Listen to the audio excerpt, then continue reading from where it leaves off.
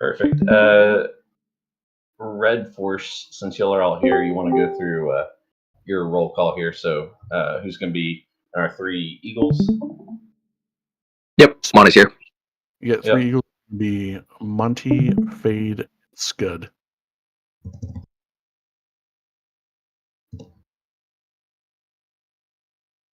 All right, no backseaters. No backseaters. Nope. Who's your lead Viper? I'll take it. And then we've got 2 is Noose. Belly. Noose is 2. Silence 3. Belly's 4. Perfect. Perfect. We tried to make Belly a flight lead, but Belly was like, "Oh, I like being 4." So. All right, Mav, you're gonna strike with me, and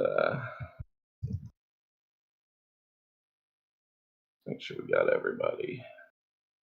But then I miss you're also flying today?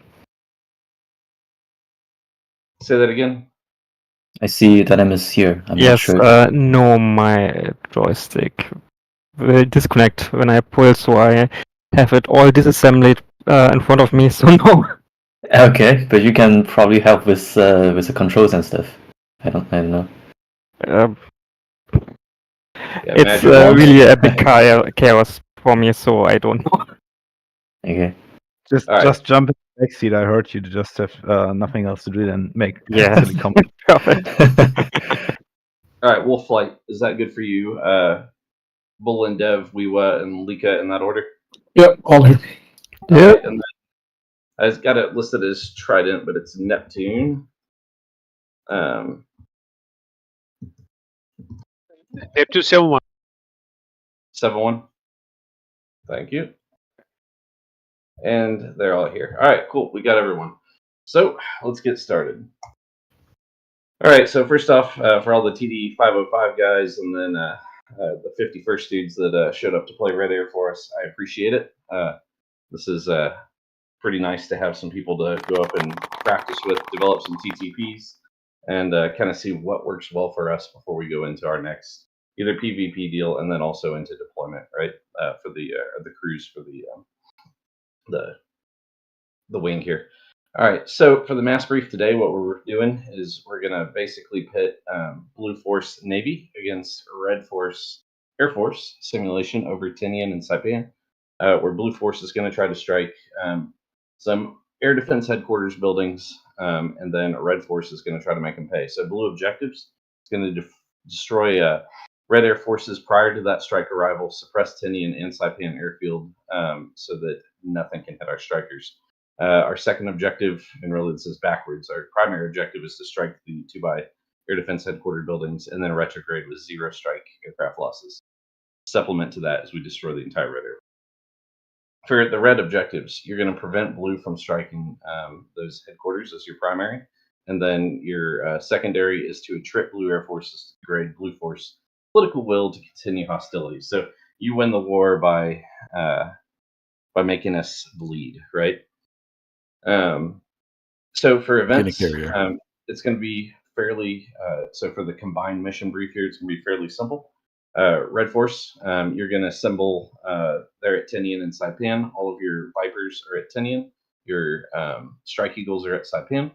And you're going to defend the island. The only restriction, and we'll get to this in more detail later on, you're going to have is you're going to have fuel concerns, right? You do have a tanker to the west of Saipan, but then also, you do have limited assets, but you are guarded by some SAM, so we'll get into that. Anyway, for the weather, it's going to be shit weather as far as fighting down low. So you're going to have broken overcast with rain, 1 to 5 kilometers of visibility, and that goes all the way up to about 11,000 feet, where it becomes scattered at 18 and 29, few at 40. Winds are going to be 070 for 5 knots down on the deck, wet runways. All right, I'm going to do both intel briefs so everyone has kind of a common picture of what data the other person has. But so Blue Force posture, so this is what Red would be getting from their intel folks. Blue Forces consist of a carrier strike group, operating within 150 nautical miles of Saipan with AWACS support, F-18s and F-14s, and then multiple screens / escort vessels protecting the CSG, not just located around it. All those vessels will stay outside of about 75 to 80 nautical miles from the island of Saipan. Naval forces are expected to assemble en masse in order to overwhelm Red air defenses. Critical air defense headquarters C2 nodes will likely be your target, as previously briefed. That's the force disposition right here. Red intel suggests via national level intelligence that Blue 4 may be postured to attack across the AOR around 02Z. So they're getting indications of warnings that America's up to no good and they're going to go blow some people up. So that headquarters has authorized Red 4 to engage any assets coming within 50 nautical miles of Saipan, or once a fight zone has been declared. And then it's an unrestricted engagement at unrestricted distances. No further details of attack plans have been identified, other than the carrier groups are likely spread thin based on the fact that America is attacking many more than just this one island. So you got to think maybe this carrier is also striking 2 or 3 other islands in this fictional chain. For Blue Force, Red Air Force has F-15Es and F-16Cs, and their primary mechanism for defending the airspace is with air intercept. Red forces have a small alert force down here on these islands, but and very limited sortie generation capability. So how they decide to launch those at us, we don't know. We just know that they could put up about 7 aircraft for the day. They do have small frigates and TAC SAMs defending those bases, which they'll also have at their disposal. It's kind of a multiplier here. All right, for the server name and password, I'll pass that to you in a second. We'll do that at the end of the brief. All right, mission run through as briefed. Take off. Red Force, marshal within 30 nautical miles of Bullseye, really, which is Saipan. And then Blue, you're unrestricted. However, if you go within 50 nautical miles, you're gonna of Bullseye, you'll inadvertently start the war early. So don't do that. Refuel, and then when Blue Force is really good and ready, somewhere around that 02Z mark, you can expect a fights on call to go over guard. And then whoever hears that on Red 4, please acknowledge over guard. And if you don't, then I'll reach out to you on Discord. And then we'll have a knock it off index around 03Z, or when the fight is over, and then recover. So it's exactly what I said. For the blue players, F-14 spawn in first for the boat. Red, you're cleared immediate spawn in, and you can execute your game plan as you guys brief independently. Blue Force is going to marshal per our TAC plans. Red Force, I've beat that dead horse 30 nautical miles aside. Unless you're on the tanker, which is right at 30. So if you're west, if you got to go a little further than 30, I get it. AR plan, yeah, not going to get into that. Sorry, I even put it on this slide, but you will have an ARCO 1-1 Red 4 as briefed. Roll call, Blue 4 will call for that fights on over guard, and once we're ready to start hostilities. Let's see, I think I've already said all this. Bottom line, if that fights on call comes across and you haven't done it already, go ahead and start pushing to Magic, which will be our AWACS, or Overlord, which is your AWACS Red Air. And then, yeah, if you hear a knock it off, that means it's over and you can start floating home. I've got a couple comm contracts that I'd like to try, and this is more of a DLO for me. So on guard, I'll pull MiG-1. I'll say MiG-1, Blue 1, radio check guard, just to see if we actually have the SRS ability to chat red to blue. Let's see. For blue guys, we'll talk about this in our own brief, but I want to know when you're at Marshall and you're fully tanked up and ready to go. So in the green is fragged, or per our standards, I'll understand both. And then red mission commander, if you need a Rolex for some reason, such as like, hey dude, 2 of my guys just dropped off, like no shit, dropped off the server, and you need just to get them back in, and you need a 5-minute Rolex, we'll consider, that's something we can do to make sure this is worthwhile training. But if you just got a guy that needs an extra 5 minutes on the boom, that's tough cookies there. And then the knock it off we've already talked about. I feel feel personally attacked with that last statement. I know you do. For the boat and for the Saipan, yeah, you're gonna have some low clouds. It's really not that bad. It'll be technically a case 3, but you'll probably be able to see the carrier. All right, that's what I've got for the combined mission brief. Red 4, if you want to go with your questions first. Silent has 3 questions. Red 4 steer points. Where are the Red 4 steer points set? Yeah, thanks. So number 1 is going to be on your bullseye, which this is let's see if I get a better picture here. So your bullseye, see it right there? Got it. Yeah, and then you've got 1 additional steer point. It's back here at your Hava orbit. Okay. And those 2, and that's it? Yep. Yeah, Other than that that, should you're be all we defending the need. island. Yeah. No, yeah, all we need. Second question I have is, how far west is the tanker? But you kind of show me with your cursor. It's right about there. And then question 3, knee boards. Are they already in on Red 4? Or like No. comm card? You will have to. I talked to Monty about it yesterday. You guys are doing your, or maybe it's Oh. doing your own comms. Got it. So with that being said, make sure when you guys do break away for some specialized, you discuss exactly what goes into your presets if you're going to set them on the ground.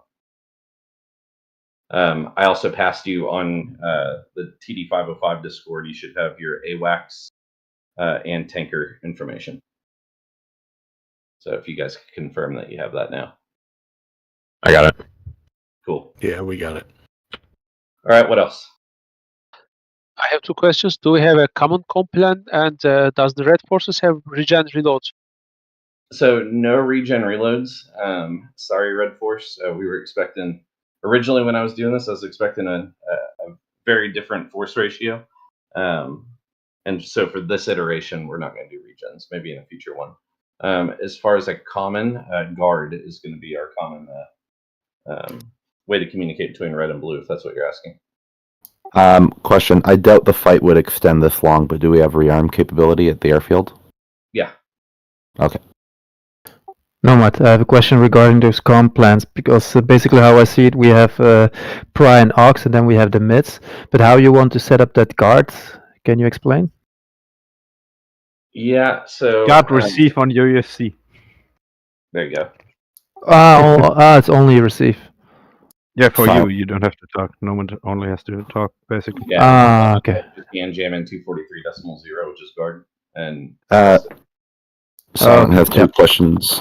So for on red side, we have 15th and 16th. We have 2 radios. We'll have.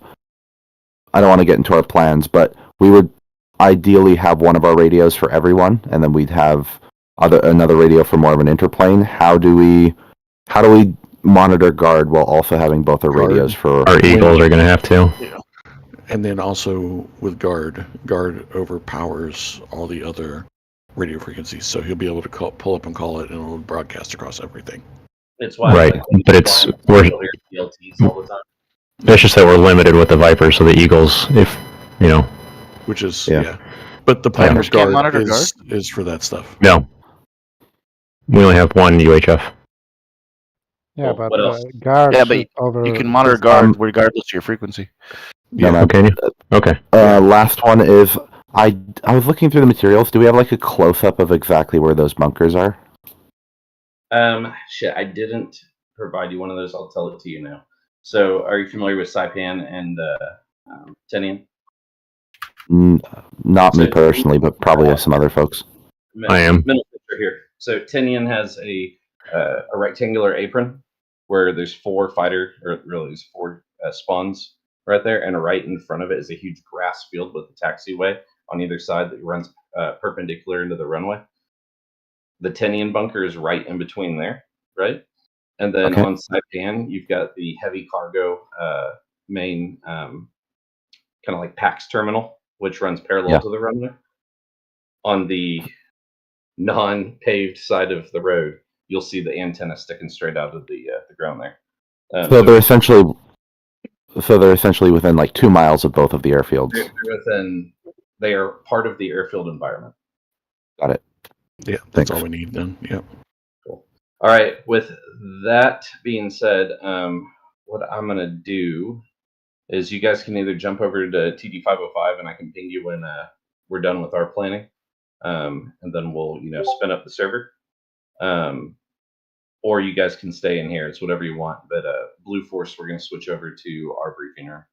I think we're just going to jump back over to. Okay, cool. I'll see you over there, and I'll let you know when I got a good ETA on when we're going to get this thing fully started. Won't be that much longer. Okay. Cool. Awesome. See you. See ya. Now go away, or I shall taunt you a second time. Oh man, I love that too much. All right. Let's jump down to our general brief.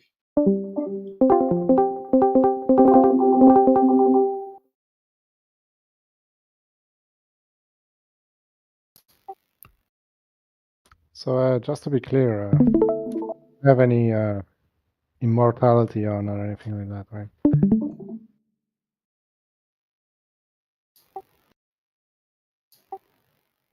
Nomad, do we have immortality? No, dead is dead.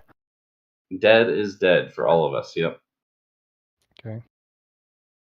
Also, the comp plan, you said Magic, Pry, and Darkstar are secondary. Is that button 5 and 6? Just to be clear.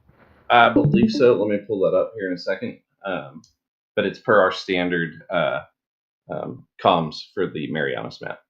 Okay. Let me run through these quick slides. Yeah, the Hornets, check your frequencies. I don't know where Nomad got the templates for that, but the Rog ones were wrong. So on the button 5, you may have to check your frequency. Correct. Yeah, I pulled them direct from the mission file. So if that one is wrong on the mission file, unless I just just make, if you cannot hear anyone, just check it. Yeah, follow the comms chart, right? So Yeah. So I'll be on push 5. All right. Stand by on all that. Let me just pop through these real quick, and then we'll jump into questions. All right. So for a FAM, for those that weren't mission planning this earlier, we all have common waypoints, so we can reference them fairly easy. And then naturally, the guys going north are not going to fly this long flight plan. So you've got your alpha point, which is 100 nautical miles south of Saipan. You've got Mike Point, which I don't even know that we're going to utilize, but that's about 40 nautical miles from Saipan and Tinian. You've got your hotel point, also 100 nautical miles. Yankee, same thing. So it's just various degrees of standoff. Our Marshall and Hava orbits are going to be at Alpha and Hotel. You've got your two targets, which the strikers will talk about that independently. A Hava orbit, which is the furthest western point. It's destination 5. And our bullseye is destination 8, also set in mission map over. Any questions for just these points? yeah, Mike and Yankee, is that like a cap point or just to give the boundaries? I originally set it up as like a cap point. We've cleaned up the picture, or they decide to play a very conservative game. That allows us to get a lot closer and just have a common reference point that isn't us, picking apart bullseye, trying to figure out our standoff distance. Does that make sense? Yeah, kinda. But how do you think we should use it? Just fly close to Yankee and Mike, or just like an ingress together? Or would you? So originally, I put them in there for a very different reason. I think if we all go to Alpha, right, and Hotel respectively, depending on our assignments, and then we fly towards Bullseye, that's going to be the, in my opinion, the ticket on how to do this effectively. That way, we're all converging on the same area. If we want to, not quite go that direct towards the island, that's when you, as a flight, can individually use Mike or Yankee for a reference point. But ultimately, we're so close, we're within 100 nautical miles, you're going to be fighting off of your radar and bulls. Yeah, and then just use the push time to leave the stack, right? That's those push time. It's actually the point that we leave the stack. Yeah, I'll talk about the push here in a second. Okay, all right, cool. Yep. All right, so game plan is we're going to take off Wolf, Neptune, so Wolf 2122, Neptune 7172, And Viking 1-1, you're going to proceed to the southern orbit, where you're going to have the shell 2x tankers, KC-135s, and Dark Star. It's a AI E2. For the northern guys, you're going to have Viking 1-2, Spear 6-1-6-2, and Wolf 2-3-2-4. You guys are going to go up and establish a second force up there at Hotel. You're going to have 2x Texacos, KC-135s, and Magic. Since it's an exercise, that's why we have all this awesome Air Force support. Cool. From there, and again, this is not set in stone, but it was built where if the enemy decides they're going to come out and meet us with their force divided in half, we're going to basically leverage the F-18 and F-14 radars, some TAL, and try to attrit their ability to have AIM-120s. We're going to try to eat away at where those AIM-120s are going. Hopefully the TAL sponge up a little bit. But really, you're providing a distraction / engagement to allow Viking to get to the target, with Viking getting one weapon on each target being the measure of success here. We'll talk about the TAL tactic here in a second. Oh, yeah. So, Southern Group, TAL, you and I have talked about it. We're going to attempt a Hava attack to knock out their AWACS on that initial push if the opportunity arises. Naturally, we're not going to put ourselves in a grossly disadvantaged situation in order to do it. However, if you've got the opportunity, you've got the speed, you've got the AIM-54, knock out that AWACS, because that's going to make Viking getting to target low so much easier. And then that's what we're going to call a black eye strike. So if we achieve an AWACS kill, we're going to call that a black eye. And from there, Viking's going to go in low from the south, utilizing some of the islands here. And I'm going to do a pop-up delivery with JDAM, pickle both, sling some TAL to distract some of the SAMs and kill it. Viking 1-2, you're cleared to do a high attack to have a little bit more standoff math.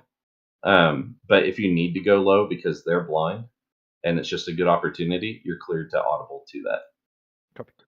If we can't kill the AWACS, then we're both going to do a high attack. Okay, one question. So the AWACS is killed. I will call black eye on the frequencies. Affirm. Yep. I've got a list here of little contracts that we're going to build in, and I think it actually says it right here. No, next slide. Anyway, so we've already talked about the ground ops. Anyone have any questions about ground ops? Yeah, since Wolf 2 and 1 and 2 and 3 and 4 are split up, you want us to take it as a different flight, or you want to check in as a whole? Yeah, just keep yourselves as different flights to keep it easy. Yeah, so 3 and 4 are separated. Yep. Yep. The only thing I ask is when people do try to taxi, please call your taxi. That way we don't have just people taxiing over each other, because we are going in different directions with different fuel states, right? So before you pull your chocks and taxi, say Viking 1, or whatever your call sign is, taxing Cat 1. It's a little non-standard to the SOP.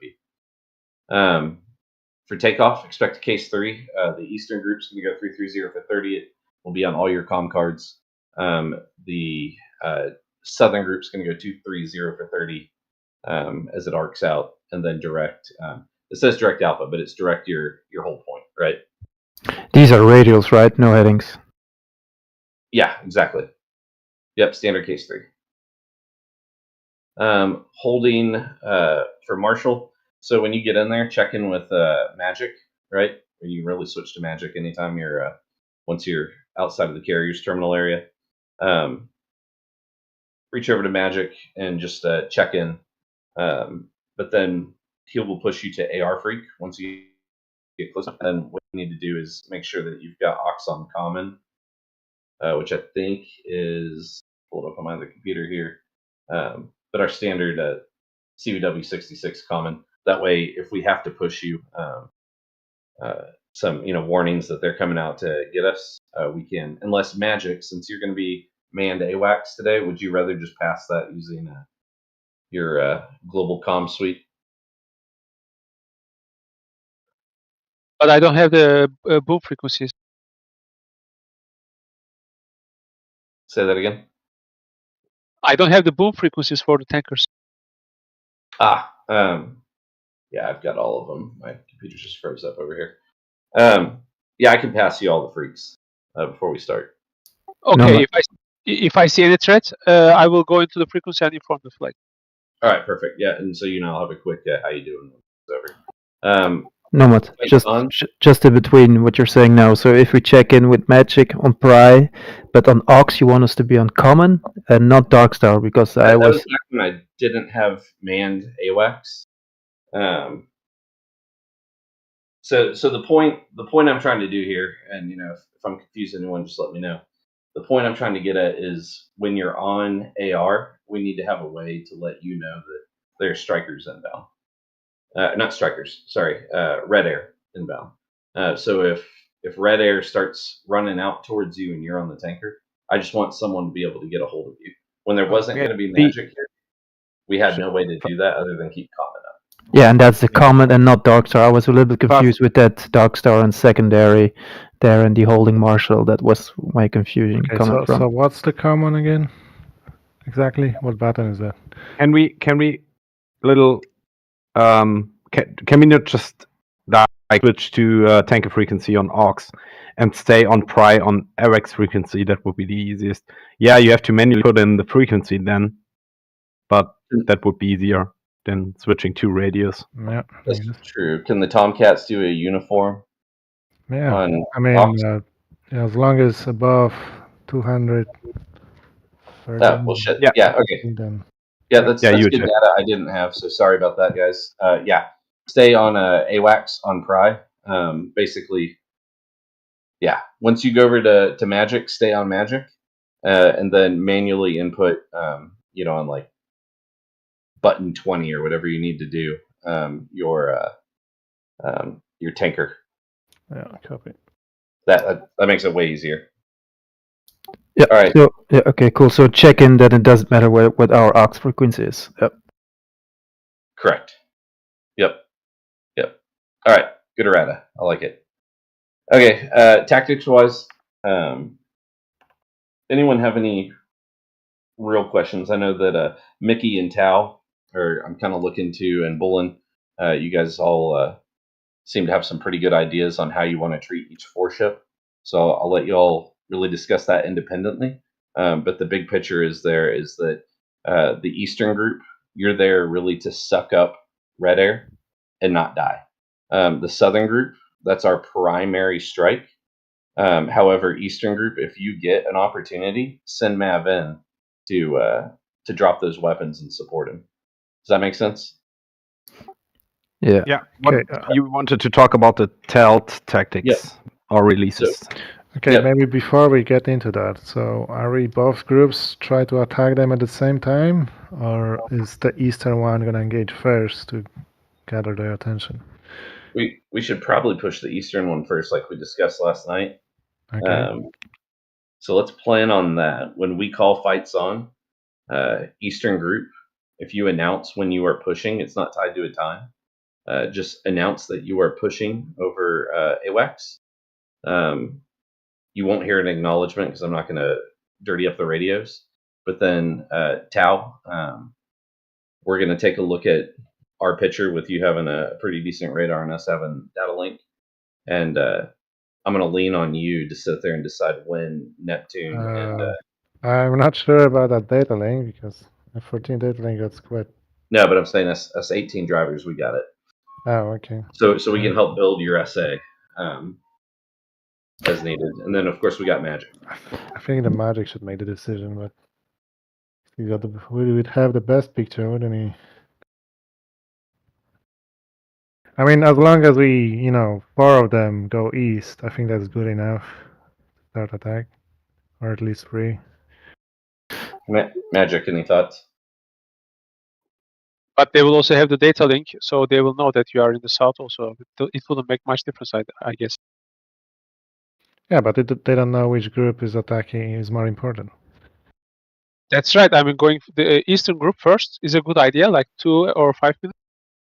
I mean, the idea is that the Eastern group is going to force some of their fighters go east. So they will That's exactly what I'm saying. Like the East group goes first, like 2 to 5 minutes in between South Yeah, group. something like that. Yeah. Yeah, and then to see what's when 2 minutes later or 5 minutes later, South group pushes, and then see what happens.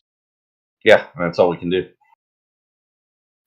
With that, with the TALD releases, so I'm just going to talk through this. I like this better than all those words. So big picture, what I'd like for the Hornets to do, right now I've got all the Hornets loaded up with 3 TALD each. I don't think we need that many, but we do have it if we want to keep them. But what I'm looking for is the Hornets, when you're about 60 nautical miles head to head, go ahead and start a TALD profile, which is going to be a release at or above 0.8 Mach. Then cut to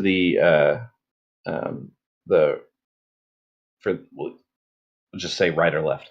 If you're basically going to make a right or left 40 to 45 degree off turn for about 15 seconds, and then back for another 15, which buys you about 2-3 nautical miles in between TALD, really closer to 1 or 2, and then go ahead and release your next one, rinse and repeat. So what it's going to do is it's going to present like a 3-ship. It may not come back as a data link track, but it may, especially for the Strike Eagles, because they don't have data link, they may look at it as a hit, target it, and then twiz or shoot a AIM 120 at that TALD track. So that's the intent of the TALD, using them as sponges. For MAV, our TALD, we're using kind of terminal to our weapons release, just to get out in front or around us in order to simulate some more air targets as we pop up or if we're high. Does that make sense? Yep. Just to be sure, you said 15 seconds turn right or left? Yeah, so 1.5. Yeah. It doesn't matter if it's left or right. What you're doing is you're creating like an S turn, right? Yeah, but it's about a second. I was wondering. Yeah, it's no 50, but 15, right? Yes, yeah, 1.5. Yep. Yeah, but if they are creating S turns, then they will not be able to keep the wall picture. The Hornet. The South group, the ones who are going to launch the TALDs. So both South and East are going to have TALD. Okay, but still, like when they do 45 degrees, 15 seconds, and then again to the other side, then will they be able to keep the wall picture? Yeah, I don't know why they wouldn't, because you're still going to have donor tracks from all the other radars that are getting fed into via the AWACS into the SA page on the Hornet, right?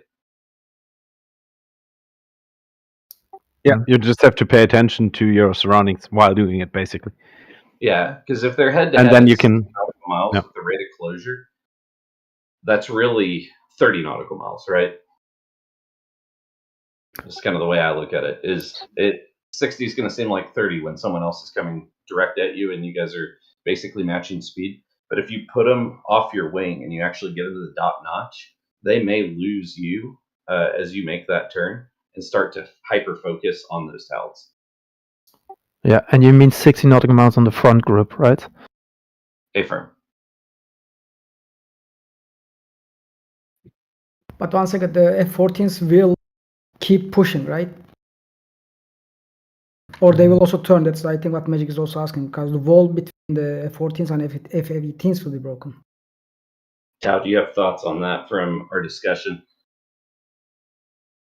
Well, they can turn at the same time to the same direction and then back to the same direction. Then it would at least basically keep the same position. And how do we communicate on the Magic? No, that's going to be a lot of comms. Where it's just north. Everybody turns 15 seconds north, or turn right and turn left. 2 calls. No acknowledgement. Just package commander says turn right. Everybody turns 15 seconds to the right. Then he says turn left. Everybody turns 15 seconds to the left. That's 2 comms basically. And Magic is giving that comm. No. Package south, commander. Turn right, south, turn right, south, turn left. That's no. Yeah. Okay. Okay, and that's on the Magic frequency. Is that? Yeah. I mean, if you want, you can use MIS, right? So we can use Neptune 7 frequency for the southern group radio. Just use ABEX frequency. It's one call. Yeah. Self turn right, self turn left. That shouldn't be an issue, really. Yeah. Okay, cool. Let's try that out. One more thing, if we release a tiles, they will get slow and low. We might end up again in front of them. That's why you're turning. Yeah, still I think turning it will be because we'll be in the tactical speed, I guess.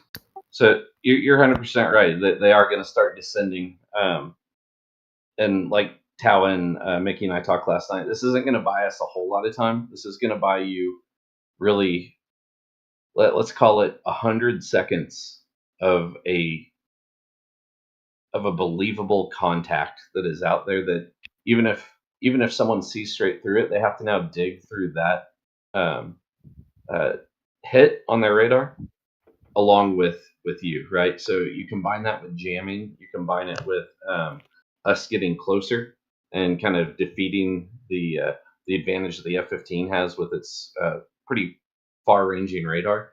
I think it all helps. So it's not necessarily going to provide a one-hit quit on the bad guys, but it should buy us some time and maybe soak up an AIM-120 or two. Yeah. And the good thing is since we've got live opponents, we can debrief with them and say, like, hey, man, was this worth doing again? Did it actually play hell with you when you're looking at us? And that's the point of today, right? Yep. Just keep one thing in mind. You will see the tells as well, right? Yes. If they're in front of you, but like say you're turning defending, you turn hot again, keep in mind you will be seeing these tells somewhere on your radar if you're unlucky. Yeah, but not as a red force, right? You will see them as yellow, basically, which can be everything in this case. Yeah, exactly. Because the Eastern group will be more like sucking them up, so it's important that we keep them busy. So yeah, respect their Mars. Anybody has the Mars for the F-15 at high? Is that like 25 and low 15, and the same for the F-16? I did not grab that data. Well, the F-15 can fly Mach 2 at 50,000 feet if they want to. So, like 30 miles. Shit. Yeah, I mean, it's Blake, but they can have 8 missiles because they got 20,000 pounds of fuel internally, no external tanks, so...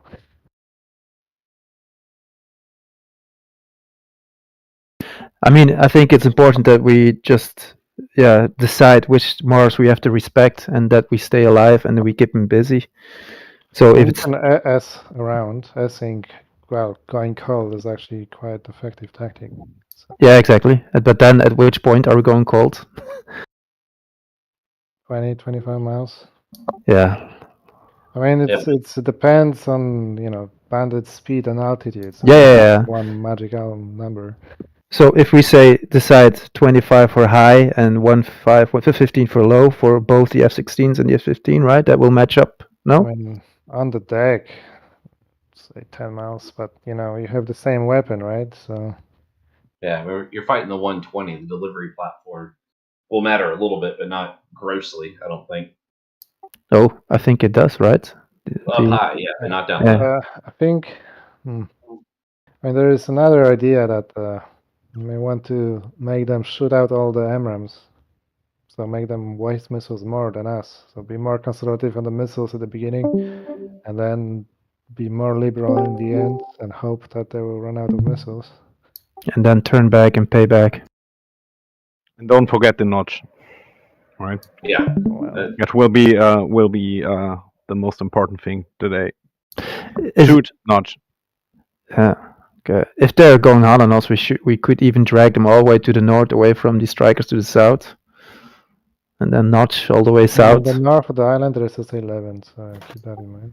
Mm-hmm. Yeah, I didn't go over the threats. My bad.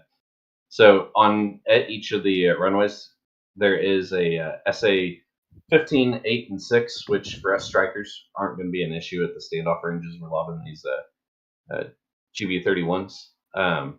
The 11 is way up north. It is a non-factor. As long as you don't go north of the island, that 11 is never going to bother you.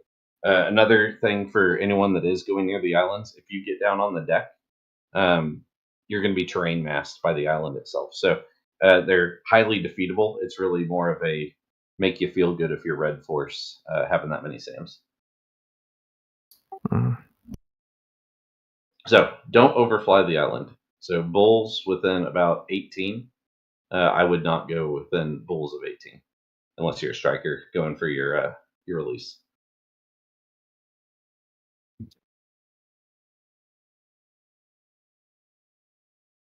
Okay, so we'll come back to any hanging chads. Last thing I want to talk about, and then you guys go crazy with it, is we talked about taxiing, making sure we're not taxiing over each other, leaving wingmen on the deck.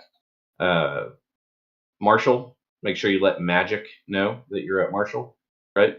And stay on Magic when you push AR Freak. Fights on call, expect that around 02Z. It's going to go over guard, and then we'll echo it on Magic itself. Hold on, let's get through these, and then we'll get through questions. The pushing, it'll be east-west group pushing. That way, you tell Magic, and he knows that east is now in a state of pushing. If you are east or west, sorry, it says east or west. That's bad. It's east or south. If you clean up your side, so say the south group is just really lucky, and we clean up all their air assets, we need to call that we're Lightning Bolt. And Lightning Bolt just means, hey, look, we've cleaned up this. We now own the southern approach. Because that gauges how much the eastern group is going to risk their lives. And then at that point, you'll expect one of the Vikings to roll in.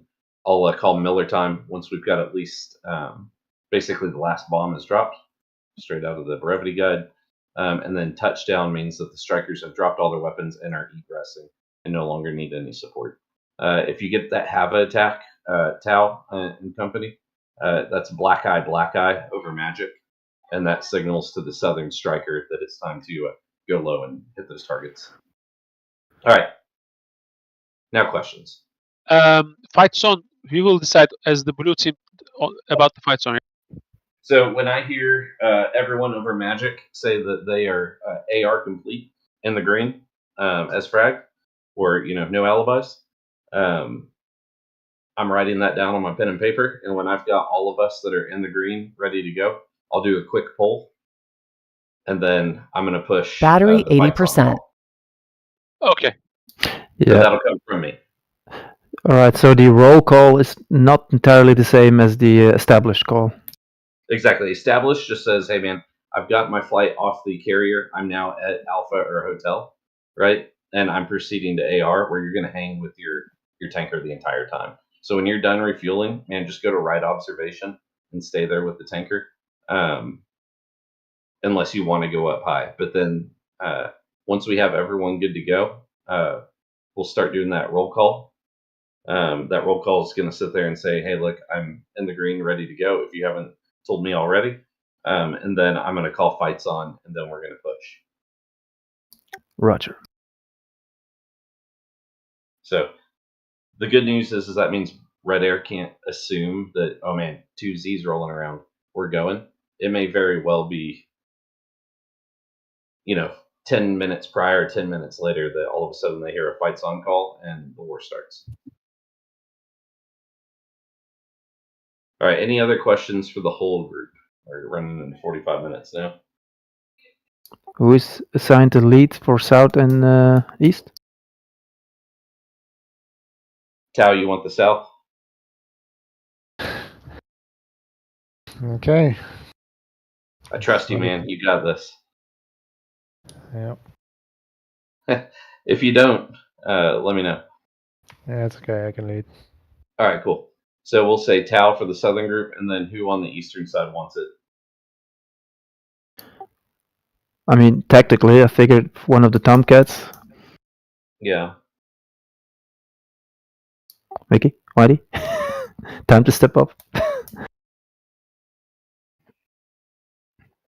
So my plan was actually let Bullen decide because he's the one who drops the toll, so he knows better about the time point.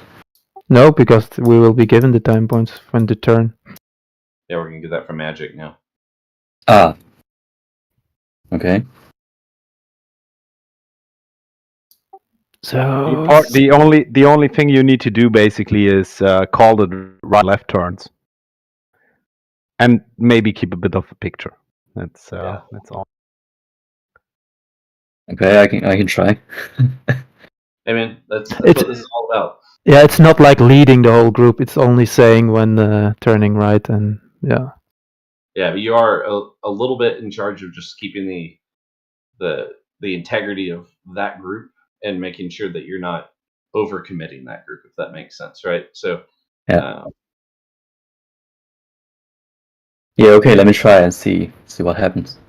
all right, let's plan breaking at 30 after. We'll restart the server and jump in it, unless anyone needs less time. No, certainly no less. We'll need 15 minutes probably. All right. Does 30 after work as a tentative start? I think so. All right, let's break into small groups, Mav. Let's jump into a 166 room. Everyone else break. I'm going to give the other team a 15 to 20 minute warning. Is it an idea that maybe the south group, the air-to-air, the sweepers, and the south and east are having a talk together? Maybe. Yeah, I figure we jump in with Tau and do some common planning. Yeah, cool. Oh, and one thing, just as y'all are having those conversations, there's always the chance that they keep everyone together, which is going to probably force us to either attack from two angles and force to split them apart, but just kind of keep that hip pocket. What as we're talking through it as small groups. I mean, if they keep 30 miles from the island, we can snipe that E3 from 80 miles away, 70 miles away. So that's the whole point of attacking E3, to make them first come out of the bubble. Yep, yeah, you're right. Mm-hmm. Yeah. All right, sounds good. Well, if you guys got nothing else for me right now, let's split. All right. Cool. Cool. All right, and okay, coming down. Dev ready on 3. And let's. Hello, sweepers. Just a quick question: do we release just one talt out of 3 every turn, or? No, we release all 3. All 3, okay. Yeah, just maybe show how it's done. So the lead says turn right. We press first right. We drop 1 talt at our current heading. Correct? And then 15 seconds, we turn back left, and then we press again. Is that correct, or Bullen, how do you want it to do it?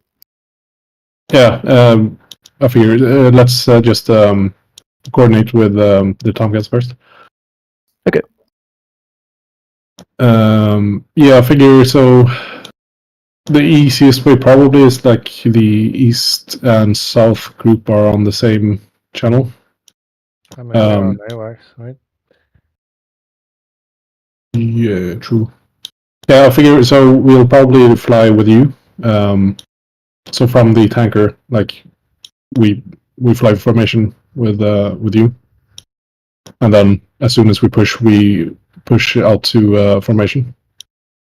What do you think about that, Tau? Well, what I thought is that me and Jager are gonna try to take out the E3, but so I was thinking that to make them forced to split up even more.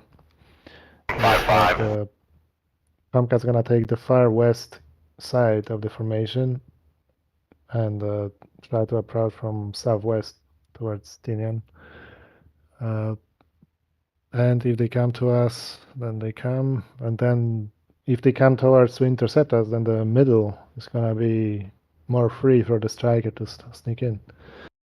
Yeah, copy. So you want to push even after we send the talts then? Yeah, I mean, it all depends really on where the bogies are, because obviously you have to be highly adaptable to changing circumstances. Yeah. So I was thinking that the Hornets are gonna stay more in the middle, so between us, which are gonna be southwest of Tinian, and around basically coming straight from Point Alpha North. and you're gonna protect the striker. So the map, I think map is one. Yeah, it's east. Yeah. Yeah. Okay. So Map is 1, 2. So Nomad, we protect Nomad. yeah, let's do it like this then. So after a tanker, when we push, we'll fly like a fluid 4. You guys on the left, we on the right. And depending on how the situation looks, we will send the talls, and then either you turn with us or you continue. Essentially. May I say something? It's the same for the east and the south group. I'm a little scared that we're going to throw away our advantage if we want to fly formation. I mean, we're going to be pretty slow, right? And they might be pretty fast. They will push us even farther. I mean, shouldn't we just split up in 2 flights and not fly formation with the Tomcats? I don't know. Just say me when you're not agreeing with me. Well, I think it depends on like if we don't want to get too separated, so we can't support each other either. Like. Mm-hmm. Okay. In that case, the lead on the group should make the contracts, right? The sorting, the target sorting as well. That's more lead involvement there. Well, if we are gonna engage the most western bandits, right? There's that, because we're gonna be on western flank. But by the way, it's Mickey and Whitey. They should be here, right? No, but they're in the eastern group. Yeah, we too. What? But this is southern group. Yeah. So I and Leica are going to do the eastern group as well. But just to make sure that we are doing the same tactics, I was curious. But okay, let's split up then. We'll do the go to Ready Room 4. Question regarding dumping the bags. If you know, when can we do it? Well, I think when they are empty, because you need as little drag as possible. Okay, yeah, so just dump them as well. Okay, so we're clear to dump them when they are empty, not unless we are engaged or something. Yeah. But Bill and Tao, just curious for your thoughts. How do you see that speed-wise for in going in together as a force ship? How do you see that happening? Well, depends how many planes they throw at us. Yeah, exactly. That's where I figure, like, if we start to push as a formation at least, and then we see how the situation looks, and then we can split it. Maybe I can show something. Mm-hmm. Okay. All right, cool. Formation something like here, so like a line abreast, a well. Yeah. And striker is behind us. So your job will be more to protect the striker, really. And ours, we're gonna try to sneak in to. You see my mouse, right? Yes, yes. Mm-hmm. Yeah, so it's gonna try to take out the E3. So maybe fly even more west if necessary. Because if we take out those E3, they're gonna be really blind because F-16 got very small radar. You can get trouble seeing further than 40 miles, and that should blind them a lot. Okay, I'm gonna drop to Red Room 4. Leg, are you going with me? Yeah, sure. Yep. Great. See you guys. See you. So you're thinking that you want? Oh, hi. Hey guys, yeah, I mean, we probably should communicate together as well. I thought maybe the South and the East group could figure out this together, but yeah, should we just jump to the? No, let them do it. I mean, we have to do our own thing eventually. Okay. Mickey, are you the one on the lead on the Eastern group? Yes. Okay, cool. Okay, sorry, man. So you have maybe to repeat some stuff, but how do you see this coming in from the push time? You're talking. Wait. What push time? Yeah, how we're going to do it when we push? So are we going to do? I mean, they go to fly like a wall formation, depending on the numbers we'll be fighting against. But how will we do it? Are we going to stick to the formation with a wall and then turn together and stick to the formation as much as possible? Or you want us to split up, or even 10-mile trail or something? What was your thought on this one? Yeah, so I was just talking to Whitey about my tactics. So basically, I want to shoot some cheap shots with the Phoenix to create the RWR problem for the bandits, because Phoenix isn't really such a great weapon in compared to the MRAM to really kill. So, and it's not our goal to ultimately kill or necessarily kill all of them. It just keeps them busy. So my idea would be we try to shoot at 50 miles. So basically, after the 2 TORs are dropped, so we are behind the TORs, but we can shoot at 50 miles. We shoot 2. Phoenix each, so that would be 4, and hopefully that will.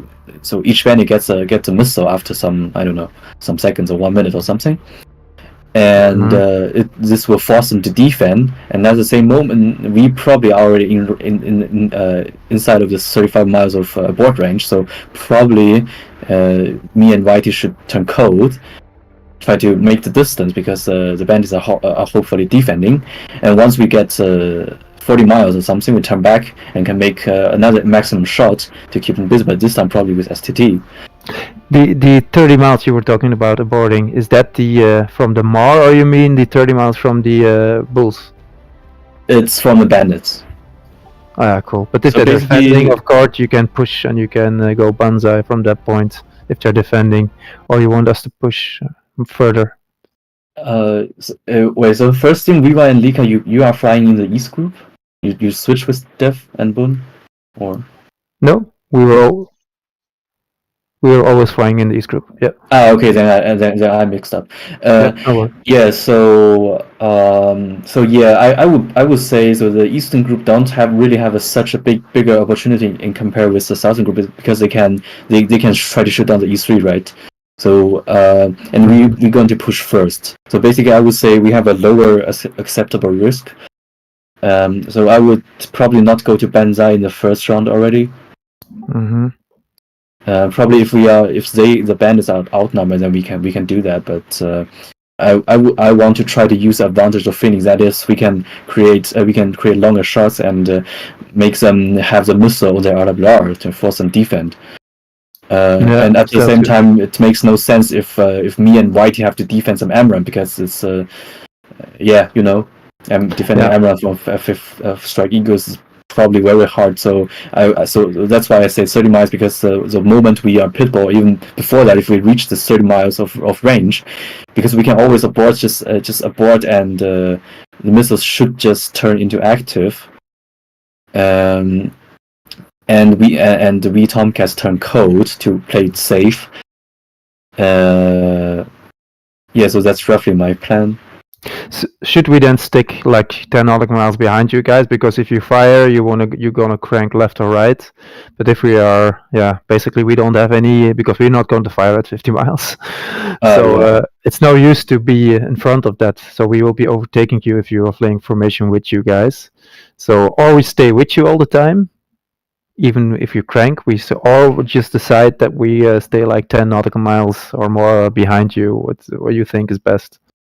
Yeah, we can actually make a kind of flight deal out. So basically, we treat ourselves as a 4 flight, but just with we can shoot naturally at longer range, and then you just continue flight straight if they or crank a little bit depending on your decision, and then hopefully by the moment you are inside.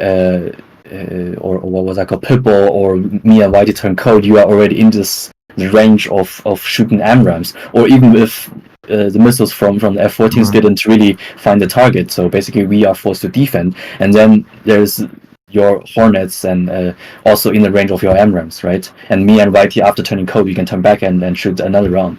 So kind of that stuff. Yeah, Math, you have something to say? No. Okay. Here because your personal missile sponges today, so. Okay. I get you. Okay, Mickey, I get what you're saying. Of course, we're not playing our advantage in numbers this way. They'll be able to target you easily, and you have to succeed in targeting each 4 of them, right? If you miss one, they'll sneak through, and we won't have any advantage with our numbers. So these are the advantages and disadvantages.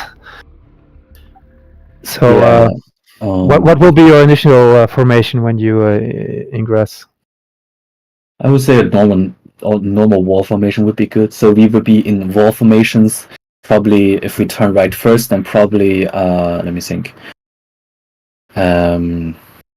Yeah, actually, it doesn't matter. So we stay in wall formation after you dropped the 2 rounds of talls, and at this time we should have turned right and left, and we are turning hot into the bandits again, right? Yeah, but we're doing these turns together, right? So this is important. At this point, we're still doing the same thing, right?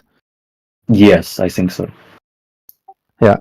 So we push together at the same time, but also at the same place. We're together in a formation. Mhm. Then we turn Mhm. right and left for the talls deliveries. Yeah.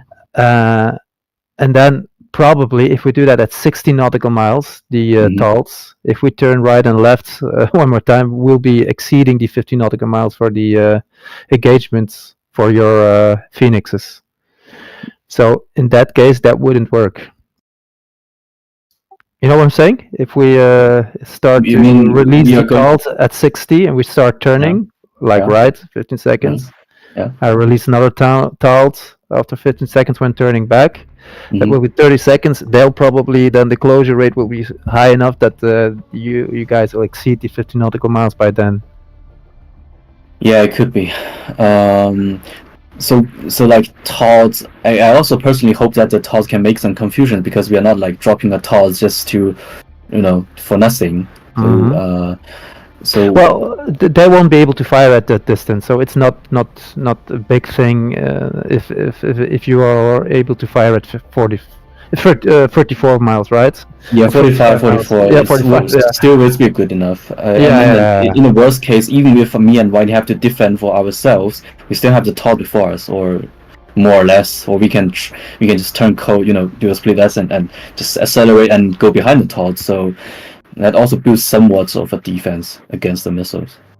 Yeah, the main point about the talls is to drain off their brain power, basically, right? That's the most important thing. So they have to work their radars, have to watch the tracks and stuff. That's the main point. Yeah, exactly. Yeah. But what I'm not getting is, why aren't we starting with an offset already? Like, not head to head, but we start with an offset like 30 degrees left, and then with the first turn we can release a talt, and we turn right. Yeah, well, make the calculations for it then. That's the point, right? You have to calculate that. End up it's easier if you have make it, right, game plan as easy as possible, so everybody turns. It's not a big deal if you have to turn. You're not turning like 90 degrees, so you're getting blind on your radar or something, right? So okay, let's keep it simple. Yeah,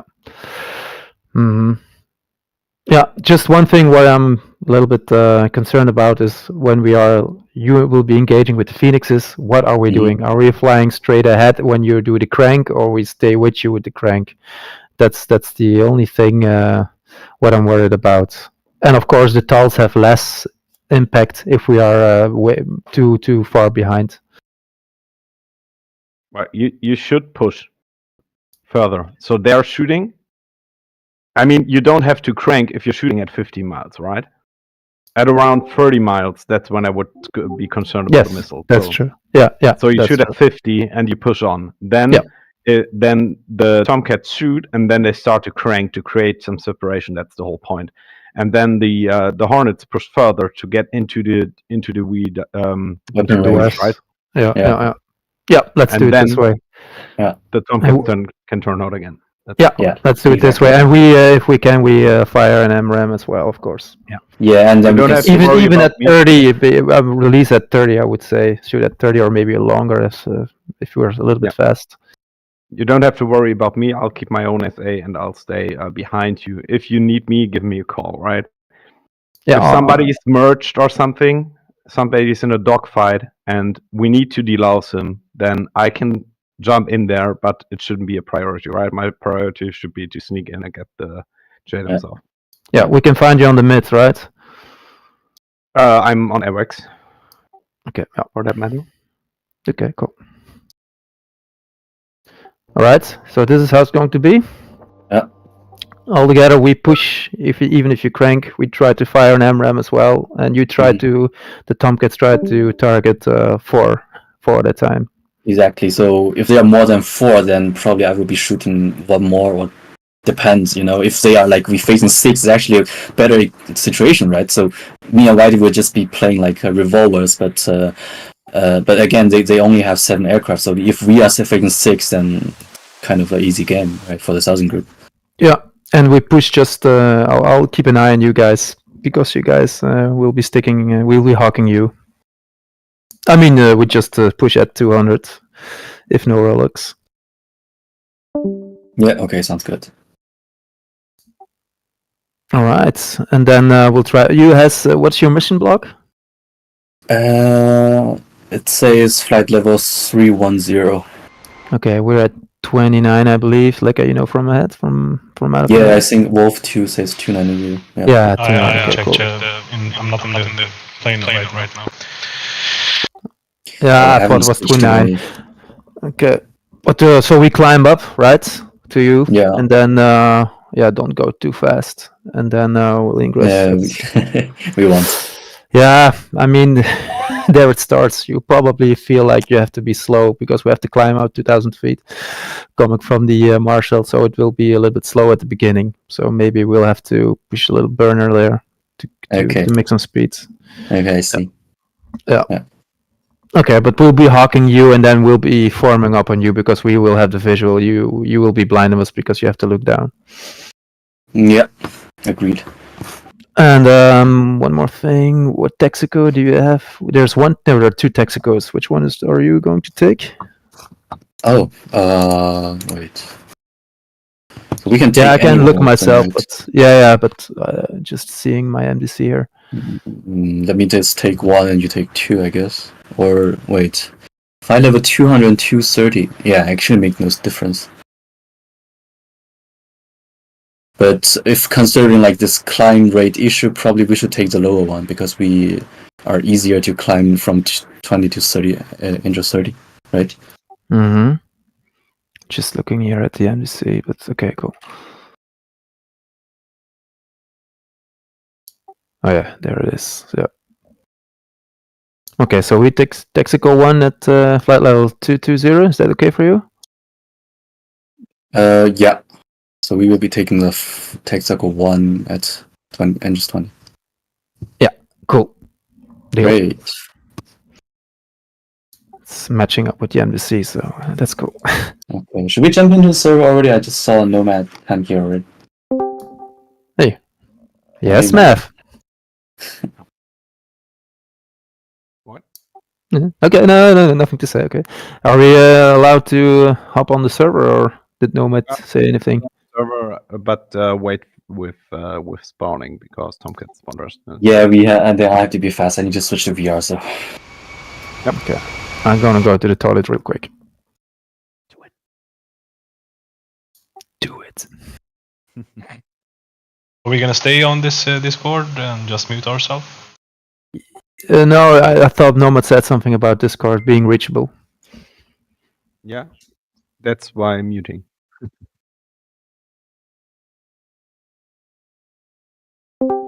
Oh, you'll be hearing the bleep bleeps then.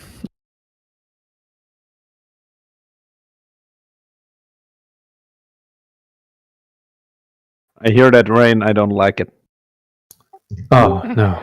Even in virtual live, it's raining. God damn it! Jeez. All right, guys, you guys are clear to jump in. Tomcats first. Everyone else stay in spectators until the all 4 Tomcats are on the deck. Yes, sir. All right, so y'all in there. Yep. Cool. Yeah, Nomad has an own initiative, right? If you see the Tomcat spawning, we can jump in, right? He's gone.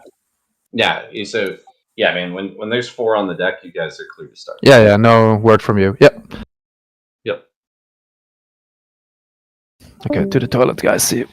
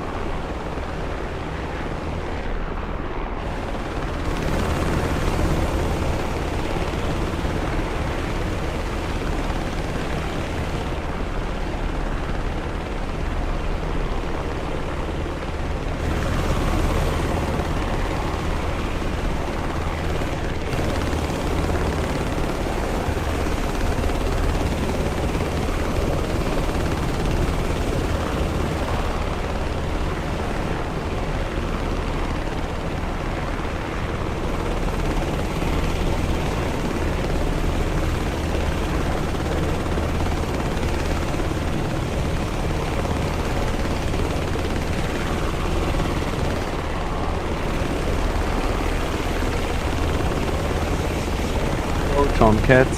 Go Tomcats. Please be quick. Be quick. You're always telling you can fly Mach 2 and stuff, so do it.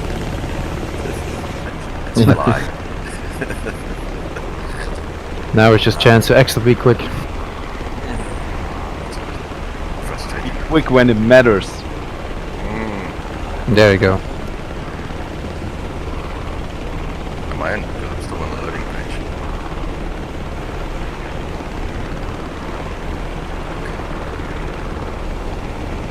Already reset it once.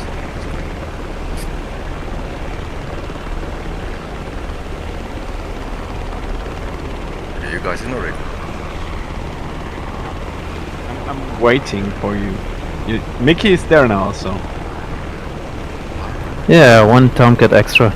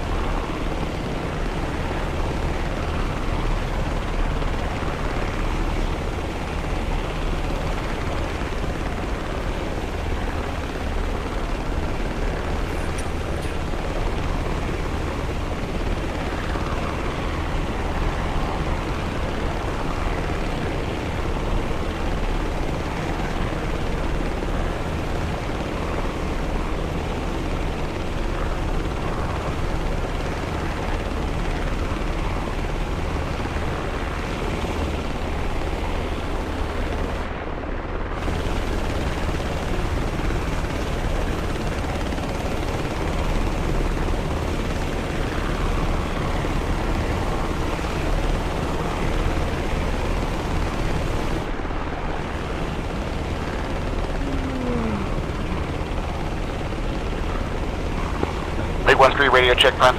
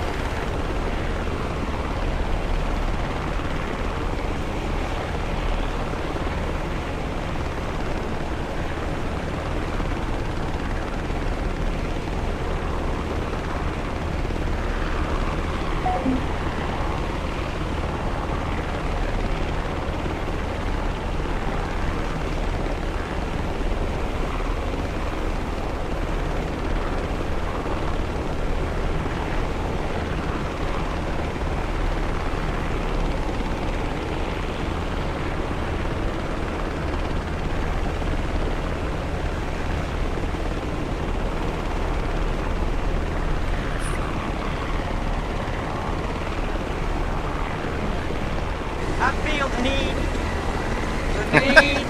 for speed. Yep.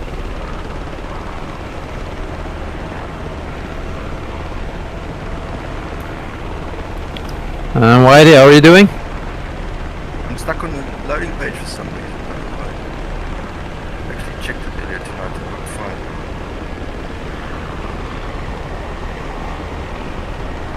A bit of time.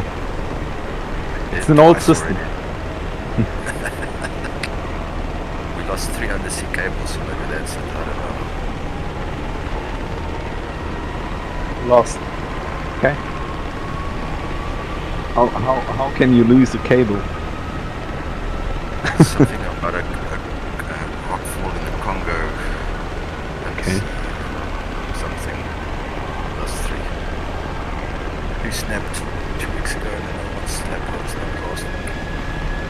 And the boat to repair them was on the other side of the Indian Ocean, not in Atlantic.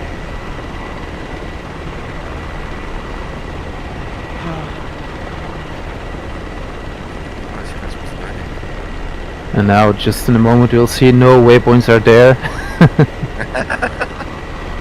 No coordinates. This is going to be fun.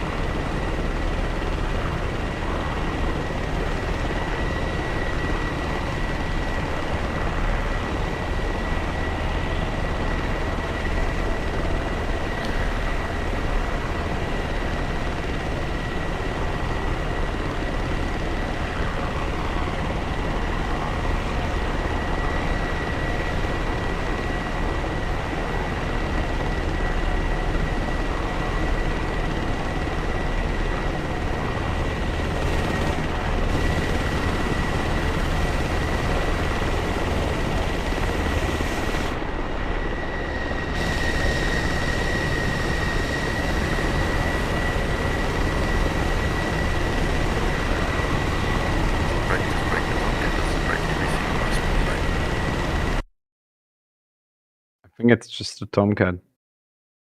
You can get Then you the guys delayed go. flight thing weight issue. Then you guys will go. Yeah, let's try it. Mhm. If you then keep on pushing the button. I'm going to. I mean, I hope it's not the issue with the different timings in the mission editor, right?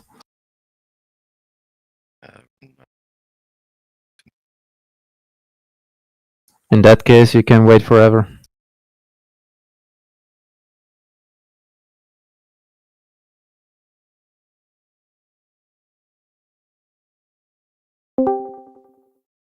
All right. Yeah, go for Hit it. that button, I'll guys. get it, don't worry. Let's spawn in. Yeah, we spawn. We spawn. We spawn. Respawn. We spawn. No respawn. No, we spawn. We were spawned. Okay, Leka, spawn! Spawn your ass off!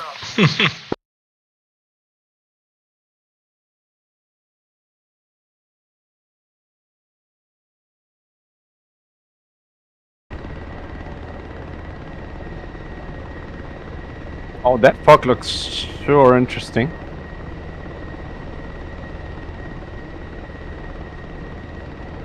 Oh, I love DCS. I have sunny weather with a lot of fog.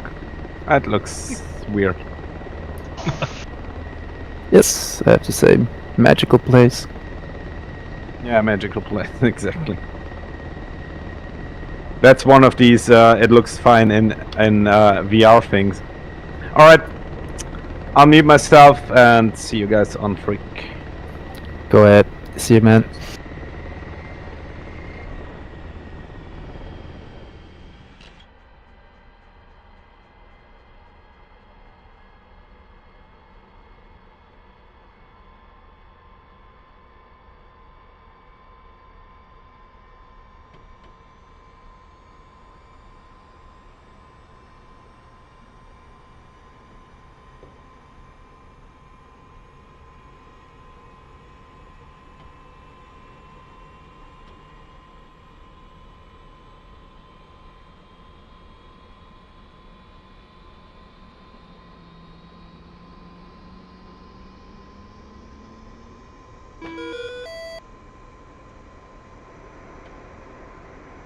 There you go.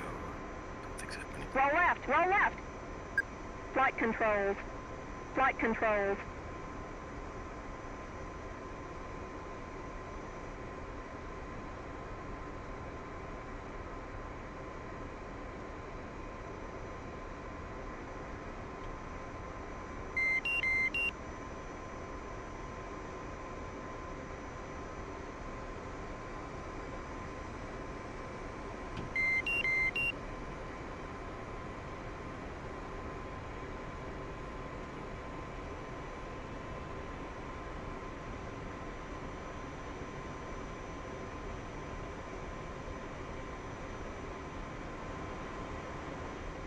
Whitey is in the house. Go IT. Go IT. Okay, muting.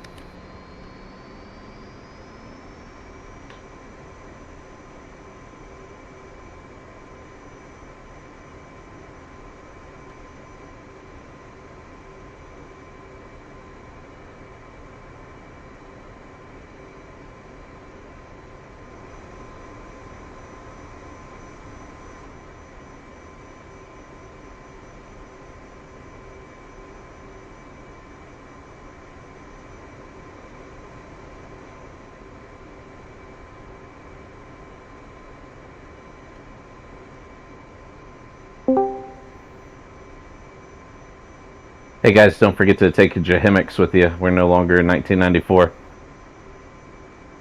Copy.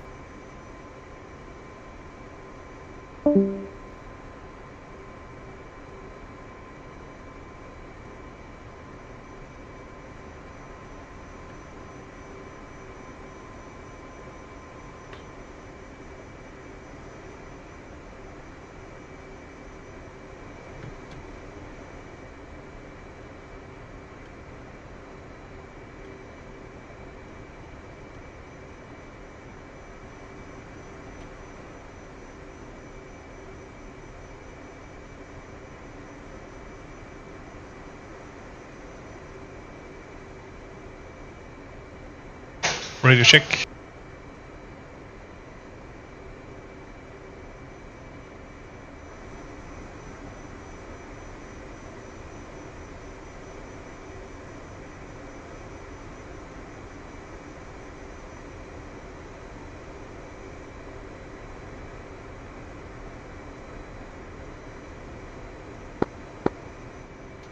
Radio check on mids. Fast reminder, I don't know if you all have copied it or not, but we're using overload frequency button 7 as our technical frequency. That is where magic will be. So check in on overload, but call sign is still magic. Okay. Yeah, we need to change the name of the channel. It's not overload or something, it's just AWACS. Yeah.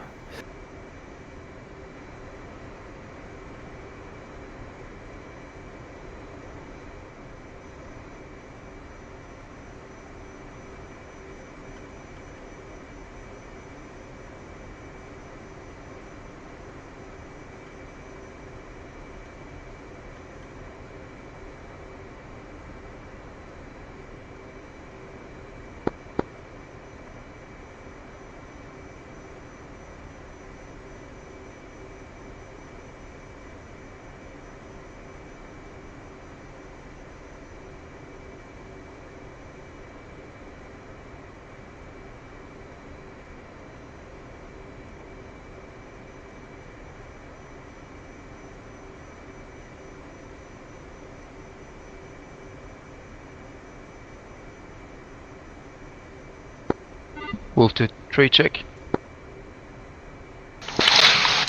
Wolf 3-4. Wolf 2-4. Copy. Got you loud and clear. Same.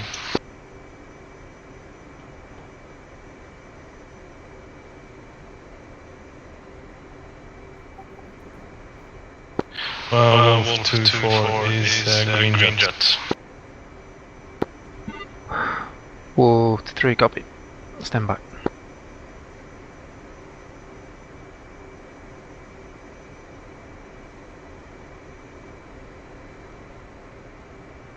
When you are able, if you couldn't find the BRC. Yeah, it's 249.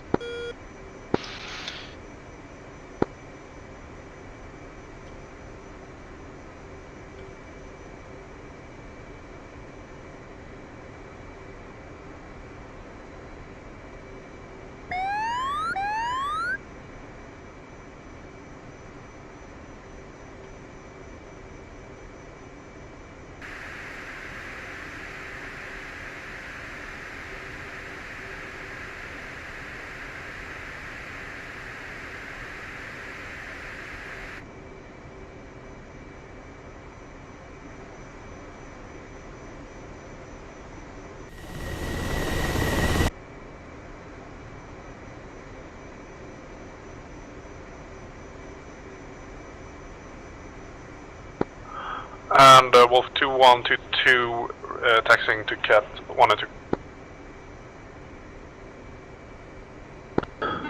Alright, Lega, we'll go behind Wolf 1 and 2. Wolf 2-4.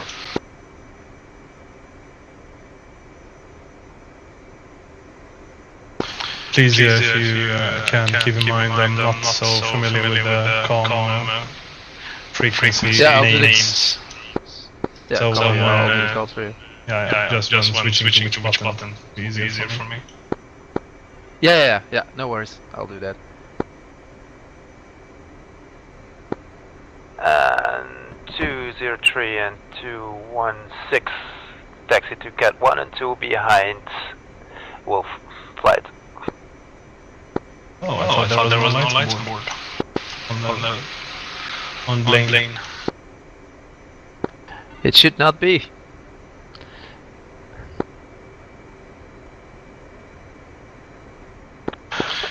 Lights off. We will still treat this as case 3 departure, so full lights on once saluting. Yeah, just climb exactly. military power. Yeah. Keep 300 knots. Exactly, column 2. Yeah, departing and transit. Passing 2.5. Yeah. Okay, 1 is taxi to Cat 1, and you can take Cat 2. Before. 201 texting Cat 3.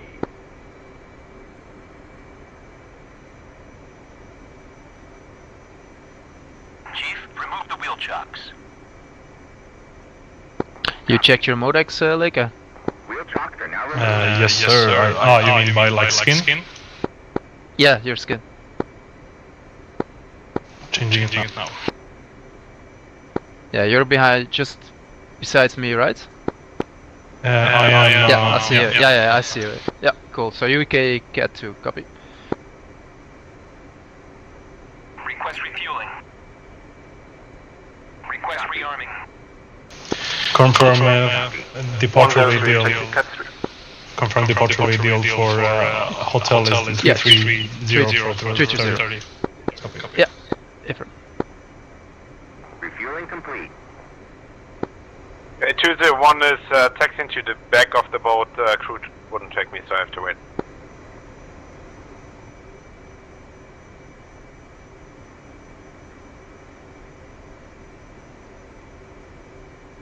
Okay, like if you can, go to Cat 2. 203, check your modex. I'm waiting for my rearming complete.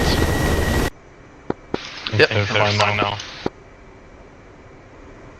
Yeah, make sure you wait or you Okay, can't fire anything. 102 taxing Cat 1. Now it's done. Correction, Cat 2. 216 is taxiing to Cat 2 behind scheduled 2.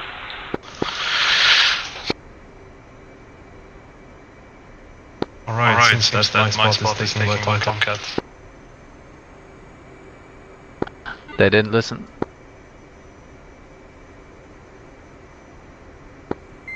216, can you taxi? Yeah. I don't want you to block you if I go to Cat 1. 216 is taking off simultaneously with Cat 1.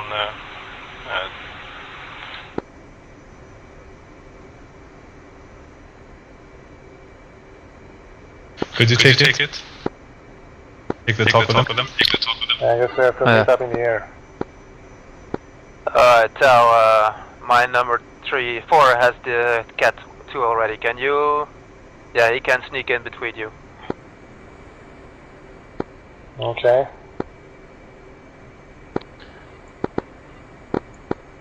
Alright, 216 texting to Cat 2.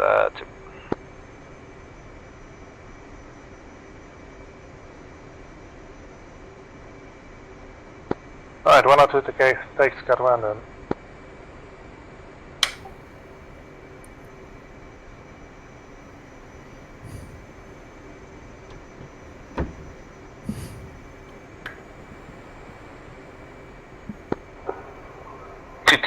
Taxiing to the back of the carrier.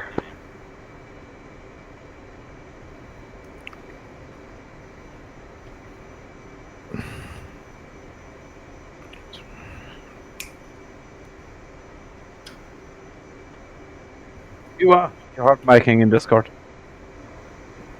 Viking? No, you're a hot Viking in Discord. Okay. Oh yeah.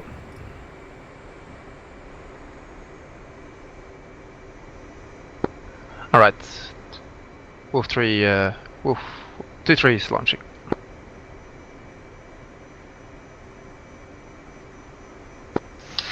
Did you say this on mids? Yep. Copy. 30 seconds, right? Yeah, affirm.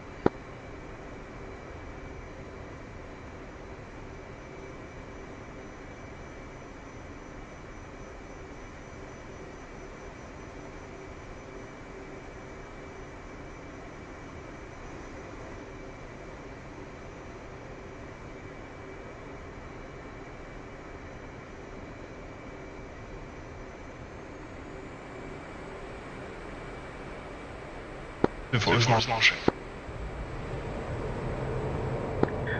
110 and 112 taking cat 1 and 3.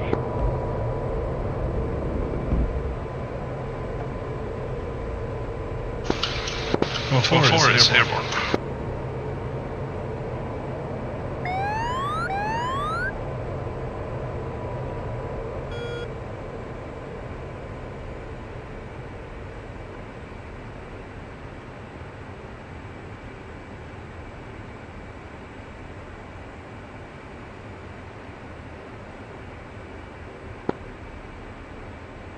Passing 2.5.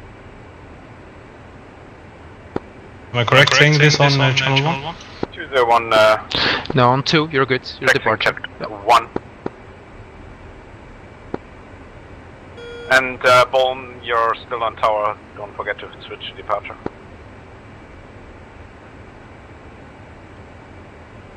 Which button is departure, by the way? I'm just gonna stay on button 1, right? Oh no, you're on 2, but I heard you. You're in front of me. It's a bit rubber banding, it seems.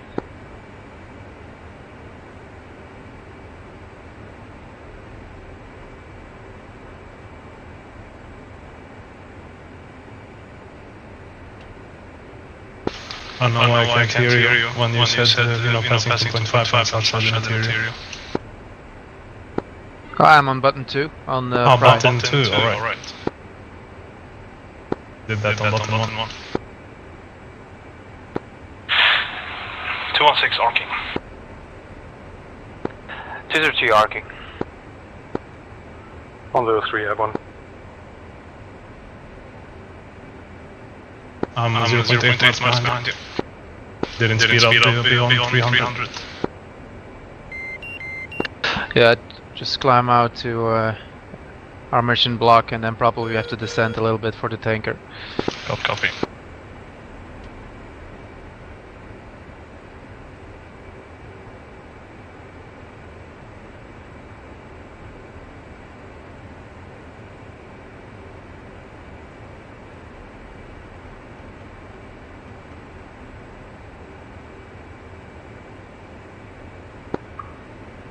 One zero three, passing 2.5.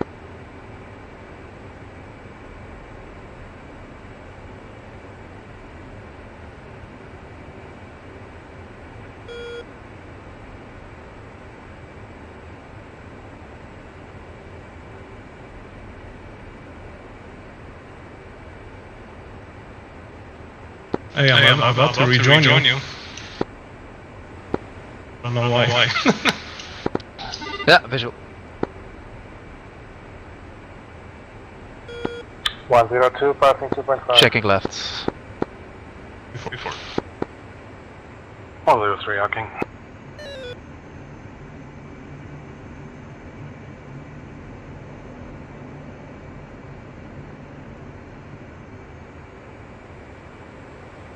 Okay, say confirm your visual.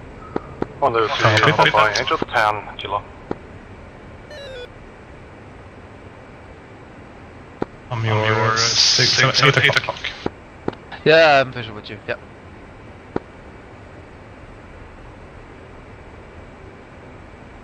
Uh, 103 on top, Angel 10.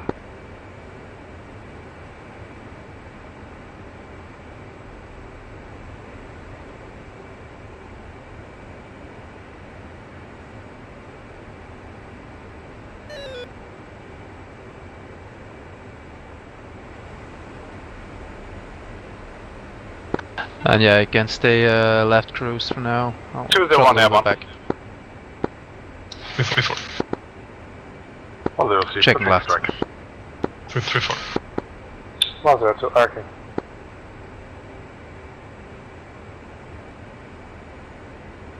I'm all the way middle tower. Yeah, I'm at 93 now. I'm at 98, I don't know why. What's your speed? 287 increase. 12,000 kilos. Yeah, I'm at 263. Copy. 201, passing 2.5.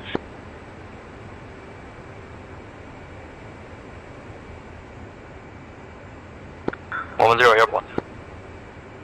Enters the trail against with 216, established outbound 330, Angels 24.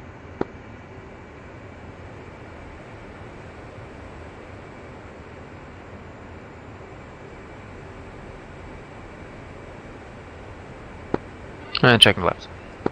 3-4.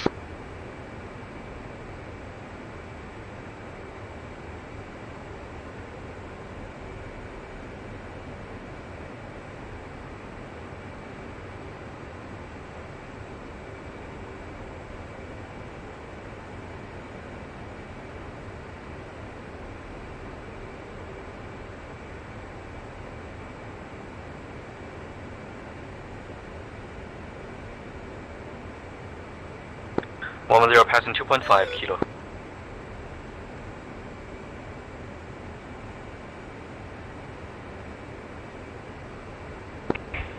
Two airborne.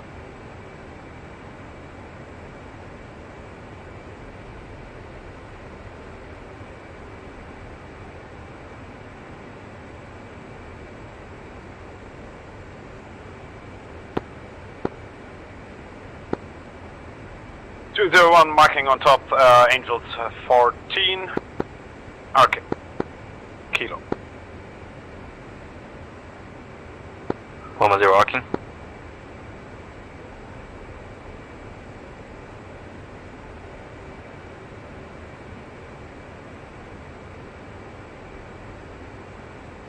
And 4, just push pry bottom 7.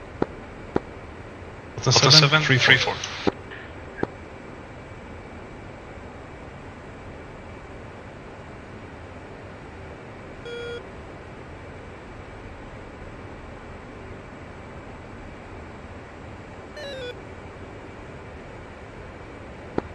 Wolf 3-4 check.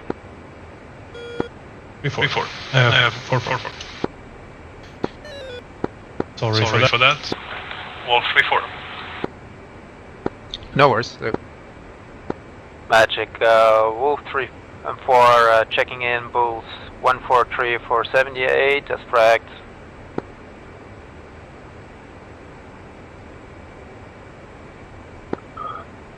Wolf 3 Major Crusher, I got contact with you on Bullseye 14076.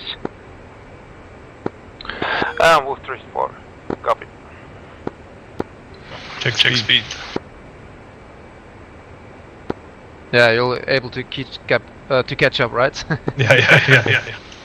Yeah, I'm always mill. I'm surprised how slow this is going. Yeah, might be windy.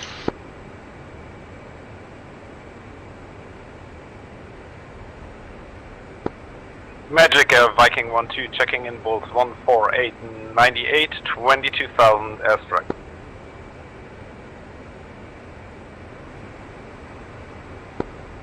Viking 2-1 Major Crusher, I got contact with you, squawk as fragged, please. Viking 1-2. Oh, if you want to squawk me another IFF, give me a call.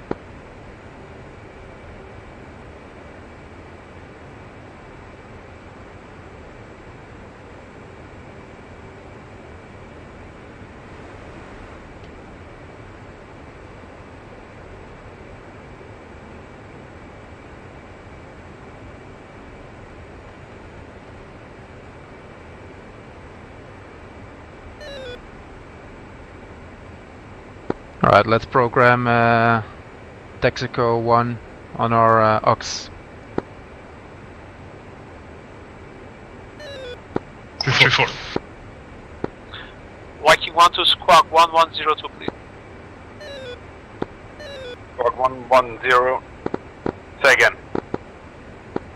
Squawk 1102. Squawk 1102, Viking 1-2.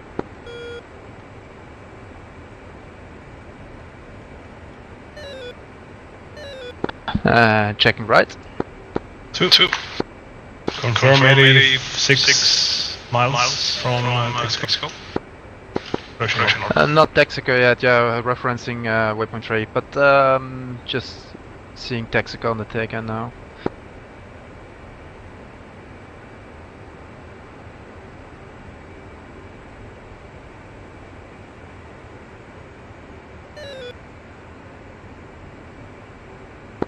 Checking right. No, Timber Sour on Texaco.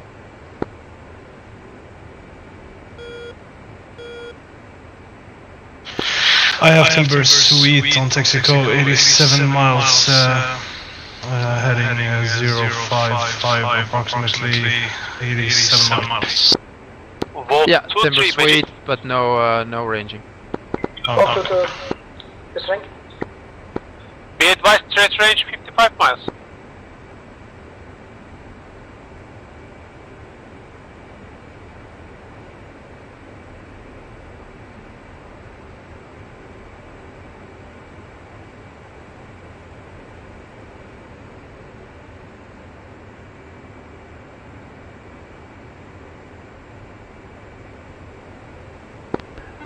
Rolling out 053. Still get no range on Texaco. What's your range? Range for Texaco is 86. Confirm 86? Copy. Confirm. Roger.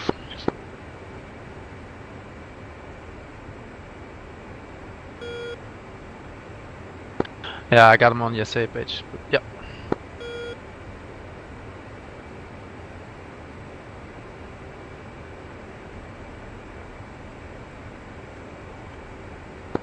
Overlord, nothing done. M27 Magic, I have contact with you on Bullseye 165, 140 miles at 26,000. Metal 7, concur.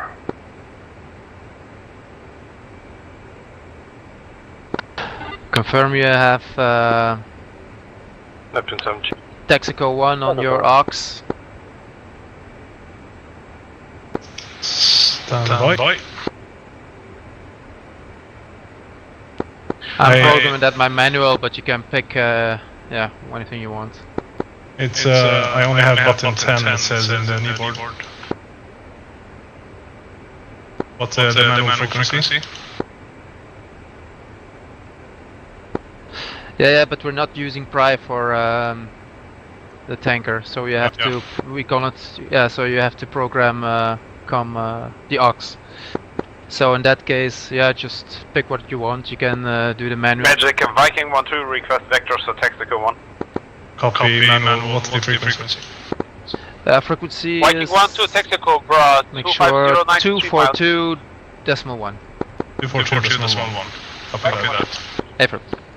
Viking 1-2 disregard. Texaco is bra 045, 107 miles. No, 240.1. Yeah, I'll do the check in a moment. Viking 1-2 Magic Texaco, bra 040, 100 miles. Viking 1 copies. Okay, did I misread the game plan? Shouldn't be the tanker over Point Alpha? Yeah, okay, right back. Sorry,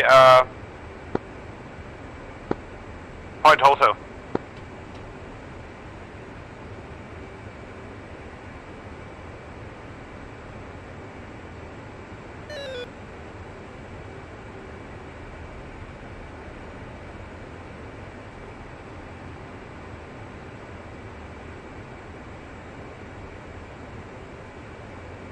Alright, I see a contact there at 24, Angels 24, and at 26, but they should be at 20 and 22, but we picked the higher one, so he will be at 26. Yeah, 26.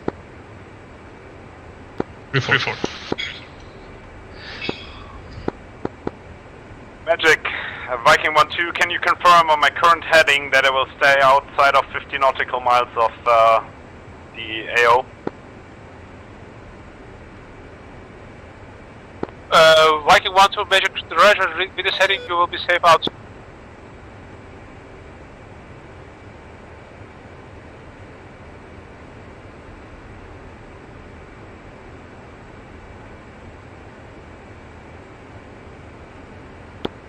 And descending, Angels 22. Viking 1-2, go, Magic, go ahead, proceed last, please. And Copy, are you receiving anything on the RVR? Say again. That was not. I'm throttling back, so. Yeah, copy. I'm receiving an RWR if that is what you ask. Speak a bit slower, please. Okay, are you receiving any F-15s or F-16s on the RVR?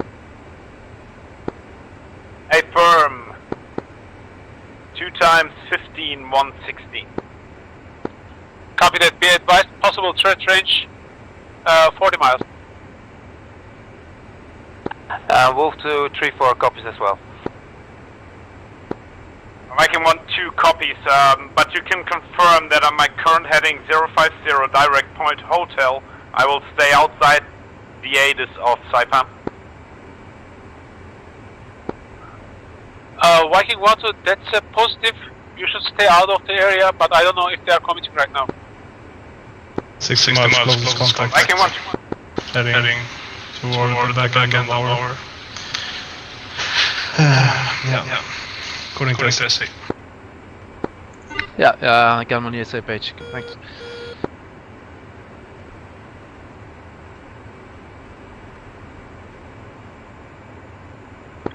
Magic, Wolf 2-2. Wolf 2-2 mate. Wolf 2-2 requesting switch to sorry, Shell, climbing back up. for refueling and Angels 24. Yeah, Dropped a sorry. little low here. Yeah. I was trying to get them underneath, but it just dropped 2,000 Wolf feet 2-2 below. Magic, you are clear. Wolf 2-2.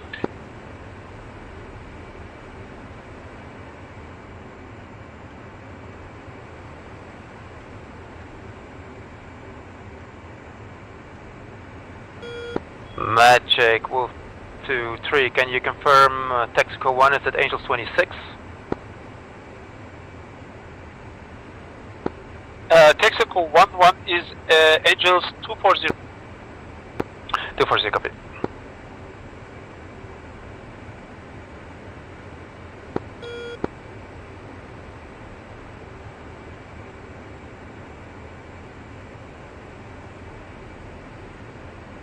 Sphere 6-1.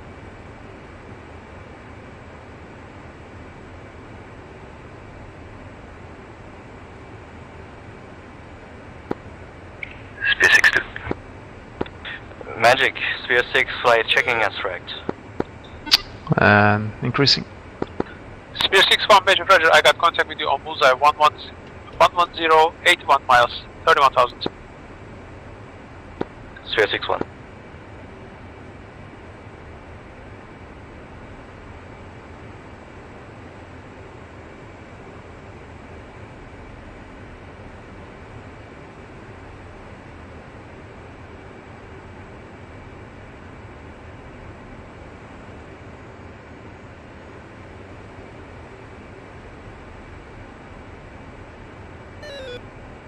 You able to catch up, Leica? Affirm. Roger. Texaco 1-1. 1-2. Texaco 1-1. Proceed to pre-contact at 24,000 at 290.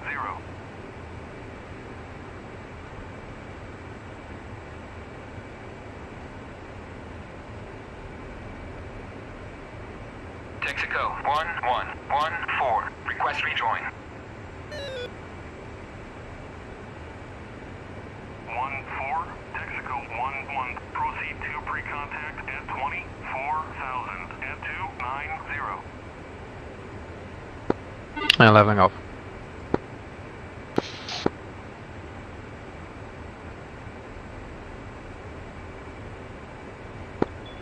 In a moment. Just still a little bit confused about these tankers because we're supposed to get the lower one, but now they're saying that Texaco 1 is the lower one. It should be the opposite, but I'm just gonna stick with the call sign, so I'm going for Texaco 1. Yeah. Still 3 miles though, but now we have increasing the loss of the closure. It's now increasing.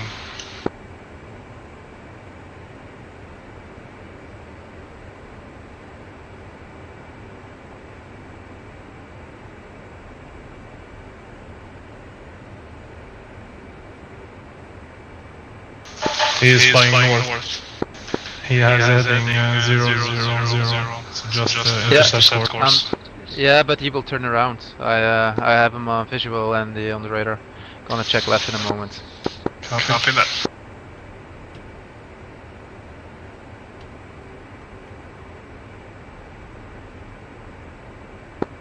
Yeah, checking left. 3-4.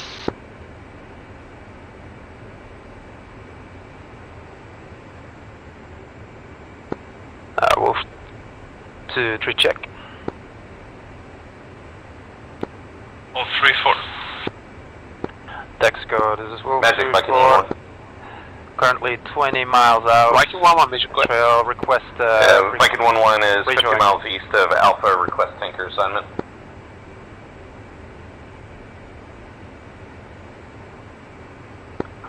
Viking 1-1, copy. Do we have a tanker assigned or shall I give you one?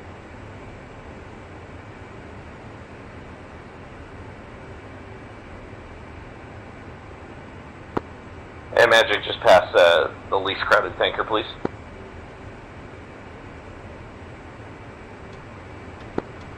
Copy.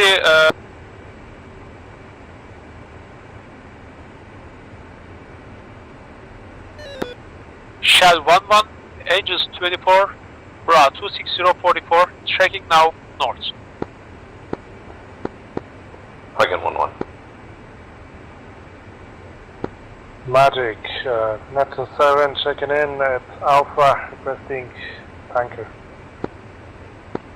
Neptune 7, major pressure, I got contact with you, turn left heading 240, 12 miles, Angels 26 is the Shell 26. Shell 26, Neptune 7.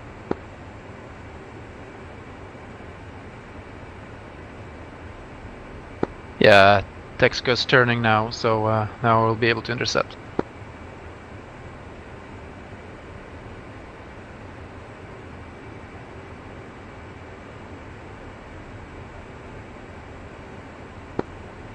Neptune 7, major, you are clear to push for Shell 2-1.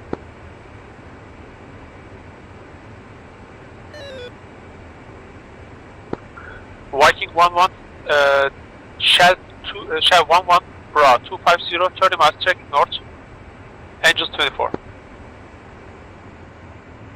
Viking 1-1 copies.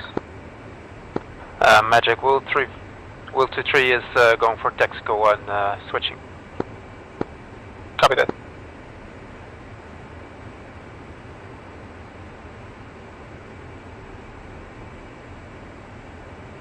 Well, not really switching, but he knows what I mean. Yeah.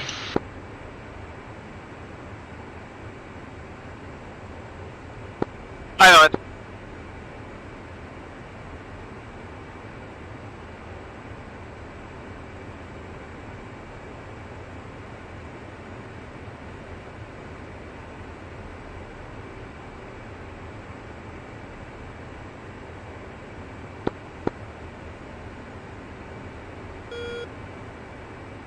Okay, he'll be leveling out just in 5 seconds.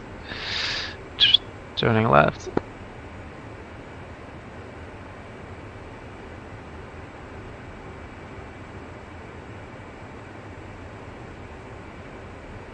Magic Spear 6 at Marshall Hotel. Request switch to Texaco 1. Okay, like I go. Spear 6 major, copy, you are clear for Texaco 1. Spear 6-1.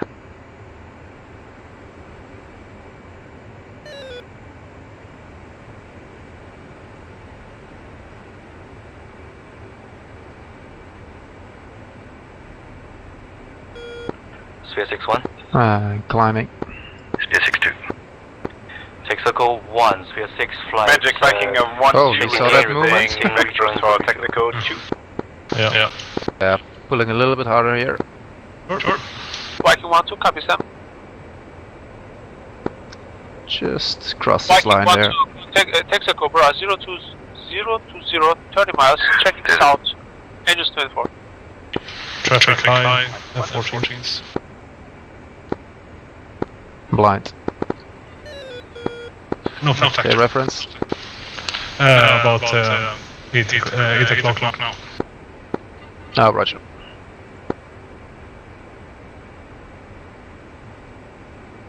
Yeah, got it. Magic Viking 1-1 switching Taker Freak. Viking 1-1 major, copy, be advised, Wolf 2 flight is in the boom and they will be soon ending. Alright, report. No skulls. If I can 1-1, copies all, hang out. No skulls, mission safe.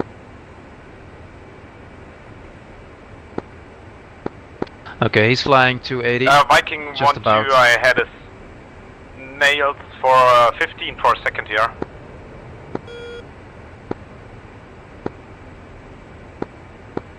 Roughly to the west. Go parade left.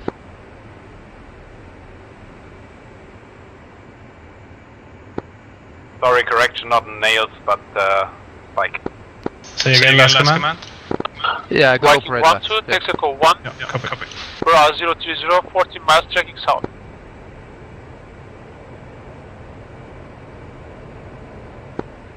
I can watch it.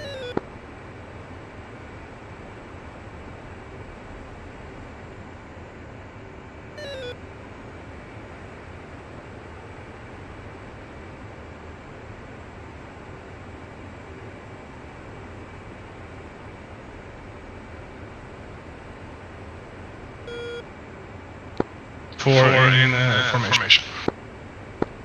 Yeah, visual. Nice job. Alright, come on. Up, here goes. Check left.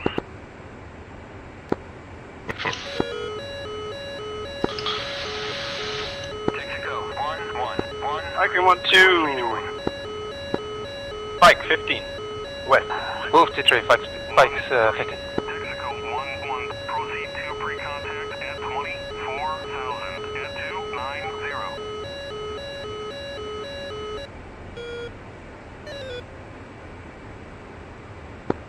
Just a little bit of sniffing. Mm-hmm.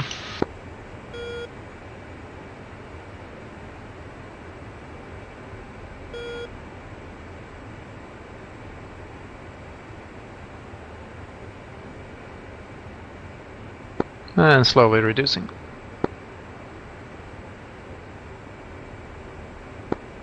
Magic, Wolf 2-1 back with you again, bullseye 176, 120. 2 damage.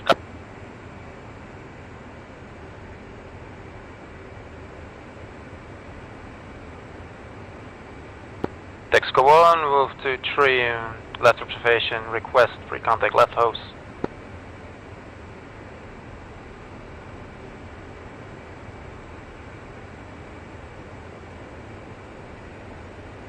Wolf 2, is the Texaco 1 the one at flight level 240?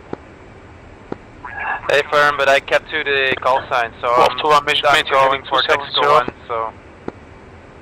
Alright then, Spear 6 will be switching to Texaco 2. Say again for Wolf 2-1? Yeah, roger. Yeah, sorry, the Maintain heading 2704 tanker and I figured that out. Yes, I know Wolf you would. Thanks.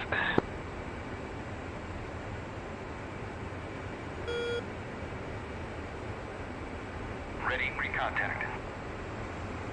Return pre-contact.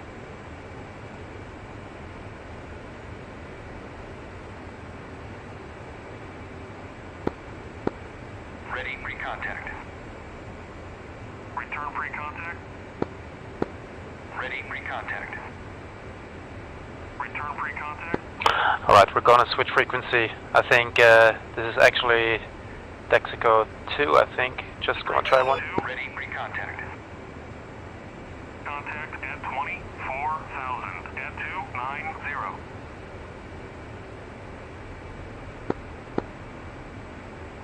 Ready, pre-contact. Return pre-contact. Okay, damn it, this is the wrong tanker. Let's see, according to the closest one, which one is it? The one who is banking a lot. Yeah. Also, according to, the closest one should also be... Yeah, this is Texaco 2-1. Okay, then we switch, we decimal 2. So it's the same frequency, but then decimal 2. Copy that.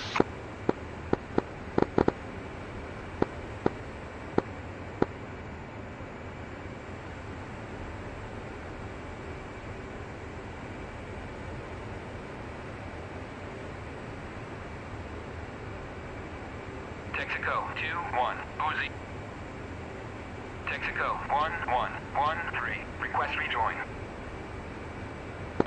Logic, Neptune 7, nails 15040. Yeah, that did the trick.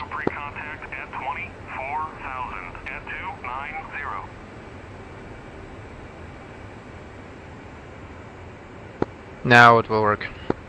Neptune 7-1, major crash. I'm aborting rejoin from previous tanker. Yeah, I'll do it on frequency. Texaco 2114. Request rejoin. 14. Texaco 21. Proceed to pre-contact 26. Magic, Viking 1-1. Viking 1-1, major crash.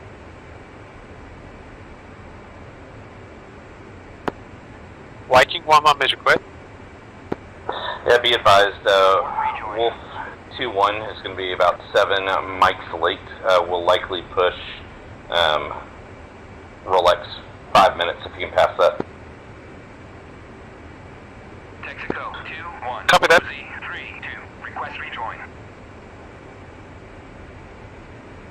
Uzi 32. Texaco 21. Proceed to pre-contact at 26,000 at 280.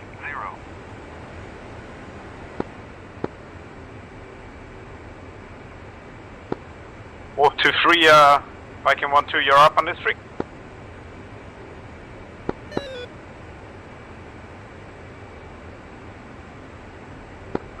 Wolf 2-1, major turn left heading 260. 260, Wolf 2-1. Wolf 3-4 is on this frequency. Okay, what about your lead? Isn't he on this streak? He should be. I think he is. I don't know what's happening. He's flying formation with the tanker behind the left wing. Okay, can you reach him on mid? Are you there? I'll tell me your mid streak. Trying, no success. Okay, we assume he's Okay, out Leica, of we're gonna try Pry 111. He is responding about frequency change on the mids. Stand by. Roger. Nav is trying to reach you on this frequency. Mav is trying to reach you on frequency 242.2.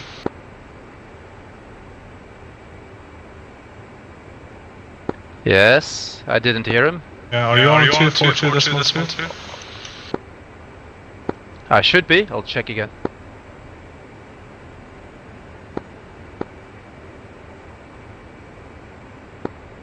Okay, Wolf 2-4, do me a favor, switch to my left side, there it is. and let Sorry. me get Yeah. to the inside. Okay, I'll try I did a typo. Oh, get him Sam, to do stupid. something.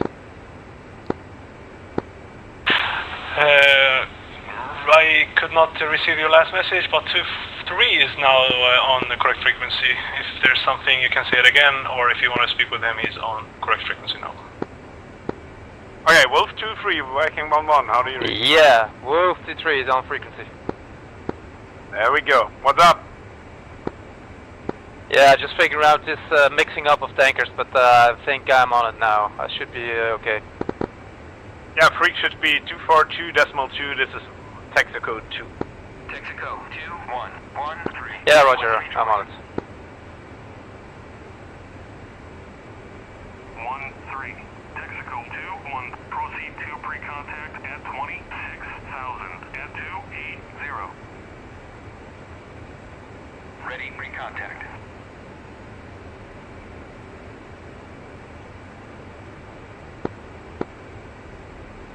Ready pre-contact.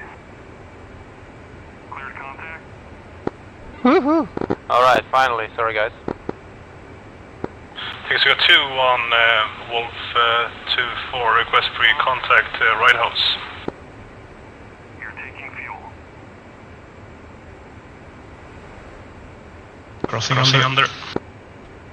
Roger.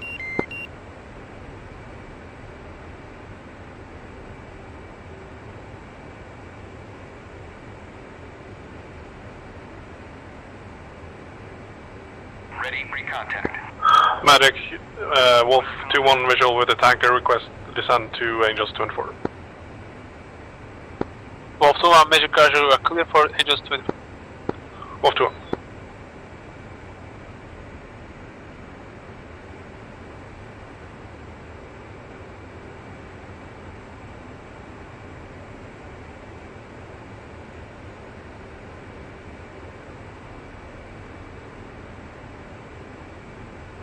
Contact.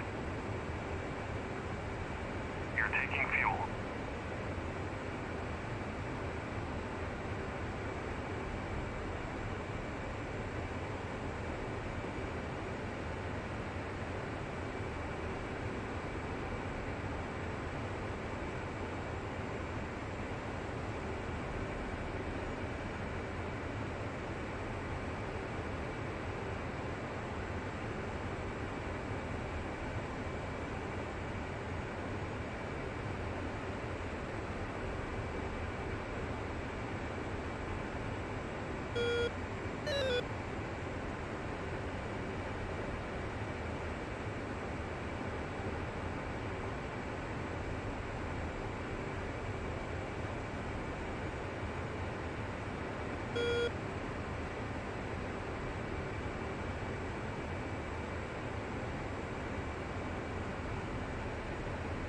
Transfer complete.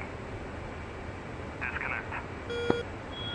Okay, Wolf 2-3, topped off, going right observation.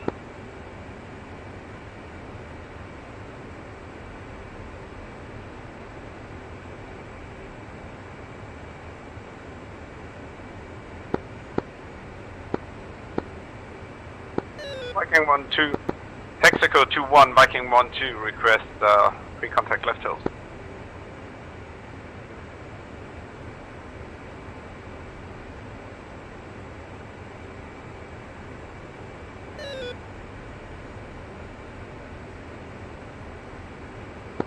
Wolf 2-3, established right observation.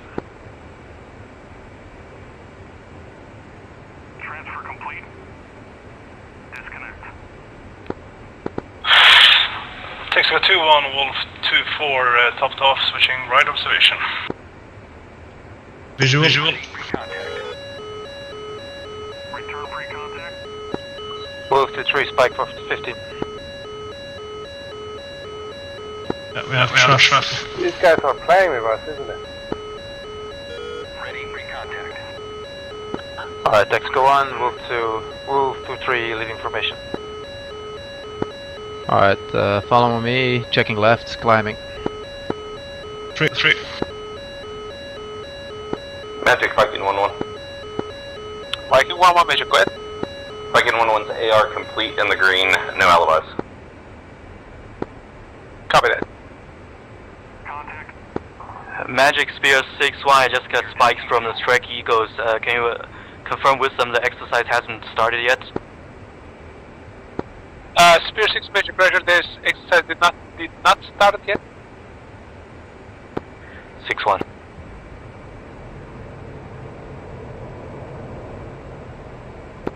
Magic, Wolf 2-3 is RTR, air-to-air refueling complete, now 50 miles out for waypoint, for hotel. Copy. Rolling out.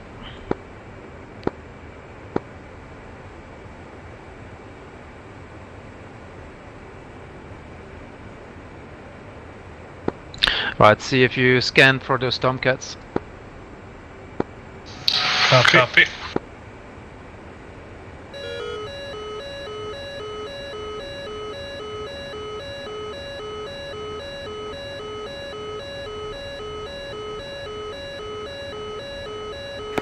Neptune Flight Mission Commander. Yeah, we're not to turn. Say status with AR. It's almost done. One tank, one upper. Any brief on the F-14s? Where they might be?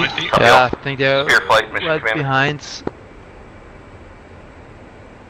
Just gonna check with Magic. Alright, leveling off, Angels 20. Flight level 290. Before.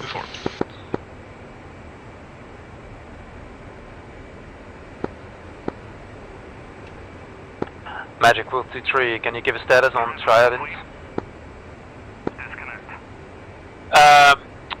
Wolf 2-3, can you repeat it again? Yeah, can you give a status and position of Tridents?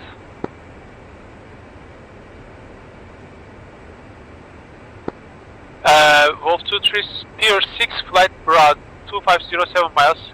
They are behind the Texaco 2-1. Yeah, roger. Yeah, Spear. Yeah, gotcha.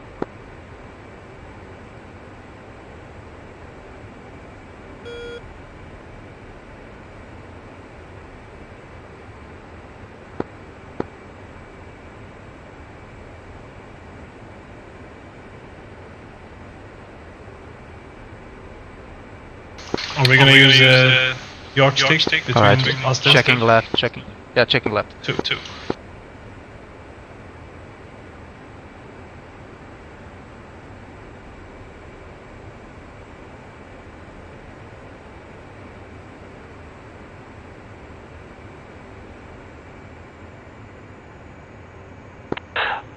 Magic Wolf 2-3 at hotel.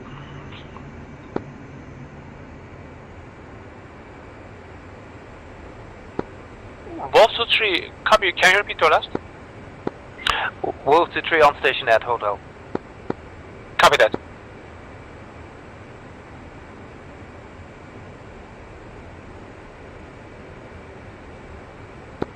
Magic Sphere 6 flight, refueling complete, checking it.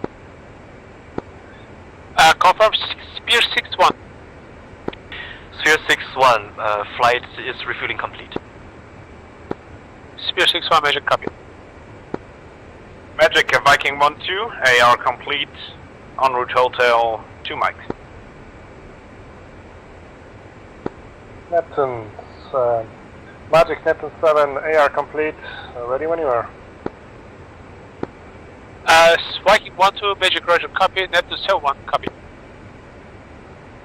There was a Rolex +5, right?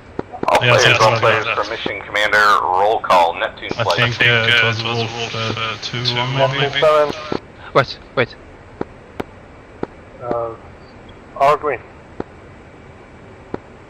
Spear flight. Spear 6, we are 2 minutes to hotel. Wolf 1. Wolf 2-1, ready, no alibis. Wolf 2-3. Wolf 2-3, the green at hotel. As fragged. Viking 1-2. Viking 1-2, in the green. S-Rect. Fights on.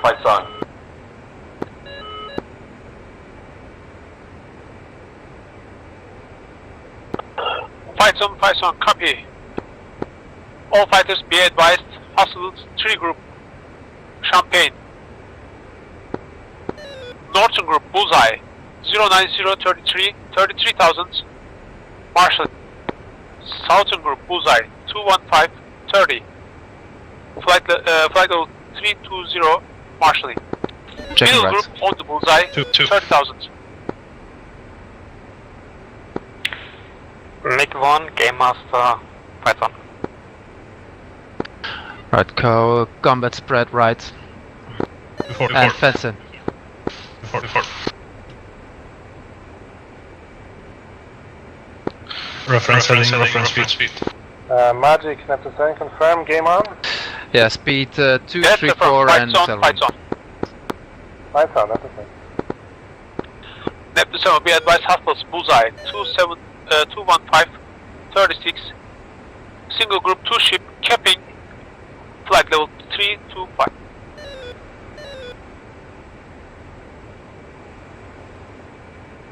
Okay, referencing 245. Eastern group, hostiles, Bullseye, 095, 30, 33,000, capping, hostile.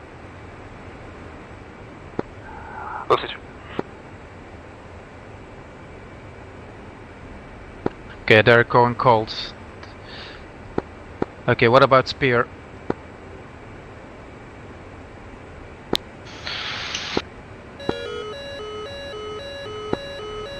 Phoenix Spear is our bra 151 for 10.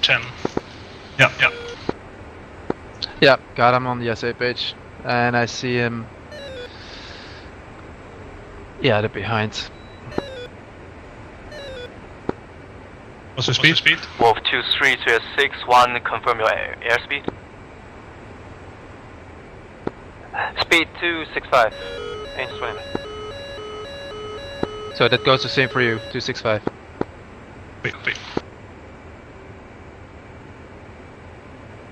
Magic Neptune 7, got Tally Bandit, Bulls 213, 45, Angels 22. Closest contact is now 60 miles. 213, 45. Yeah, we're gonna do 360. We're gonna do 360. Copy. Well, just wait. Where's Spear 6s? Currently 7 miles like down. 6. No. Checking south. Okay, negative. We're gonna keep on pressing. And make sure your tells are ready. Ready. Affirm. Closest contact 50 miles. 7, we are pushing north. Referencing back 260. from the southwest. 262. Neptune 7 be advised, enemy AWACS bra 030 108 miles, now turning to south. Copy. Okay, accelerating. Make that full buster in 3, 2, 1. Buster. Port. Okay, Spear 6, Wolf 23 is a little in front and going for the tiles, so no initiative. Spear 61. Yeah, if we form up, we'll be too late.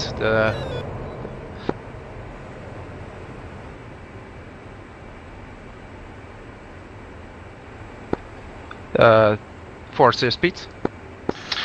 330 close and reducing speed for rejoin. 1 mile. Yes, no reason. Just keep the spread and say speed. 315. 315. Copy that. So almost Mach. Okay. Spear Mach 6 083. 23, be advised, hospital. Okay. All right. On my single group, 2 ships. when I say 1, you I will count down and then you turn right and you push 1 valve. Copy that. 3270, 45 miles. All right. 3, 2, 1. Turn and fire. 4 dock away. Okay. Heading 305. 3005.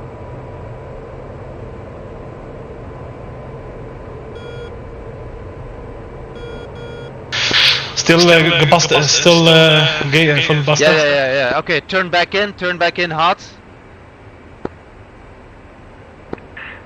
Water, Spear 62, Fox 3. Leveling out 265 and release talt. 2.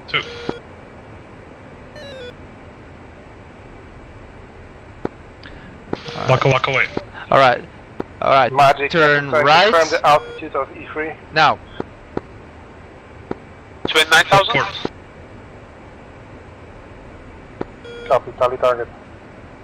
Roll out 320. 20 miles on target. 20 miles F-16. Expect missile. Okay. Wolf 21, brake right. Okay, turn back in, release talt and go defensive. Okay, Wolf 2-3 going defensive. 4 going defensive. Okay, flow east, I'm visual with you.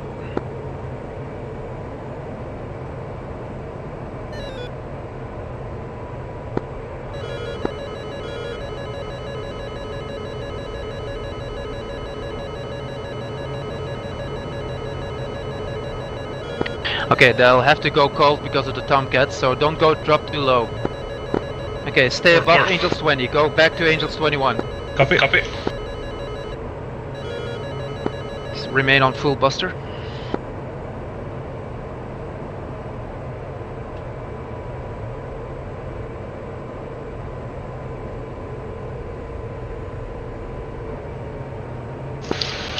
Dumping my right wing fuel tank.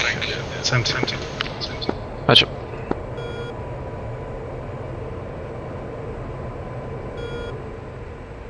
And 4 is clean. Okay, turning in hot, make a left turn. 3, 2, 1. Neptune 71, Fox 3, 62 miles, E3. Still reference 265? No, turn right and go hot again.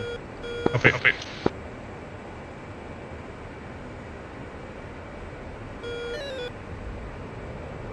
He's low on the deck. Spear 6, snap, left.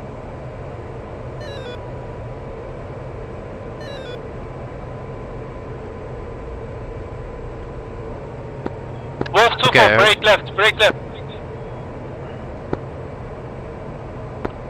Wolf 2 3, snap. 285, 33,000. Alright, going defensive. Wolf Copy. 2 3, going First radar contact. Okay, flow back east. Spear Have 6, a Oscar, bra, 290. I have a fire. 9,000.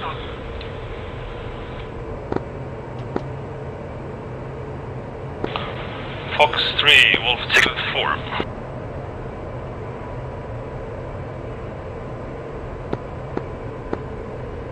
Neptune 72, Fox 3, 030. People off to the east. Both.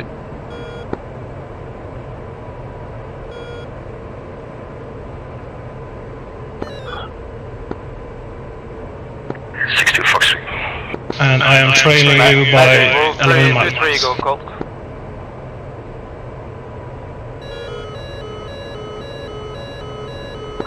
Wolf 2-3, turn left, heading 27030. Hostile aircraft, hot. Left hand 270. Okay, turn 270. 2. Wolf 2-3, hot traffic, bra, 26528. 32,000. 265, copy that. Wolf 2. Spear 6-2, hostile, bra, 2456 Yes, sir. miles, 516. 1000. Yes, Spike. Spear 6-1, pull up to support 6. Spear 6-2, bra, 27030. That was a cheap shot, by the way.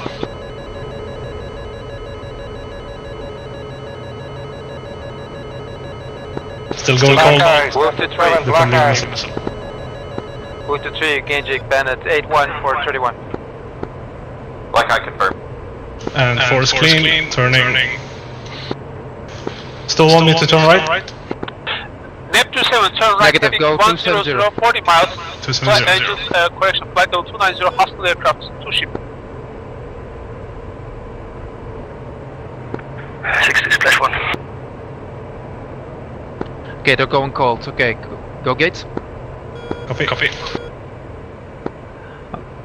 No, go out of Magic gate boat, now. Copy. Okay, we got 2 bandits. You go for the northern one at Bulls 90. I'm going for at Bull 71 for 38. Copy. Confirm my target is cold. Affirm. Copy. Neptune 7, be advised, threat, bra, 030, 22 miles, 31,000. Wolf 2-3, Fox 3. Magic 62, request bucket up. 6-2, left, 275, 27,000, 27 miles. Cranking 27,000. right. Okay, press. Copy. Heading 260. Wolf 2-1, snap, 03515. He's hostile defensive. aircraft cold. Visual. Sensor contact. Roger. Wolf 2-2, Spike 14. Fox 3, 20 miles.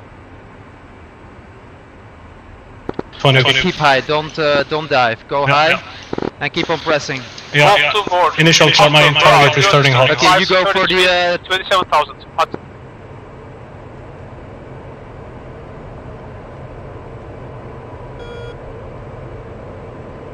30 miles of that target as 28,000 feet. He's coming towards me. Yeah, defensive, going defensive, go defensive. But there's only 2-3, go defensive. I have. Okay. Going defensive. Wolf 2 more. hostile bra 275 17 7000.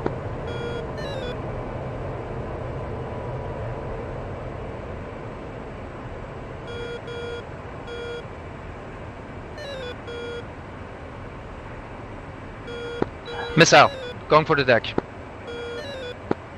Fort. Establish 090 clean.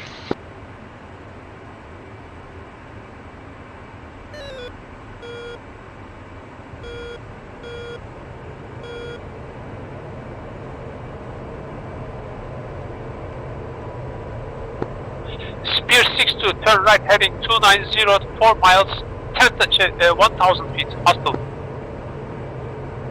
62, right 290, 1000 feet. He's now on your north, 2 miles. Altitude correction, 12,000.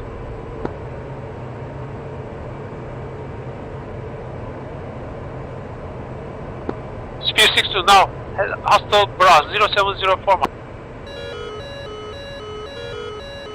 Alright, missile defeated. Copy that. Fox 3, Neptune 72, Fox 3050 for 20. Wolf 23, got one on my tail, 16 at Bulls, 08448.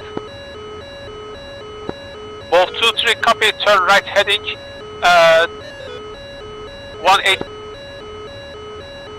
Turn right, 182. Spear 61, hostile bra, 1909 miles, 12,000.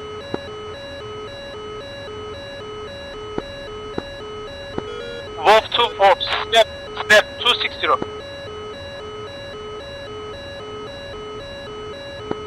Spear 6, hostile bra, 090, 10,000, 7 miles, on the north.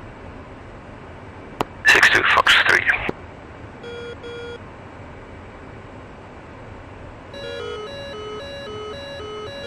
Neptune 7, splash 1 bandit.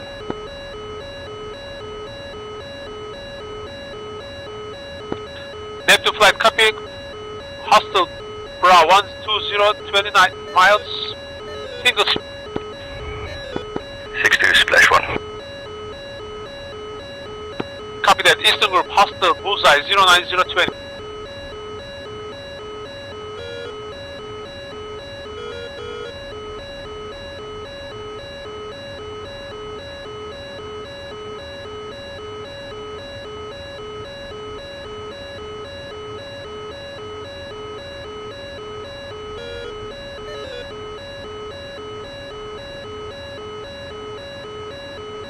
Status.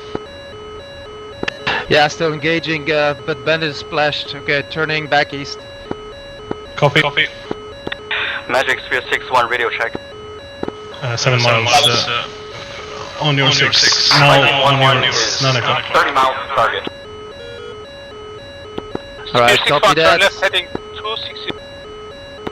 Left 260, Sphere 6-1.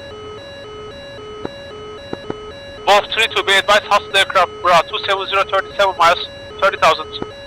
Bra 270, copy that. Checking east. Okay, Eastern Group, let's push. Looks pretty clear, only one hostile on the data link. I have that right. Do you want me to turn in? 15 miles to release. Turn in. Yeah, I'm turning in as Viking well. 1-1, be advised, on the target area there are two hostiles. Watch it, he's fast and high. Watch it. Yeah. Ready to contact. Neptune 7, friendly fire, be advised, possible friendly fire. If you can push him with an early shot, then do it. 1-1 recommended. Wait, what? Say again?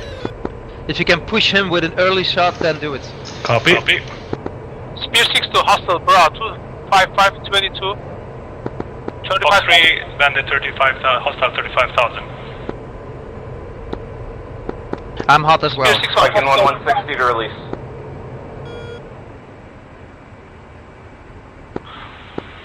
I expecting going defensive. Strike.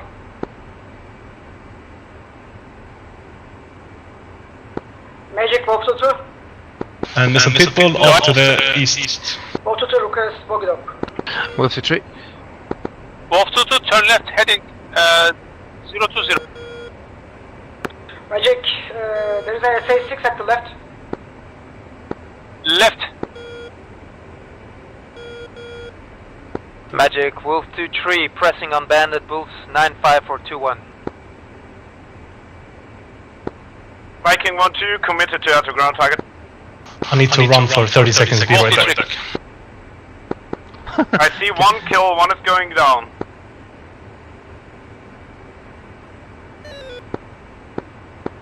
Looks like we splashed the last 16, guys. Good work. That's a negative, there's still one S-16 in the air. Neptune 71, be advised, hostile, bro, 070, 14 miles. Spike 14, Wolf 2.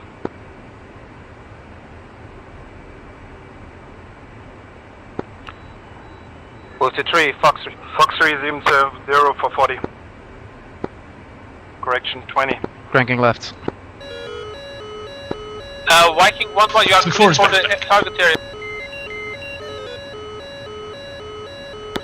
Wolf 2-2, hostile, bro, 050, 5,000. Turning back in. Viking 1-1, turn right, heading 240 now. Viking 1-1 defending. Okay. Wolf 2-2, turn left, heading 040, 19, 8,000, hostile. Wolf 2-2. Wolf 2-3, go cold. Neptune 71, turn right, heading 090, 16, 12,000, cold, hostile. Defensive.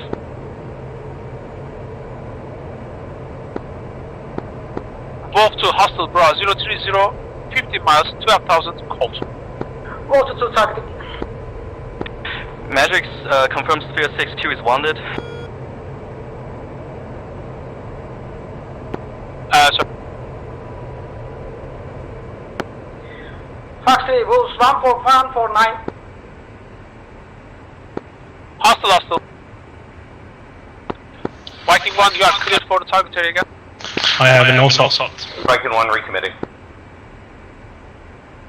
I am to my 14 miles. I'm defensive missile on my bro, turret. 070, 28. 070, copy. Wolf 2-2 has a SA-11 spike. Defending. Viking 1 defensive.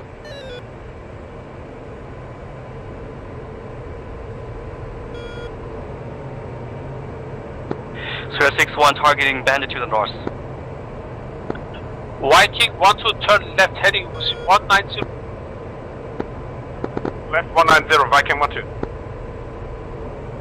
Okay, missile defeated. Flow to support Viking 1-2, hostile, bullseye, 0704. Viking 1-2. Sphere 6-1, Fox 1. Wolf 2-2, turn right, heading 030. Wolf 2-2 is defending, SA-11. 6-1 defending. Wolf 2-3, Winchester, Fox 3. Yeah, the strikers go in, now it's opening. Winchester on Fox 3, so what's your loadout? 4 plus 2. Viking 1-1-1-2, turn left, heading 090. Turn left. Wolf 2-2, missile defeated. Okay, you're hawking that bandit at Bulls 10149? 85 for 11. 040. Bandit at 11 is pretty low, 6,000 feet and climbing. Copy. Yeah, we're a little bit spread out. Okay, I got you. Yeah. He seems to be going behind the friendly at 40,000. Magic, Wolf 2-2, walk it up. Hostile, Wolf 2-2, hostile, bro, 04026, 14,000. Viking 1-2, turn left, heading 070. Viking 1-2. I have bandit 30 miles away from me, 21,000 and climbing. Wolf 2-4, 250, 14, 22,000 climbing. Confirm you're aware on the bandit on 137 for 90? Wolf 2-2, Negative. 035. I am at the bandit 125 for 14. F-15 spike. Yes, that's the one. Okay, press, keep on pressing. He's going for Viking, you are clear to target area from the left. Fox 3 on him, the cheap shot, but might get him off. Viking 1-2, turn left, He's heading going for 010 for the target area. Viking 1-2, commit the target. It's a people, he's probably going defensive. 3, 2, 5. Keep on pressing because you might be catching him up. Copy. Copy. Don't go too near, don't go near. Yeah. Don't go too far to the right. Second Fox 3 is turning. Hostile bra 045. 10 miles. Turning towards you. So. Yeah, nice. yeah. That could be a good shot. 2-2 now, snap 050. Yeah, take a second shot if you can. I already took a shot once he turned again. 10 miles. Yep, He is supposed to be defending. Yeah, he's nose diving. He's nose diving down. Okay, cool. Spear 6-1, turn left, heading 27040. Can't press anymore. Magic Spear 6-1 has 001. Copy, do we have plate time? Spear 6-1 coming toward you. Is Joker fuel. Yeah. Copy, clear for 2 times Fox 3. Copy. RTB. He disappeared on the data link. He White might be splashed. Yeah. Go for 1-1. What's your status? Viking 1-1 is no nail. Joker fuel, direct tanker. Copy that. I'm going high, Copy, 29 and circling right. Wolf 2-2, Major. What do you want with this? Wolf 2-2? Yeah, join up. I am bingo. Copy, clear for... Repeat your last. You are cleared for tanker. Wolf 2 for Magic. What's your status? Go for 2-4. Status is too long, too short. State 6.0. Copy that. Snap 30033. Hostile flight 15. Say bro again. Snap. Bra 29533. 1500 feet. And Wolf 2-4 sensor contact. Bingo. Magic, touchdown. What's touchdown? Bombs. All flights, touchdown. Clear RTB and tankers. Okay, clear RTB, copy. Yeah, I'm gonna go to the tanker. Copy, state 6.0. What's your fuel state? Spear 6-1. State 4.9. Copy 4.9. Okay, head direct tanker. Copy on Meet up there. Yeah, 0.5 on 8 o'clock. Yeah, roger, I got you. Nice job on pressing that 16, man. That was a nice job. Oh, appreciate it. Yeah, it's a shame I couldn't do it. I spent 2 missiles too many on one bandit. I hope I splashed him. But, yeah, I want to keep him cold because I was in a dangerous position. So. Yeah. Saddle left.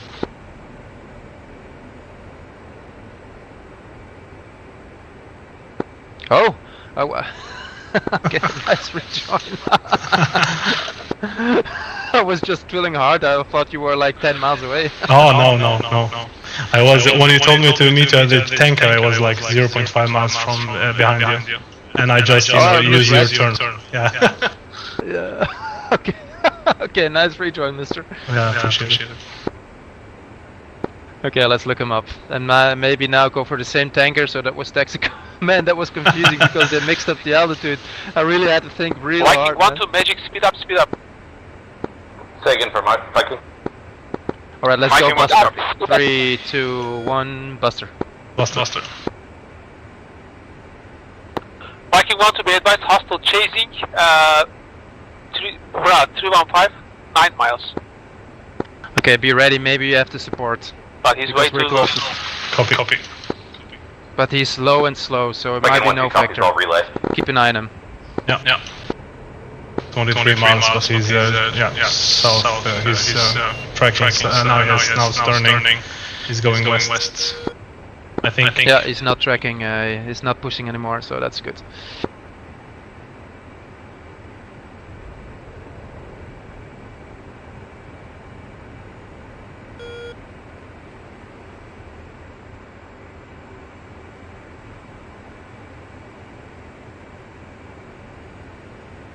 Right, coming out of Buster, reducing.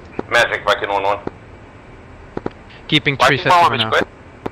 When all blue players have cleared 50 nautical And miles, going for go ahead and call index, Angels knock Twin. it off over the radio to Red Force and blue.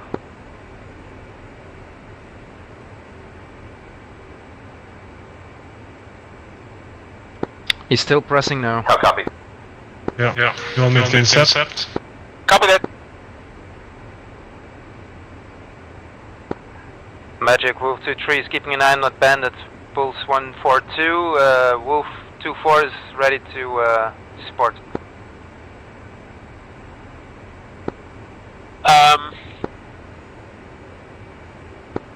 Wolf 2-4, copy that. It's better to get out of the 50 miles and then do index. Wolf 2-3.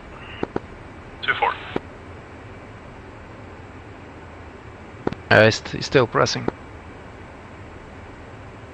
And Viking is still slow. He should speed Viking, up. 1-2, please turn right heading 095 to get out of the 50 miles.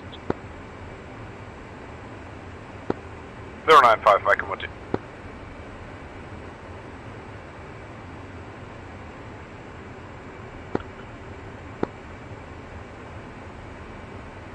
Yeah, Viking 1-2, if possible, speed up.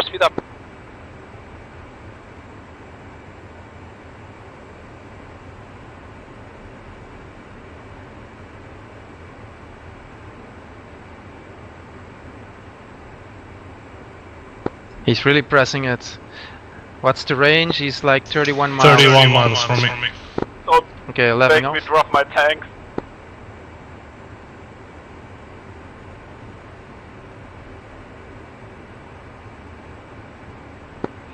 Wolf 2-4, snap 24030, Angels flight level 3300. 2-4. Leaving. Yeah, copy that. There's no chance he gets me.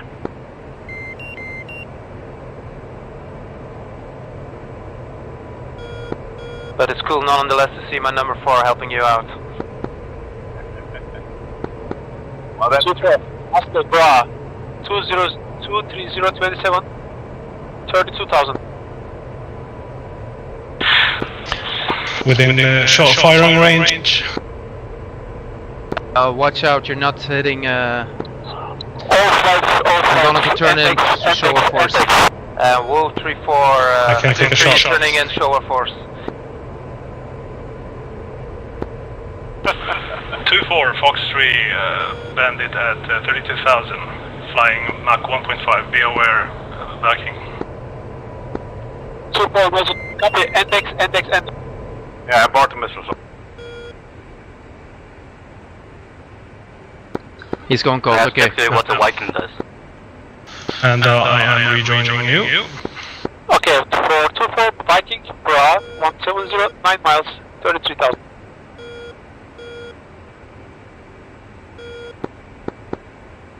Magic, Viking 1-2 requesting Vector's direct tactical.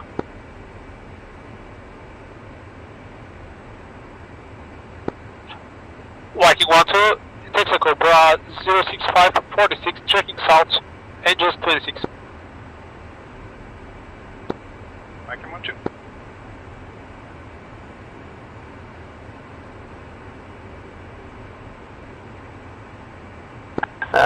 Magic, Wolf 2-3 is going for Texaco 1.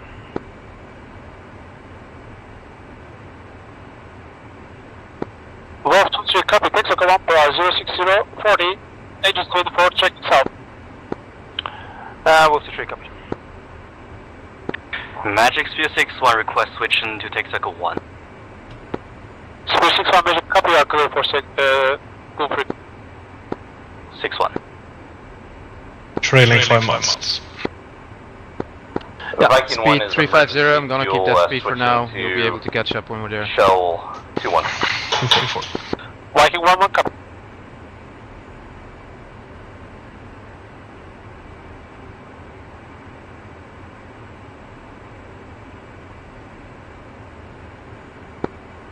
We didn't lose anybody, right?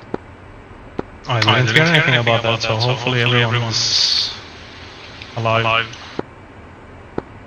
Yeah. Oh no, we have lost. No, maybe no. There is someone called the Tau. I think we lost him. Yeah. It's gonna be case 3 recovery, right? Yes, so take enough. Yeah.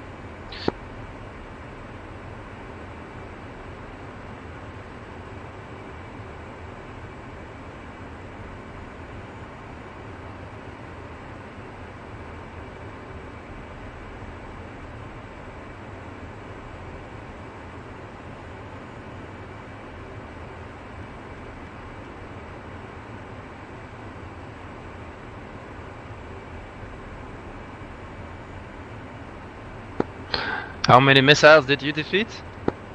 I didn't have so many shots toward me, to be honest. I was obviously, I was aware that I'm gonna get missiles toward me, so I went cold before that happened. But I had missile warning, like I think 2. Okay, I had actually 2 on my ass. Yeah, but one of them was actually fired at me while I was cold. Or at least as soon as I was cold, he probably fired or something, because I was cold like for 15-20 seconds, and then the missile was pitbull. Yeah. It's gonna be fun watching tactical later. Magic Wolf 2-2. Yeah, maybe embarrassing as well. Go formation. Wolf 2-2 requesting switch to Shell, and I just went for. Wolf 2-2 Magic, copy. Alright, visual traffic, Texaco 1 with chicks in tow. 4-6.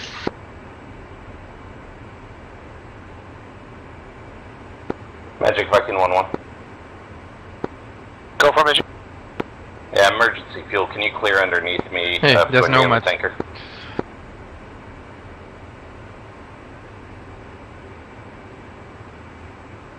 So he's still alive. Yeah. Viking 1-1 tanker, Right, roll out. 2851, 1.4 miles to engines 26. I got you visual on my 6. Nice. And Viking 1-1 visual. Viking 1-1, you are clear for boom. And Texaco 1, this is Wolf 2-3 and Wolf 2-4, currently 12 miles out, trailing. Request rejoin last observation.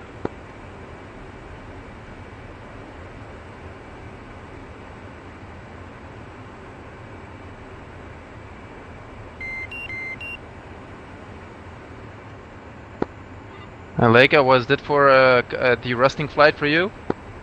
What do you mean? What it was? Did you fly a lot lately?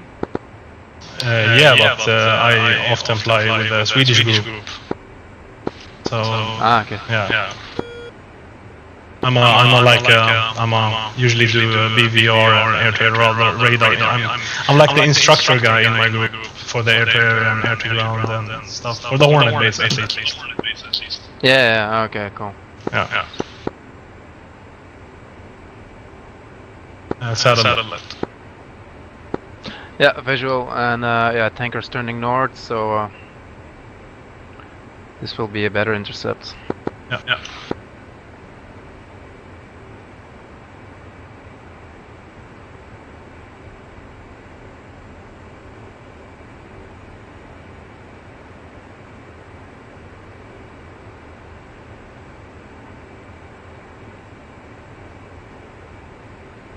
I was actually streaming all of this, including the briefing. So yeah, if you want to check it out later.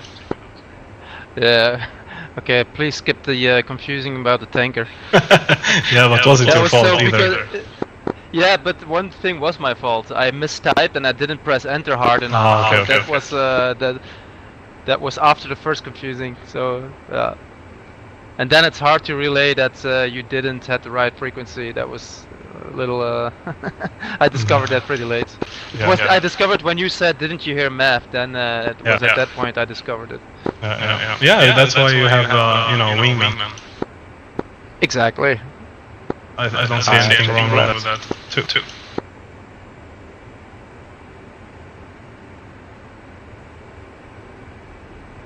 Say again your states? State 3.6. 3.6, roger.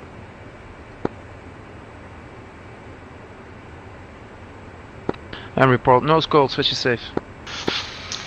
No skull, switch is safe.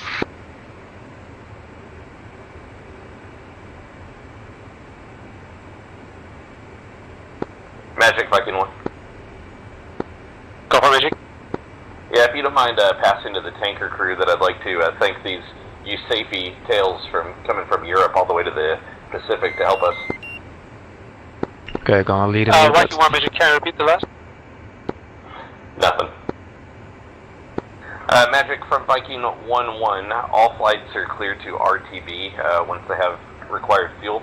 Case 3 recovery, and that'll be the end of the mission. Copy that. Wrong out.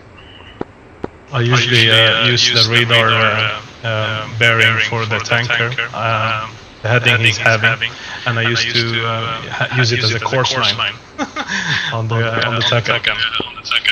Oh yeah. Yeah. And then you intercept that course line. Yeah, but it's easy, of course, when he is already, on special, not moving, not turning, basically. But you can do this, perfect 180 degrees if you keep like 6.3 miles from the course line. And then you can do perfect, when you are 10 miles away, basically. Yeah, then you can yeah. But that's a cheat because apparently there is no. They have air-to-air TACAN in the real time, in the real life, but so that they don't give you ranging. Yeah, I know. But yeah, you have to practice these interceptions, right? Yeah.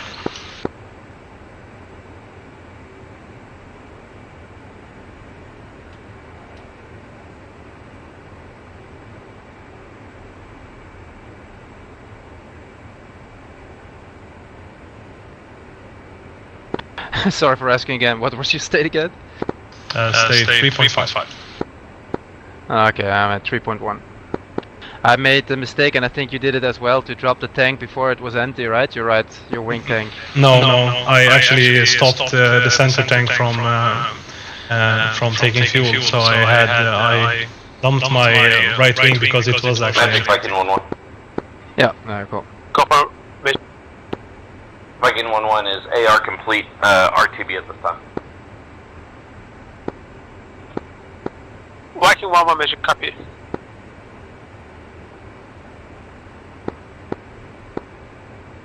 Mexico 2, Viking 1-1, half a mile trail, requesting the stop observation. Texaco 2-1, Uzi 3-2, join. Half a mile trail? I don't see. Same blind. Proceed to pre-contact at 26,000 at 2-8. I don't even see him on the SA page.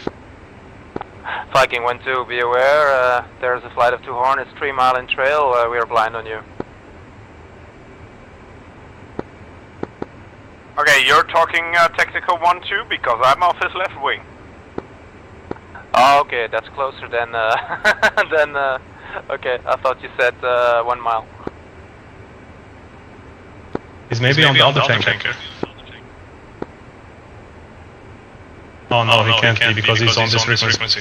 Texaco 2, Viking 1-2 requesting. Sorry. He just was a little closer than he thought he was. Yeah. Oh, I'm having the. It's deceiving me, the perspective. Ready pre-contact. Yeah. Return pre-contact. Oh, there we have that sound again.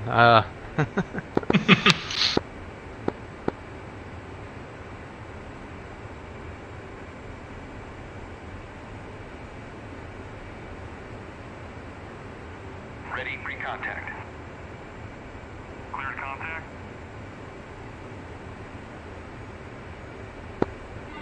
And slowly reducing.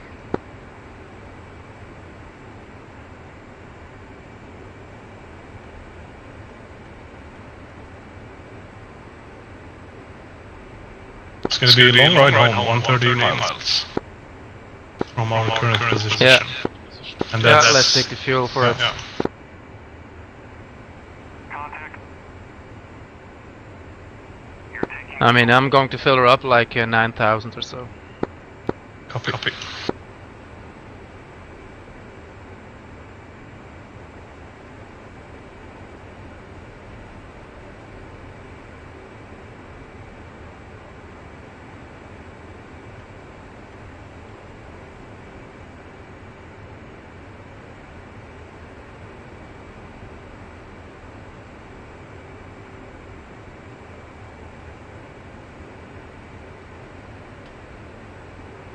You see, that's not math because this is a Tomcat.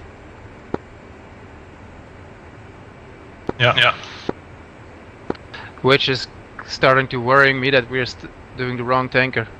But this one is at 23, then which tanker is it? Because we had a tanker at 24 and 26 when we ingressed. Yeah. So which one is this?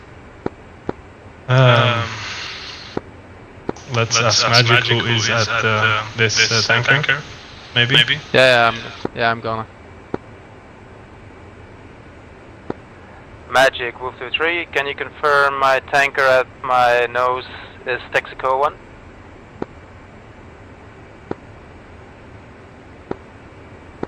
Wolf 23, roger, that's Texaco 1, Spear 61 is in the boom, I guess. Okay, so that's Texaco 1. So decimal 1? So decimal 1, yeah. Magic Spear 61 refueling complete, checking, turning to base. Oh, reducing. Spear 61, Magic copy, you are clear for RTB. Spear 61.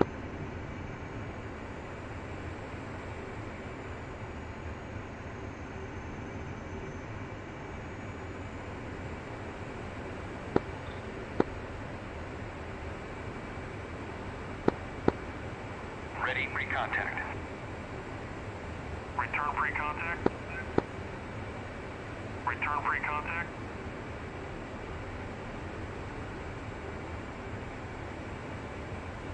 Don't you have to contact him again? Or did you already do it? Yeah, I did it. I was doing this. But let me... Appears like he's already... Okay. Report rejoin. Alright, Texaco 1, Wolf 23, steps left observation. Yeah, I'm gonna do the text. Magic Viking 1-2 Checking AR in now. complete, direct mother. Copy. Viking 1-2, copy, you are clear. Rejoin. I still had to abort, that's the thing. Yeah. Texaco 1113. Request rejoin. 1-3. Texaco 1-1. Proceed to pre-contact at 24,000 at 290.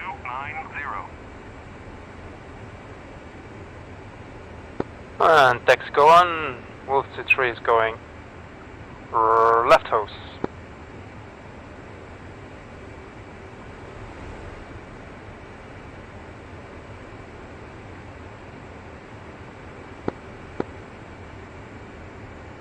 Ready, pre-contact. Cleared contact.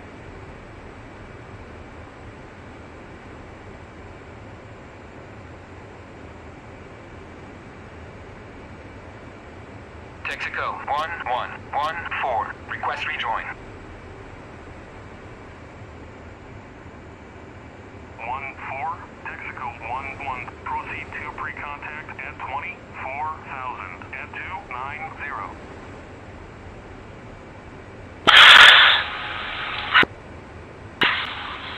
Texaco 1-1, Wolf 2-4, request pre-contact, right side.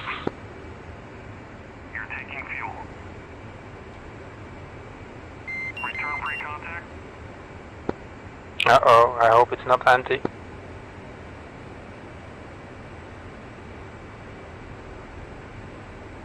Oh, fuck. Do you think so? Well, I don't know why it disconnected. Contact. Oh, maybe that was me. Alright, sorry. Ready, pre-contact. Yeah, should be good. Sorry, no panic. Ready, pre-contact. Cleared contact.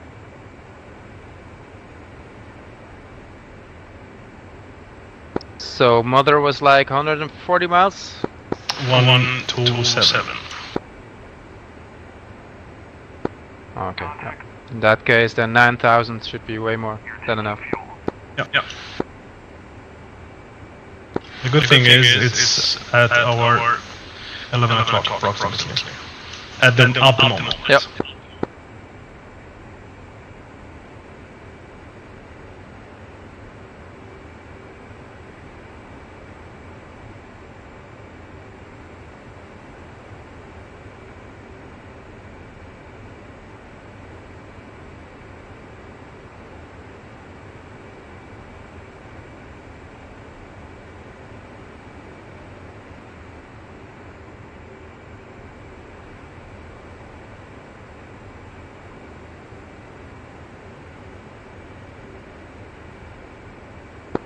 Feels good taking up that juice.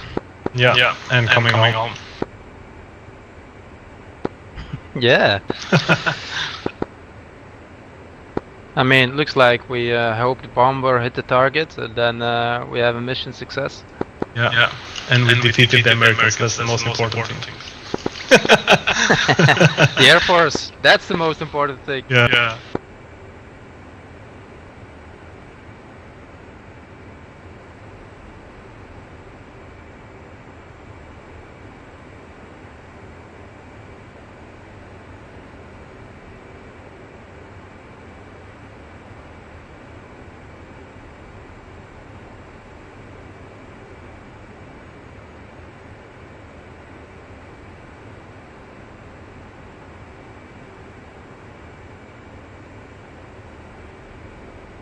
Return free contact.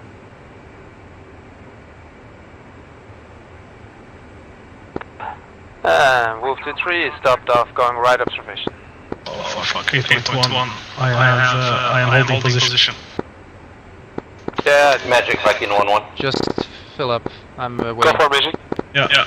Magic can Waiting confirm for you to Tommy turn is a 1-6. no-show, and it'll be AI recovery. Euro 6 is cleared. Copy. Confirm. Viking 1-1. Abort rejoin.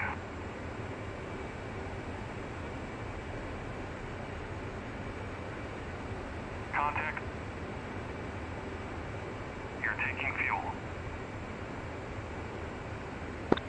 Magic Wolf 2-2. Wolf 2-2 Magic. Wolf 2-2 completed the refuel and heading back to boat. Wolf 2-2 Magic, copy, you are clear RTB. Transfer complete. Wolf 2-2. Disconnect. Wolf 2-4 topped off, switching right observation. I have 9,000. Roger, yeah, 9,000 as well.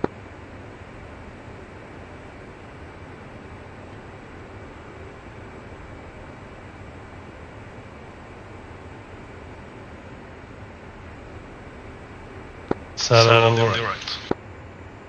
Visual. Alright, text go on, Wolf 2-3 is stopped off, leaving your formation. Thanks for the gas.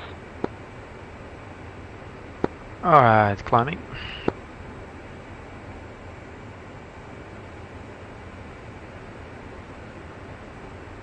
Sorry for previously, I had to run to the bathroom. I was going cold and I said altitude heading. I'm sorry, I said it heading select, east 090, and level my flight, autopilot, run to the bathroom. Go for Viking 1-1. Yeah, more You are like clear to push Marshall. the moment was pretty peculiar. And Viking If you gotta go, you gotta go. I have that too, so.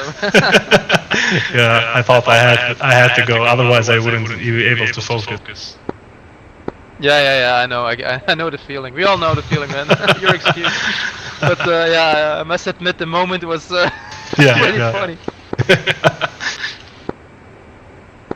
All right, checking right. 2.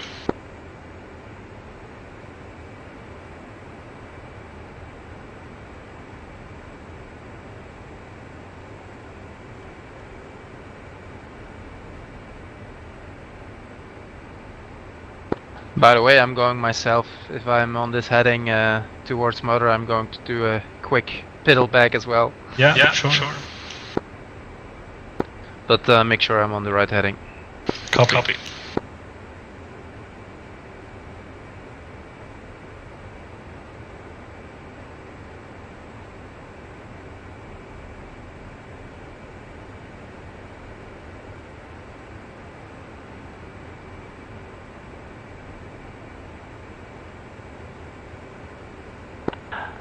Magic, Wolf 2-3, RTR completed and back to motor. Copy. Rolling up. Viking 1-2 Magic, you are clear to push Marshall. Viking 1-2, copy, push Marshall.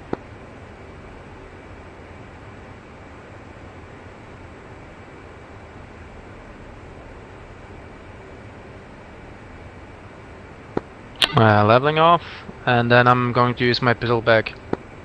Copy.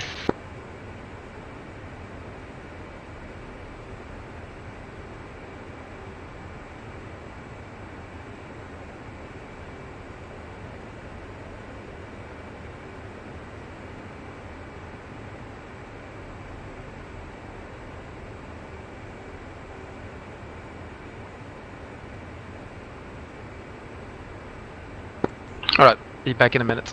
Wolf 2 Magic.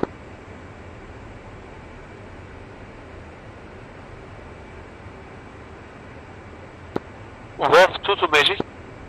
And speed locked at 290. 2.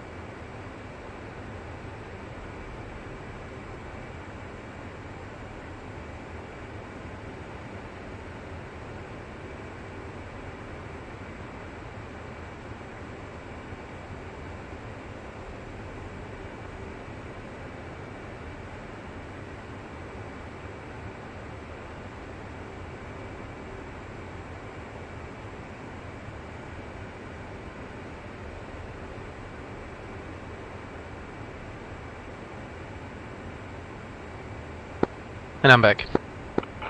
Magic Spear 6-1, request switching to Marshall.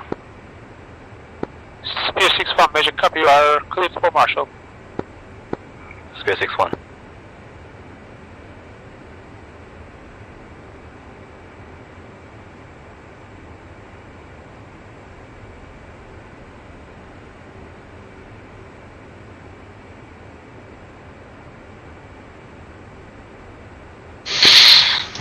I'm preparing my notepad for the case 3. Roger. Yeah, I've done the same thing.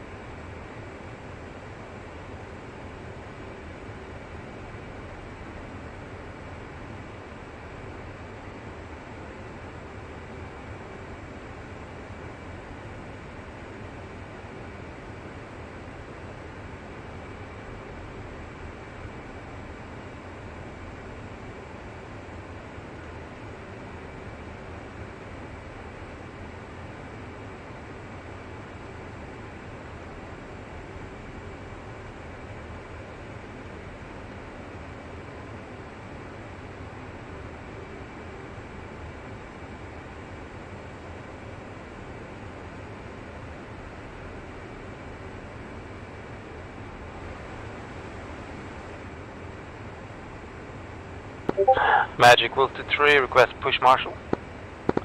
Wolf 2-3 Magic, copy, clear for Marshall. Alright, copy that, thanks for your service.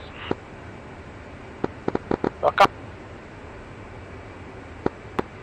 All flights, all Alright, flights, are you ready for the check-in, Leica? Midnight, Copy. Say again your states?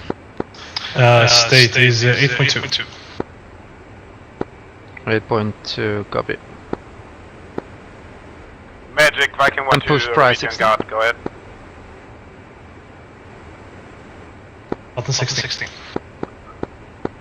Yeah. He basically said he's going to offline.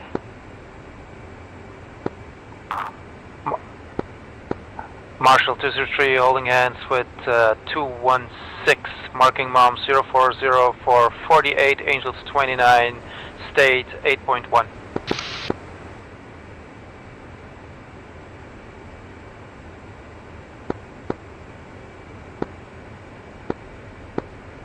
Weaver, be advised, we are in a semi-AI controlled recovery now. Next altitudes are altitude 9, Angels 9 or push time 21, and then from there on stack it up and increase by 2 minutes. Okay, so I should take Angels 10 then? No, the next one is Angels 9, that's free. Your Angels 9, push time 21, and from there on increase by 2 minutes, and normal altitude. Roger, got it. Thanks.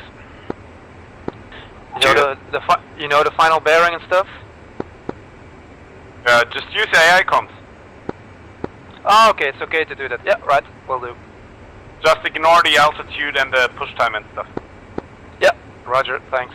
Marshall, 1-1. 110, warfighter Marshall, phase 3 recovery, CV1 approach, expect final bearing 279er, altimeter is 2986, 110, Marshall Mothers, 9er, radio, 23, DME Angels, 8, expected approach time is 16.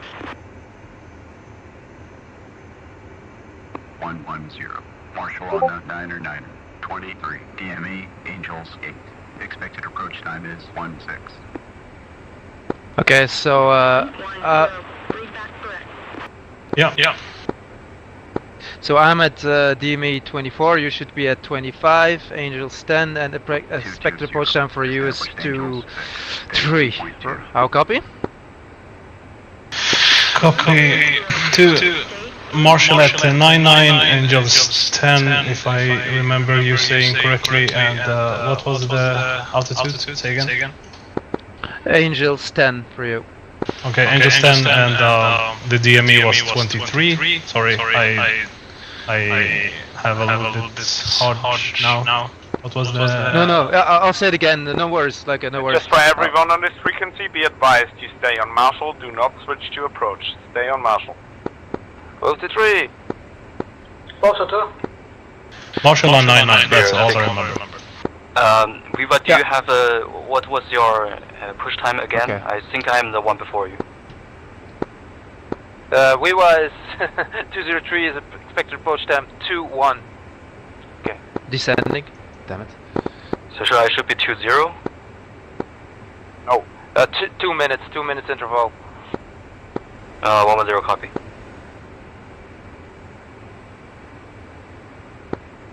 You got your wingman as well, Viva, right? Yeah, my wingman is at 23. So, Weddy or Marviki, you should be 25. Exactly. A bit 25. Yeah, but you're at 23. I'll say it later. I'm gonna say it. No worries. Okay. Just we're going to be a little higher because of all the stuff happening here. Just gonna 99. Just. Hey, building a stack out of the cockpit is good training for FAC-A missions. Okay, checking left. And I'm gonna give you, if I roll out, and give you some time because this will be messy if you have to write down information. Yeah, I think I got 99 at 23 and Angels 10. Just might need my push time. 99, yeah, DME 25, Angels 10. DME 25 or 23? 25 should be. Copy. Yeah, because you're Angels 10. Yeah.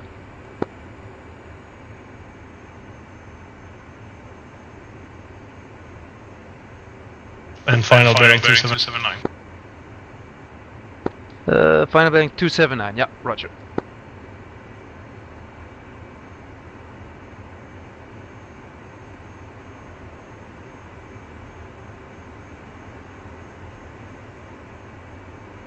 Okay, you can level off first at Angels 10, and then from then on it's your flight.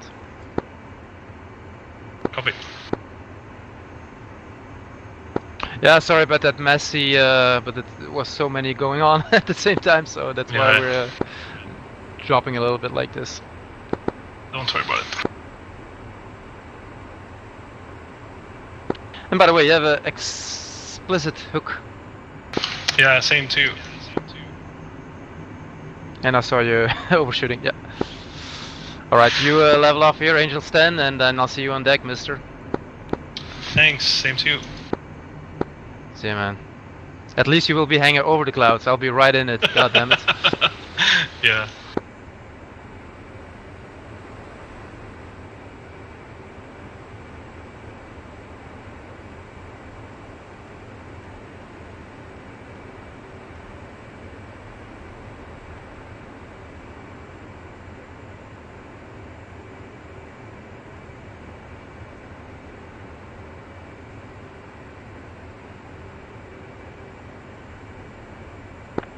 Marshal 203 established Angels 9, state 7.7.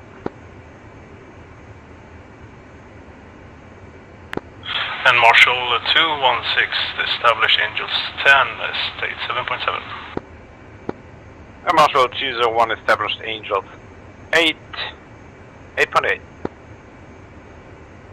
Marshal 210 established Angel 7, state 7.0. Marshal 220 established Angels 6, state 7.6.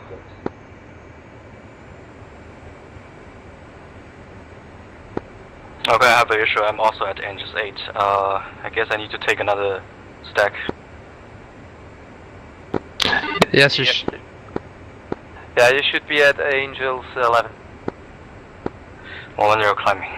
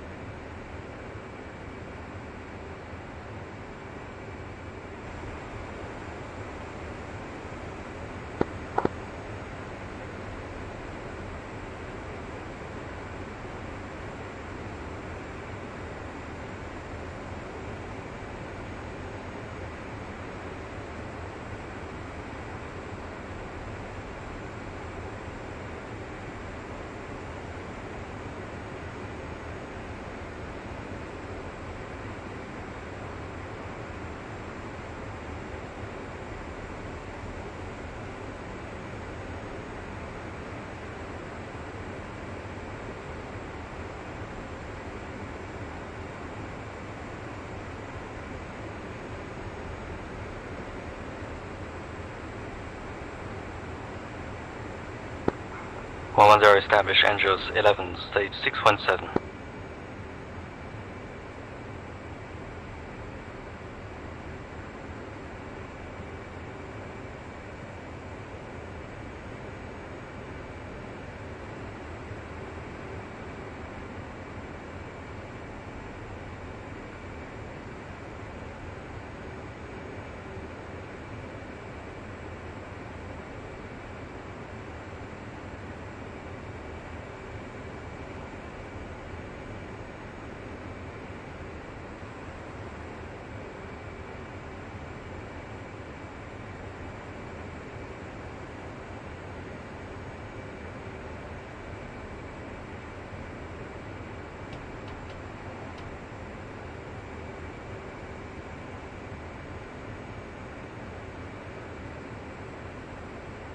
Do we push any frequencies once we are committed or commencing? Negative. You stay. No, you pretend. Stay on this frequency.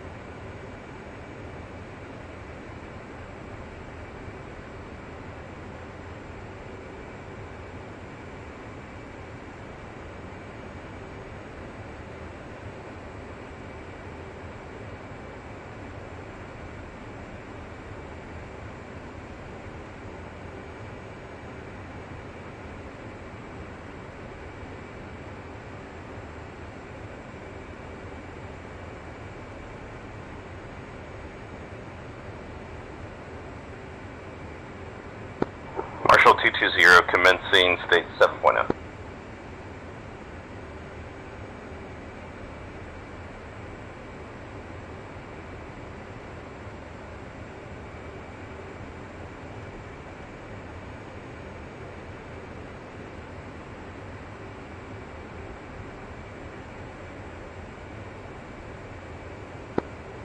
Platform. 220, commencing state 7.1, altimeter 29.87.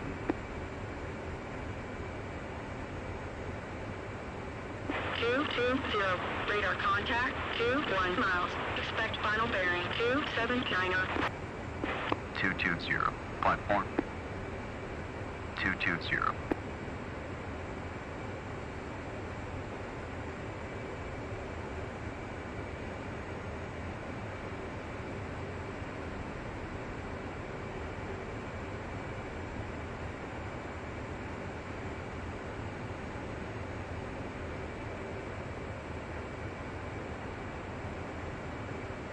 Confirm Marshall on 99.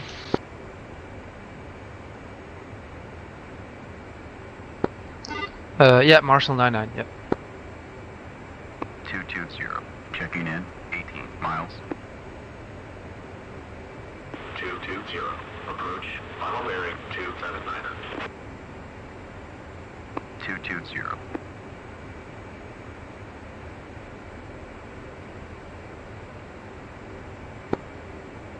Normally the check-in call is enough, but everybody should do it basically, otherwise the lights turn off. But they already... Yeah, should be on.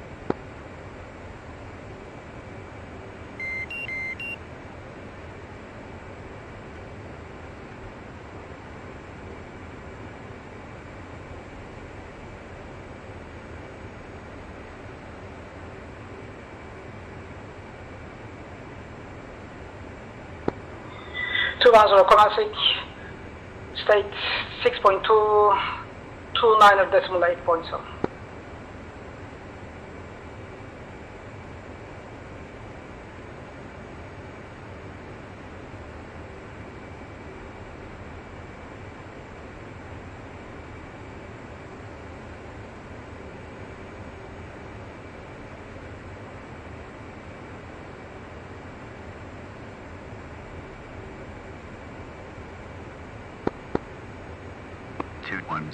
Commit. 210, radar contact 19 miles. Expect final bearing 279.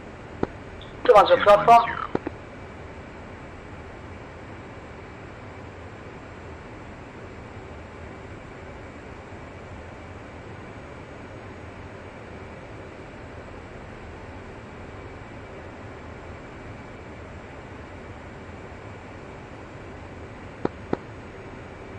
210. 210. Roger.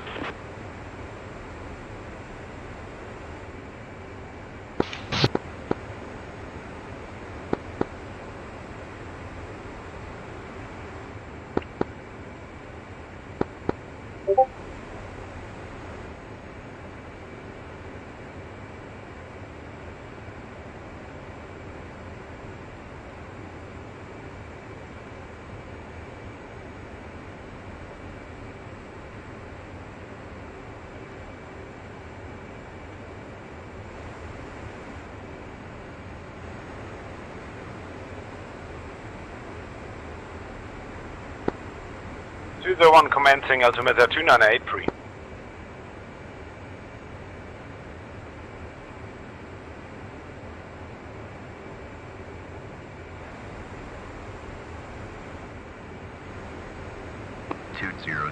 Commencing, state 8.0, altimeter 29.87.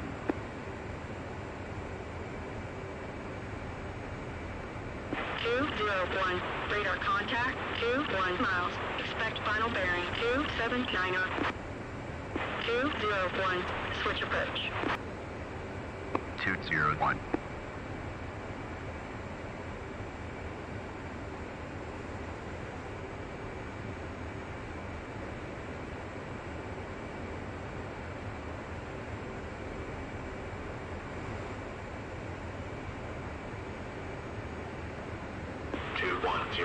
Fly bullseye.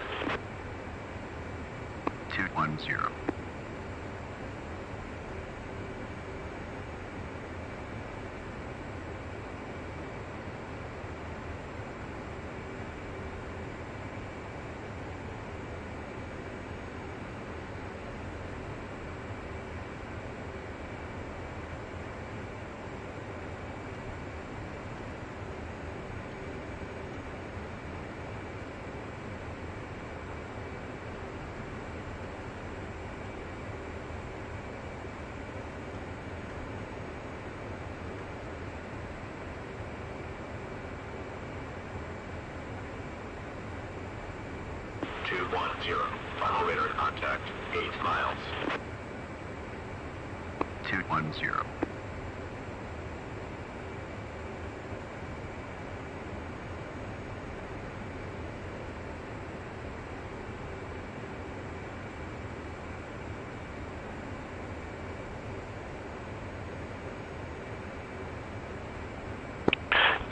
Commencing. State 6.5, altimeter 2987.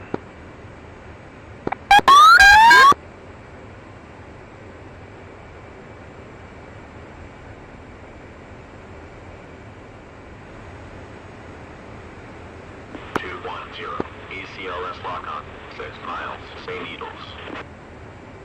210, up and on. 210. So who's the next one to commence? Am I the only one doing the stack? Lake guy is the next. Copy. And 203 checking in. Hey guys, there's a freaking helicopter on the carrier deck.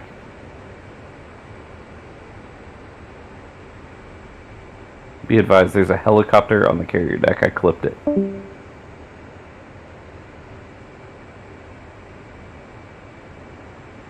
Is it parking there? No. Is it parking there? Yeah, it's freaking just, it's parked there at the end of the deck. Jeez, okay. Well, we'll pay attention. Yeah, if you hit it, you might finish it off. Yeah, let's see. Can't focus to him. 210, approaching glide path. 210.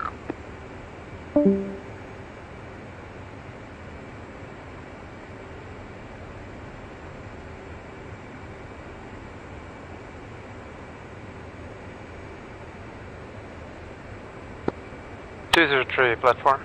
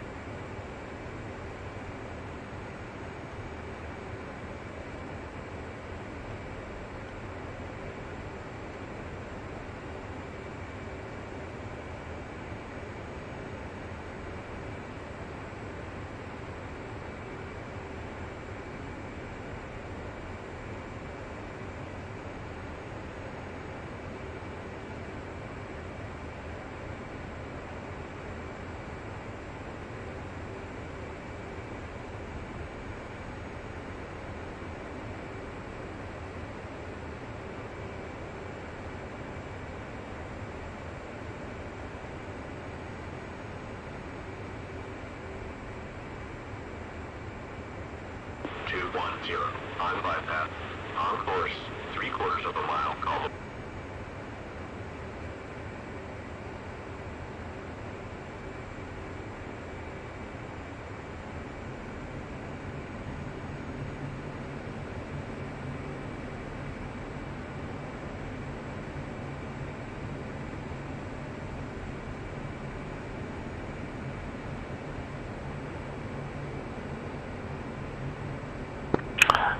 Is the chopper problem resolved?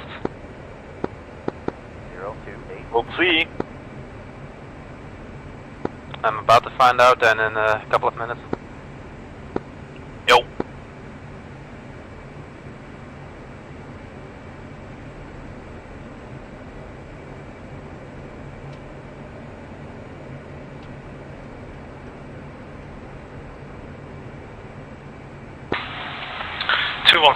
Commencing state 6.1, altimeter to 987.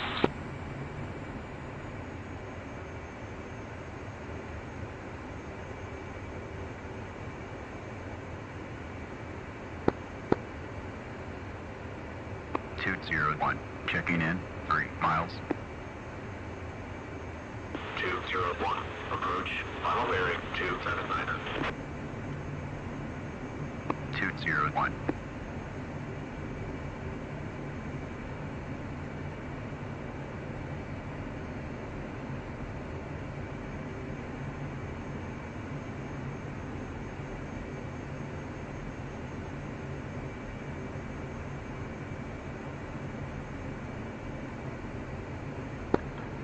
Tree up and arm.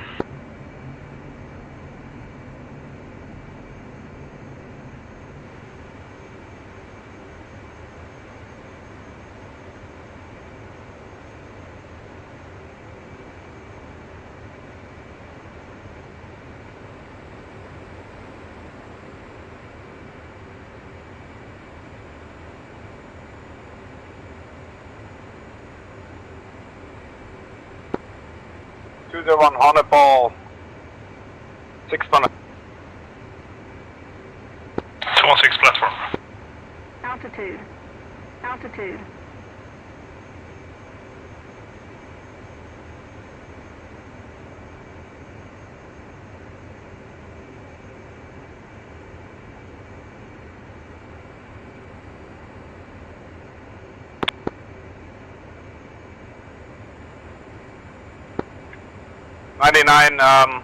Chopper problem is solved.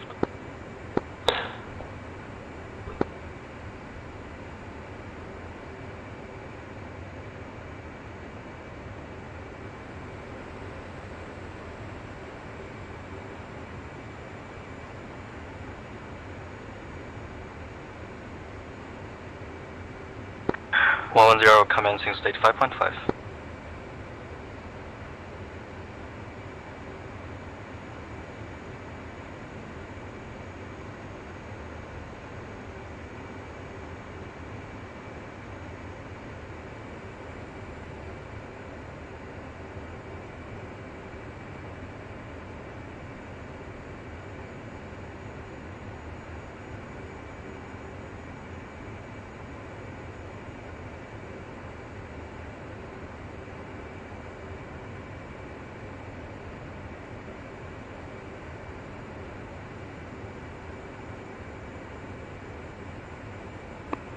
zero. 110, radar contact, 23 miles. Expect final bearing, 279er. 110, switch approach. 110.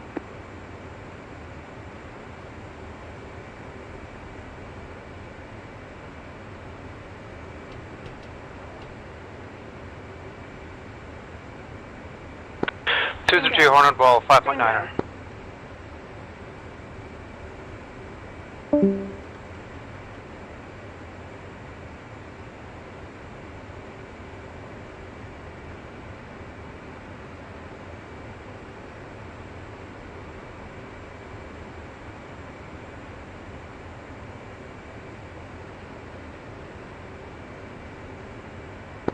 One 0 platform.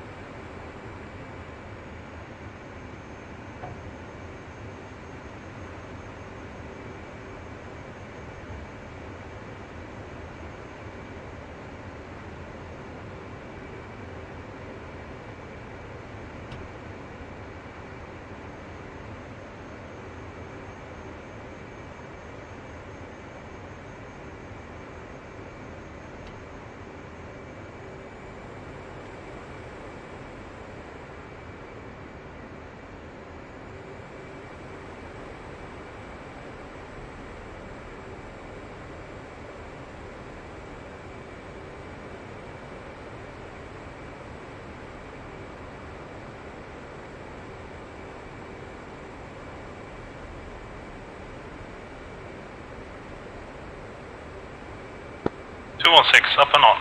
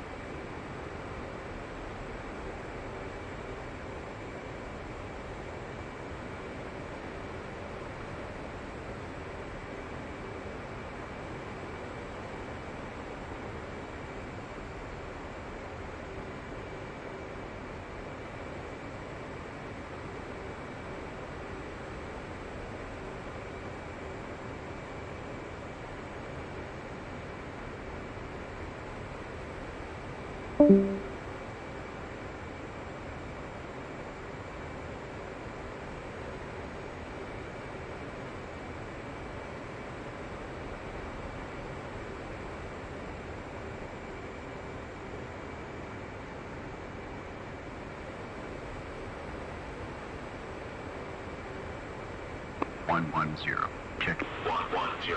Approach. Final bearing 279er. 110.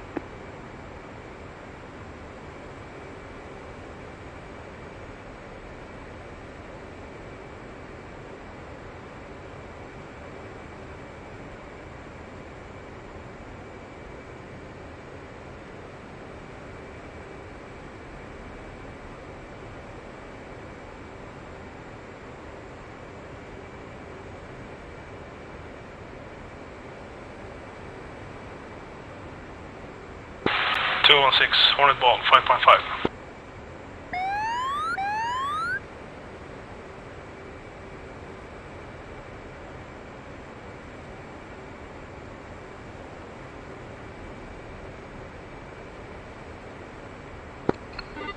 Okay, Lake, there's already a debrief going on, so people are, but just go on deck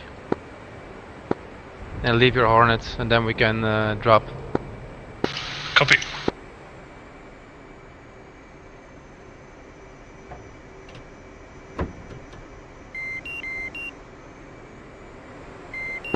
All they're up and on.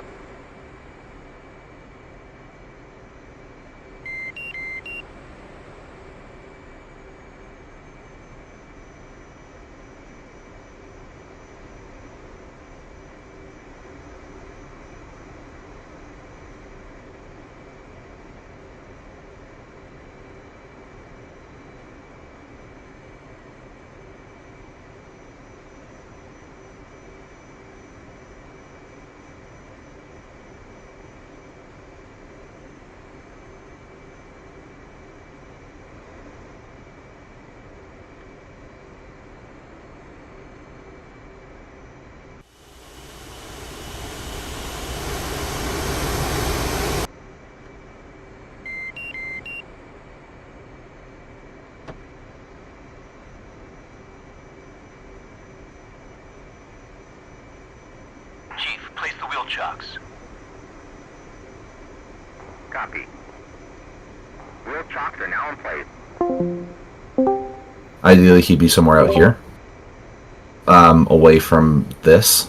But you know, you can't change the AI once it's started. But from the eastern perspective, which is the part so Fifi was in the southern, I was in the eastern.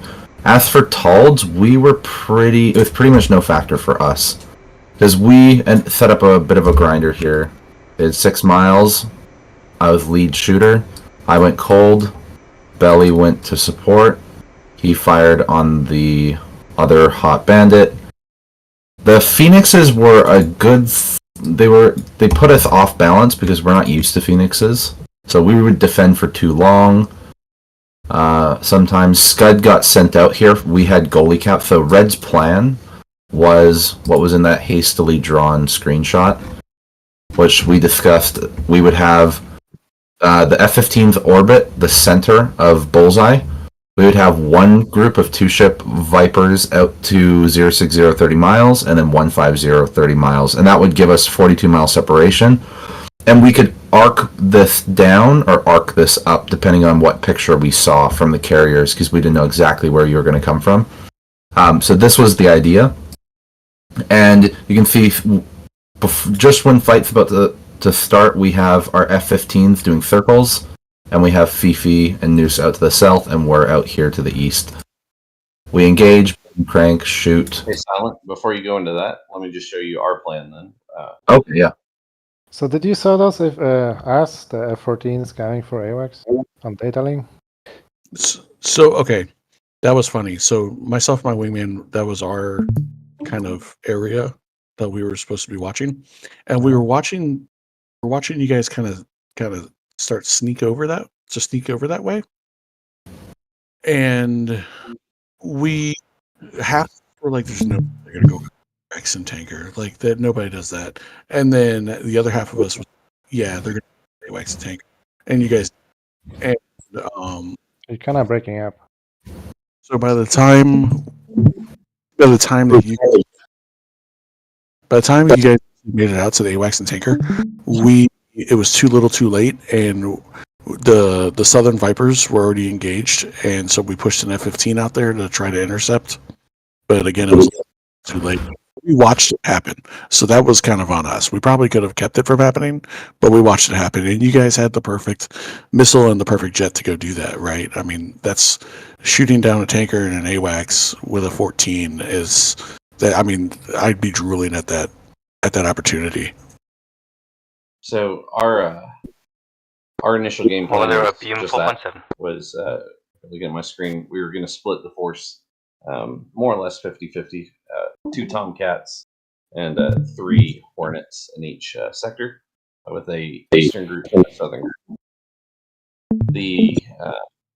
From there, that was just our assignments page and telling you what I just told you. All right. So we were going to do we weren't really sold on the wall tactic, but more or less in the east, that was our hammer. They were going to come in and disrupt if they had the opportunity and try to draw your forces to the north, while we stretched our forces around to the west to get that havoc kill with Neptune 7-1 flight. The Viking flights, which were Mav and I, we were sitting in the back to support, as needed, maybe delouse if necessary, but not to engage. And then we had 2 plans. If we had a black eye, we called it. So if we had Neptune successfully engage your AWACS, he called black eye. I went low, Mav went high, and we tried to get to those targets. And I'll want to ask you about what you saw, if you saw me at all there. And then if we hadn't knocked it out, it was going to be 2 high attacks. So that was our game plan. And then again, we've already talked about that, using the Talds to try to drain your AIM-120s, but it sounds like that was an ineffective tactic. I shot a Tald down. That's all I'm saying. It worked for a second until we realized what was going on. And I can explain the red perspective, and the reason why Talds were no factor on the eastern side is so it was me and Belly as a 2-ship of Viper. We were the northern group. We went out, fight got called on. We tried to set up a little bit of a grinder, so he's in trail. We shoot on the lead. We realized that we called to our goalie, "Hey, we're gonna get screwed. There's about 5 on our nose." We preemptively send out one of the 15s to us. The engagement begins. We shoot on lead. I go cold. My wingman shoots on his wingman. We ideally wanted one nose hot the whole time, but in Phoenix nonsense, he recommits. He's RWR clean. He's the shooter. And then he dodges one of the missiles shot from Leica. And after that, And then it was one of the mistakes that we made here as Red 4 is right here, he notched it, but he recommitted instead of flowing cold and getting support, and that he got a Phoenix shot at 7 miles still in the rocket motor. No way you're getting away from that. You didn't saw him on the data line, the whitey? Oh, data link faded right. Boop, data link's gone. And we all start. But before that, you could see that there's F-14 within Yeah. the mile. Yeah, that was a mistake. So the reason why Tulds was no factor to the east is because they were fired all the way back here. Data link is going to be up until here. So the AWACS could tell us who were the bandits and who were the Tulds. So I could, if it didn't correlate with what my HSD was telling me during this entire part of the fight, I didn't shoot, and so this was no factor. Also, the correlation didn't for some confusing and some time. No. Not well. AWACS is up. Once AWACS is down, now every single lock I relied on Nictor a lot. So in order for me to shoot, I would get a Nictor on my target. I would tell me it's an F-18. I'd be okay, cool, time to engage. Another thing is these are all in roughly a line, and so you could see that on your radar. It would be like a radar scope, and then you'd have like all these contacts in a straight line. And by this stage in the fight, nobody's in a line. And also another thing in hindsight, retrospective, it wasn't something I was doing in the moment, but closure speed. If you're hot in a BVR fight, chances are you're going to have plus Mach 1 or like plus 400 knots. You're not going to have, this instead. So, but anyways, with data link, they're no factor. Without data link, they are a factor and they do slow us down, and we need Nictor to help us out. And that only really works within about 25 miles. Now, as the Eastern fight progresses, we've shot down my wingman, so now we're down to 2. And we've lost data link, so we're running off bulls, and we're completely we're SA depleted. So I'm defending some Phoenixes, Scud's out here, defending some AIM-120s. We're doing callouts. Okay, where are people not? I shoot at this guy to get him off. He successfully defeats it. Scud goes in for the gangbang out here. Gets annihilated with everything under the sun. And then now the Eastern group for Blue 4 is down to a single jet. So Monty is the remaining goalie cap. The other 2 have been shot down. So he decides to come out to the east because we're down to 1 jet. I fire on Whitey here. That missile connects, but a peculiar thing that happened with killing him is Monty's back here, and he shot a missile at Whitey to support me. But when my missile connects with Whitey, right there, his missile has nothing to look for. Now it's only looking for me. And now my FA picture is completely borked, because I think an F-14 slipped in. I'm getting missile warnings from the front and the aft. I'm like, okay, shit, go for the notch. Notch happens, but now we're tumbleweed out here. This is complete Blue 4 dominant. We're not really talking. I'm out of sticks. 2 wingmen are gone, and I get shot by a missile here. I'm at 300 pounds. IMC, task saturated, trying to get a nav with like a correct course line for landing, dodging a missile, and I get ditched in the pond. And then now we only have 1 jet out to the east. We're pretty much no factor as for DCA out to the east. Monty gets caught by Lekka here and gets shot in the ass. Monty was, I believe, going for saw Mav or Dev. I don't know what he was doing out here. And then to the east, or to the south on Red 4. Yeah, I can talk to the south here. So I was, Nomad called it, I was frustrated by hitting the tank. And so I was kind of like fighting my jet a little bit. But so I drove out a little far, but I think that helped us out. We were watching you guys on Data Link. We watched those 2 F-14s to the south go around. By then, we called it. and Fade went to run out to the intercept the 14s to the south. That was a little too late. No factor there. Engagement starts here for us. We still have data link. We're able to identify the Talds on the screen versus the fighters, and we start doing this. My wingman ditches me. He spends his entire time flying in the RWR, and so as soon as he has a missile warning, he's cold and he's out of there, and he's not trying to kind of outfly the missiles. So I'm up front trading missiles. Standard. By this time, data link goes down, and I'm getting used to just having missile warnings in my face.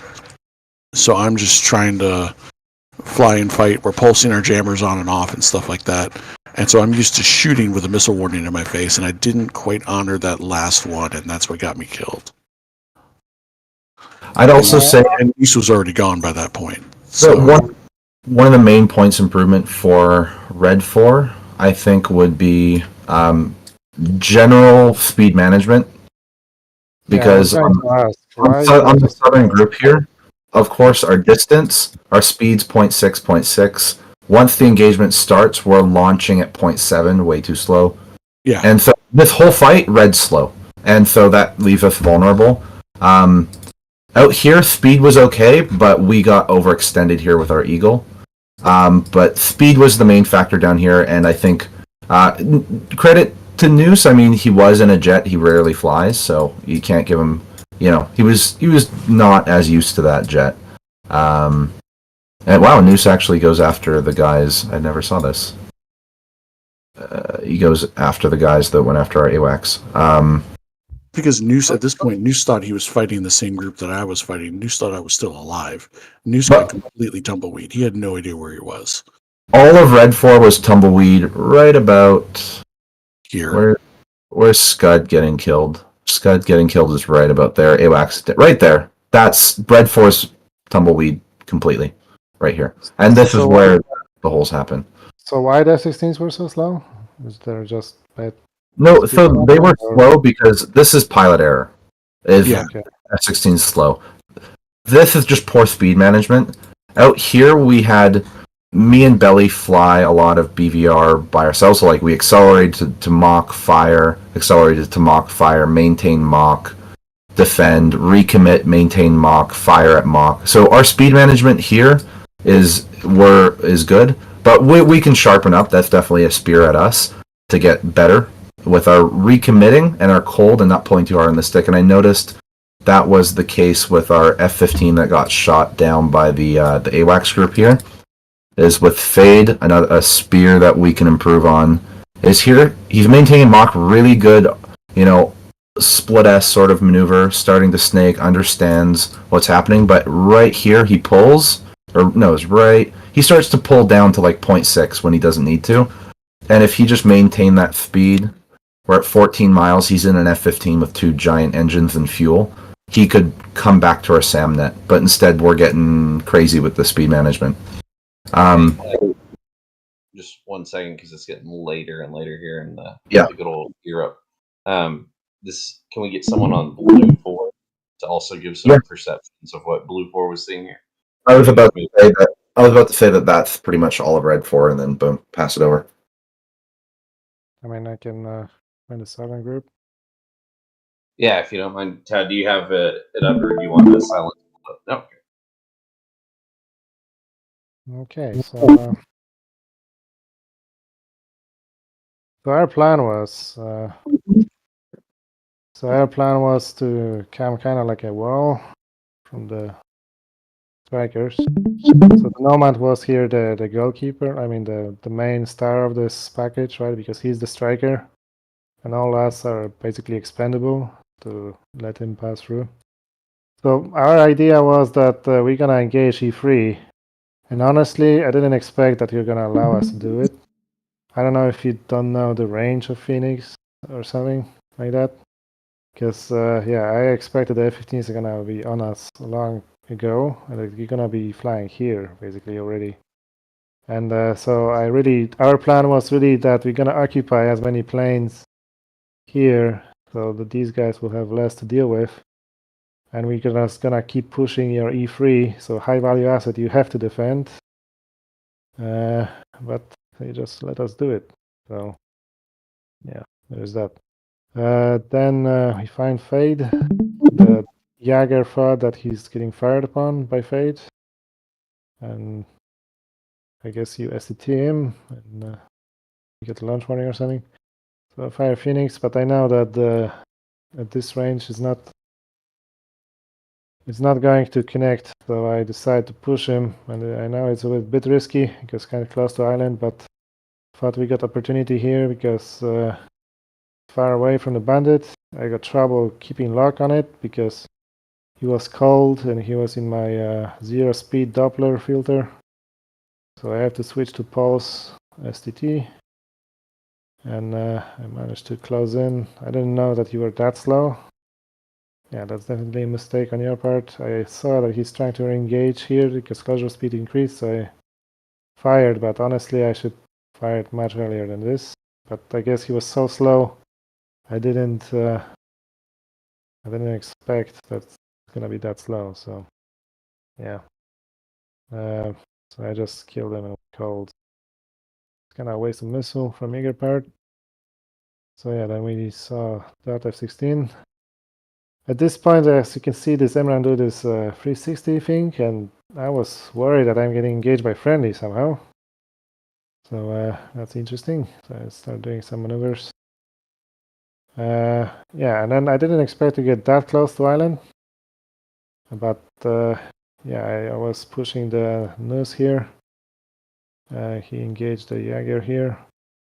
Oh, yeah, and I didn't, at this point, I knew there was SAMs there, so I decided to, and you were cold already, so I decided to kill any other targets here to not to clutter the data link. Then close in again.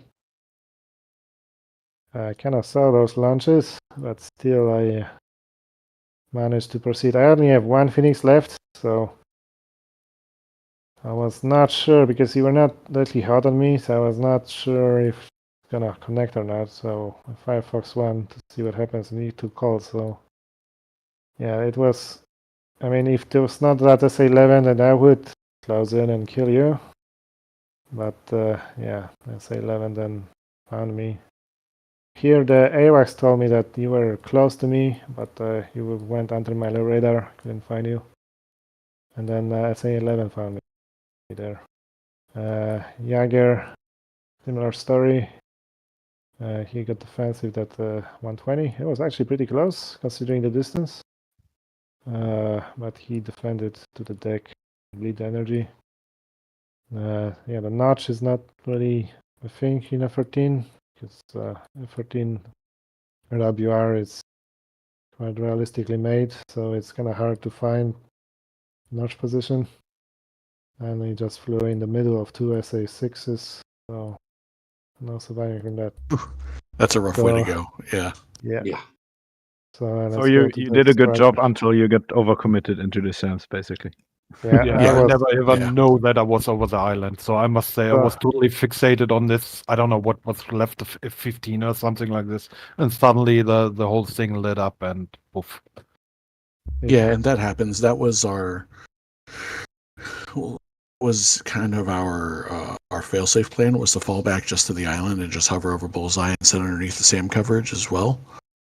Because and hoping that you guys would overcommit. So, but obviously we never even made it that far into the plan. You guys managed to shoot us down pretty early, up and out. So, yeah, that happens to anybody, for sure.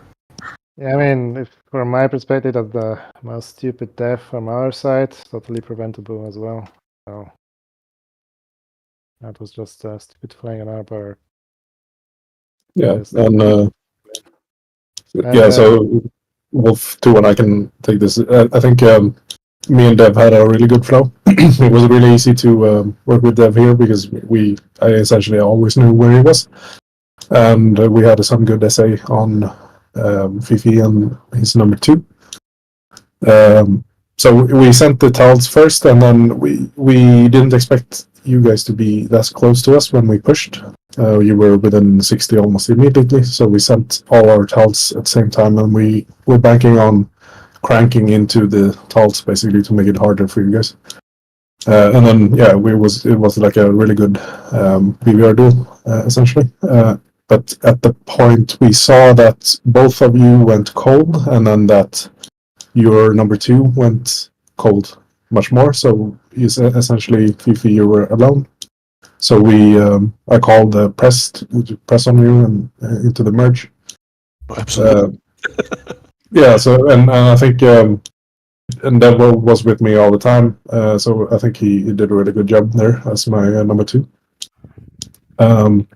The only thing, so when we pressed, I got a bit too greedy, and instead of relying on Dev to delouse me, I tried to go for the kill after you.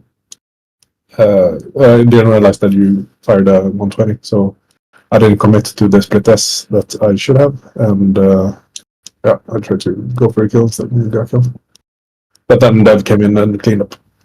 What was the range that Fifi took on his shot on you? It was like a 12 or 13 mile shot. Like we were close. Yeah, you were very close. Yeah, it should be a split as maneuver. Yeah, I should have committed to that, but too greedy.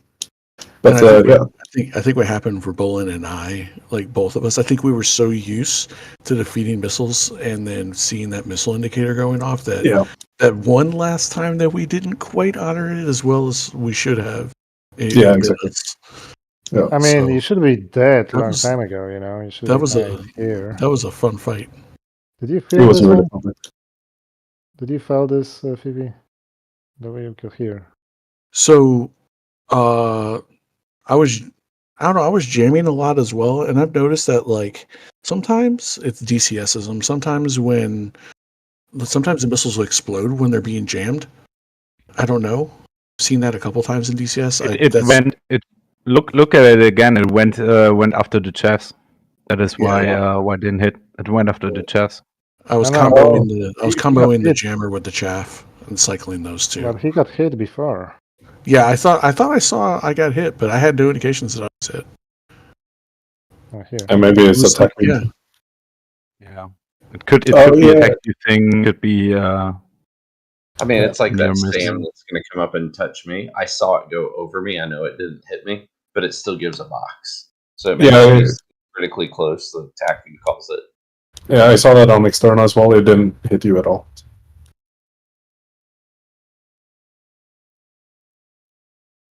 Well, I can.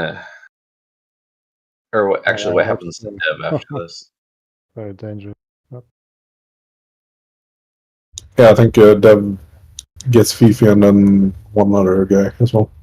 So props to Dev. When we got the black eye call, I went ahead and if you actually rewind, you can see me getting spatial D. But yeah, keep going. Yeah, right. No, back. So right where that big U is, that was me getting spatial D right here. So I started my descent. I'm at 25, and I'm instantly in the clouds. Get my towed off. I hear the black eye. The reason I throw those towed out there is I see Bolin, Dev, and 2 red contacts. Basically, what I thought was going into the merge, and I just wanted to disappear from the radar screen because at this point we don't know how effective these towed are or they're not. That's why we're doing this. So I get down on the deck. I'm at about 100 feet. And at 100, nothing was looking at me. I pop up, and I thought I was going to have more standoff with that GBU-31, but I just didn't. So I think the true standoff was about 14 nautical miles. I got it, but right as I released, I got Singer indications. Okay. It's not even going. And so when I had those, I had Singer 6, I believe it was, and at that point I could no longer commit on that next target. So right here, yep. And so I had to defend. Oh, so you're going for this target there? Yep. That's a lot of sounds between you and there. You know that, right? Yeah, I mean, there's a 15 over there. The 15 and 8 don't really scare me at the altitudes we're at. Well, I think it can reach at this altitude.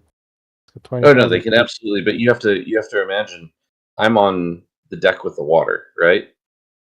Are you? No, this one right now I'm elevated up. But if I dive down, it breaks the lock because it's got terrain between me and the emitter.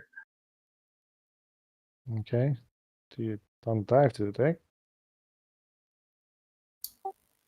So, and honestly, I would have gone to the deck faster on here, but I mean, my God, it was dark, rain, freaking. And I knew because I built the mission that there were boats out there. I didn't know exactly where the boats were going to be. So what are you doing here? What's Say your again? plan here? What's your plan here? So at that point, so if you go back to that little loop, it's to recommit. But as soon as I do that, I start getting mud. I think it was 6 again. And then I got a naval radar right there. And so at the naval radar, I had to turn around. So the only play, because of that laydown right there, I also tried to recommit there. I got turned around again. The only play I had was to climb back up and go high. But at that point, I was embarrassingly low on fuel. I think I had a 2.4 in the tanks. No, I had more than that. Because I ended up getting to AR with, I think, 1,800. Okay. But at that point, I just couldn't low get back to the target. And we were running out of sticks. So the high altitude employment from MAV was way better. I mean, you have to have opportunity, right? Because MAV can have either way to do it. Is MAV here? Yeah. Yeah. Well, I have a question for you. You're very aggressive for being a striker who needs to stay alive. Well, I was aggressive, but I had DSA, so I figured I could do it. And you see, pretty. Just go ahead. That's the initial push, right? So I see the Tomcats turning around, and I saw the 2 Hornets turning around. I had DSA page, saw that nobody's committed on me, so I turned with the Hornets back around. Here, second turn, and I just figured, like, if I get a chance, I see a gap, I'll push through it, right? And you see here again, nothing at me. I saw them all at which altitudes they were. I had the energy. This is the one I saw coming, so I figured, okay, I'll keep him defensive because I knew there was another jet down below me in a furball with the other guys, right? So I figured I keep this one defensive. That is why I took the pot shot there at the F-16. And then I turned around again. So it was aggressive, yes, but I had the SA to know where to go at which time, which paid out in the end. At this time, I figured, okay, let's drop off the TALs. I did not release them in the wall. I tried to kind of hide in between them, and you see that there is another guy coming around, and Magic told me to turn left, and I also saw him on the data link. That is why I turned around to the left. How many MRAMs do you have? 2. At this point, I was out of MRAMs. And now I saw Lekka, right, and Magic called, okay, recommit to the target, basically. And yeah, that's what I did at this point. And I tried to come as close as possible. I didn't want to lurb in the back there, so I can be when I get the chance that I will be quick at releasing. And at the point I turned and committed to target, it was like 1.5 minutes that I needed to get into the US and drop the bombs. So that was my game plan, basically, to loiter above my fighters and be able to support them, be in the whole fight, be quick to the target if I get the chance. That worked. That was beautiful. It was good. It was a good move. Yeah. Right. Mickey or Weaver? Yeah, so from my side, so we had a couple of failures, I would say. So first of all, at this time point, we said fight some, but obviously we won in the war because Well, I say we need 2 minutes, and I cut the route, but still it was. So we had to speed up to try it in the wall, but then the range was too close. So basically, the first bandit we saw on the TWS is already 45 miles or something. So it's probably exactly the time points where the TORs are released. So we have no choice but to shoot, right? So I asked Whitey to go line abreast left, but we obviously didn't have the times, and we have to sort. We sorted the 2 bandits in the front, so basically the 2 Falcons. Yeah, and hold on. Why are you so low? because we were returning from the tanker. Yeah, so Okay, I'll but take that to your here, account. you should have- He called in, and I didn't understand. I don't think I understood that they needed 2 minutes, like 2 Alright, additional okay. minutes. I thought they were in the green, and when I called fights on, in my brain, he said in my brain he's in the green. He just needs 2 minutes. I figured that their group would attack when they were formed up, but I think red. The enemy always has something to say about your plan, and I think they force but- the action. So that's on me. I mean, from here to here, it's like 4 minutes. I think that's more than enough to climb to 40,000 feet on mill power. Yeah, if we knew that it would start already, because I I called out mean- 2 minutes, and now I didn't know that like in 5 seconds or something we called fights on. So we didn't climb aggressively, and after that I told Whitey, okay, now we didn't get the 2 minutes we want, so then Whitey, you need to keep up because we are going to climb very aggressively. Yeah, well, in F14, any free time you have, you climb. Remember that. Yeah, that's right. Because here, 4 minutes, you could climb to at least 35,000 easily. And then Phoenix is much more deadly. Because that's what we Yeah. did. Because we I broke know. off, and then we start climbing immediately. Okay. Yeah. But anyway, at this time point, regardless of the energy state of us, we have to shoot because this guy was very close, right? So we sorted on those 2 bandits, and since there are only 2, we only shot 1 Phoenix each, and we guided on that. It was TWS, TWS, yeah. and then they notched it, so you lost it. Yeah, exactly. And at this time point, I think I lost my radio. I got dropped out from the SRS server, I guess. And we get some MRAMs in the air, which fired my RWR, so I have no idea. I have to defend and turn code as we briefed. So me and Whitey did the same stuff, I think. Yeah, and then I lost you in the clouds and I couldn't talk to you. Okay, well, the F14 thing, what we did with Jaeger, we agreed that I expect them that they're gonna do some notching for long range shots for Phoenix. So I just says, okay, we can, because we only have 4 Phoenixes, right? Not much active missiles. So I said, okay, we can only spare 1 for TWS shot, and if they break the lock or notch or something, because they're smart enough to do it, then just stick with STT, because we're just gonna waste missiles like this.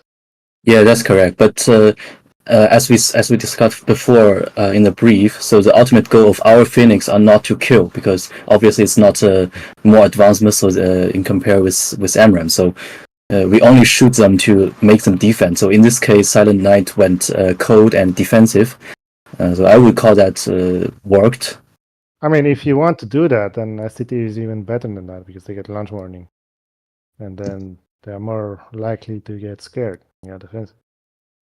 Yeah, we just didn't have the time. I was in rush to think of everything because happened in 5 seconds or something. Basically, all the setup from the push time was just a little bit hasty, and they weren't set up really properly, I think.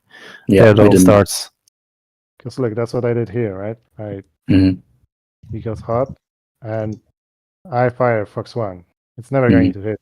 But the idea is that he's got a WR warning, so see, he's fully defensive now. And I still have exactly left. That's right. Yeah, so after that, we So I lost radio at this moment, and me and Whitey turned back. So basically, I think Whitey is under control directly from Magic at this time point. And I locked on someone with STT, I think. I'm in here, the Whitey here. So, Yeah, Whitey is a little bit too close in the front, I think. I mean, what I was just using data link and yardstick, and asking Wingman what he's doing to determine which data link he is. So I don't really try to look visually where the Wingman is, just too much stuff is Yeah. going Also here, there's a tiny issue here. So there you see the 5 TOD or 6 TODs in the front, right? And I think on my radar, all these TODs showing hot for me. I mean, so basic aircraft stabilized because you're faster than them, so the closure rate is. Yeah, could be. Yeah, this might be the case. So basically, I see some hot contacts, but I mean, I knew that we released some TODs, so I know maybe. So I shouldn't engage them. But then there was one guy in between those TODs.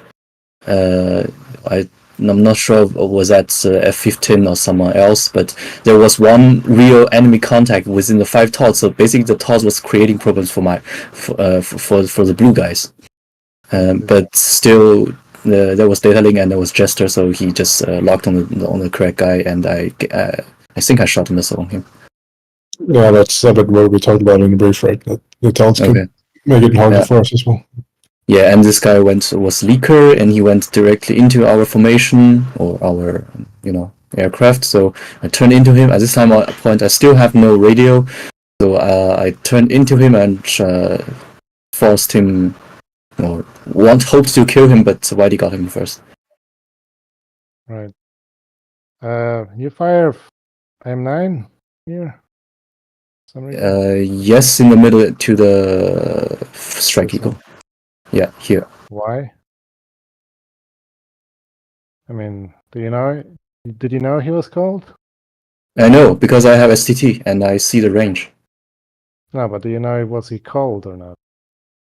7 miles cold M9 gonna waste. I'm not sure. I think what I saw at this moment was on within 5 miles on the HUD. And was within the weapon envelope. Guys, very quick. Don't get too into the details here. You can. So basically, Whitey got him, and after that, I defended another missile, but then after that, I was choke fuel, so I have to get out. Oh, you fired here, but. Yeah, but there was this MRAM lighting me up. Have to defend.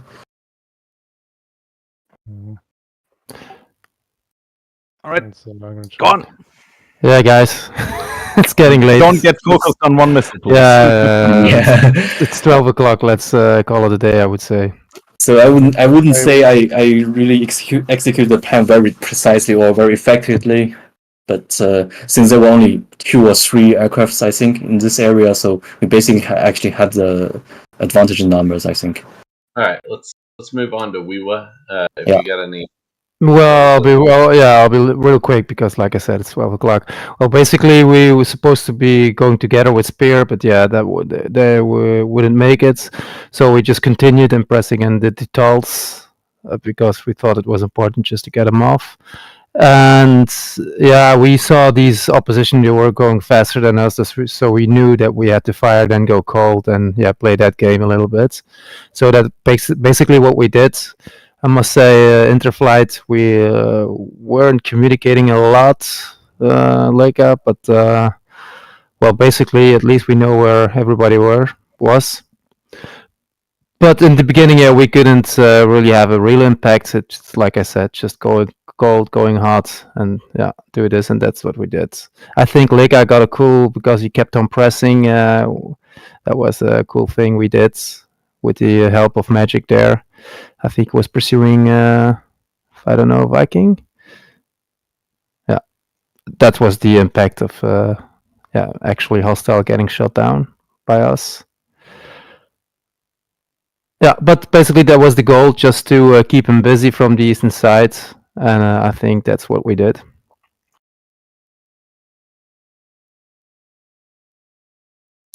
Yeah. Yeah, did you saw this guy in the end? Yeah. I said like I watch an eye on him, and if we need to press. Be ready. I like it. That's what I said. And then we saw that we was pretty fast, and Mav wasn't all that fast, so we got pretty worried. Yeah, okay, cool. But we were ready. I saw him on the SA page. I told you guys over radio. He's not going to catch me because he reserves, right? Yeah, but there was one time he was going like Mach 1.2 and you're like 0.9. I said, this is getting dangerous. Was it? Yeah, correct. But that was managed. I still had my tanks on me. I still had my bomb brakes on me. I have to just at this point. I landed with my tanks and everything. So I would have had some power reserves, and I just saw, okay, he's creeping up on me. Now I accelerate to 1.2. I was managing the so. And I knew that you guys were up there. I saw the picture on Datalink, and so I wasn't. No worries. Yeah, we were there to back you up, buddy. So I like that ending there. I thought it was pretty good. All right, so full circle here, and then let's just call this and move on to the next mission. All right, so blue objectives. We came out to strike 2 targets. We hit 2, only destroyed 1. So I would call that 50% effective on the weapons, but I was actually surprised that we got 2 strikers to the target with no losses, which was our other objective. So 50% for Blue Force in that regard. Air to air, I think both teams, red and blue, you went out, executed your game plan, as best you could, given what the enemy was going to throw at it, right? So the other team always gets a say in your best laid plans. I think Blue Force, we did a good job prioritizing the on the south side, the have a strike. So Tao, good job for you and your team on that. For our Hornets across the board, man, I thought you guys killed it, literally. That south engagement was a lot of fun to hear. Devin Bullen on the radio. You guys kicked some ass down there, and then up north, that was crazy. You guys were basically in a, I don't know, I say out north, out west. You guys were more or less unintentionally in a box, and then were able to suck the other team, so to speak, out and have them overcommit. So. We made some mistakes. Red Air made some mistakes, but overall, I appreciate everyone for taking the time to fly this one tonight. And yeah, man, there's plenty of admin spears on my first mission being built for this group, so I'll go back to go fix those, like the radios and stuff like that. But feel free to DM me anything that just is nagging about the mission that you hated. No, man, thanks for your work. We enjoyed it. Yeah, thank you. That was extremely fun, and thank you for Red 4 as well. That was really fun. Thank you very much. Yeah, much. Thanks for putting it together. Yeah, thank you, Nomad. That was awesome. Yeah. Well, all right, guys. With that, it's midnight. Here and then sleep waiting for me. Good night. Good night. Good night.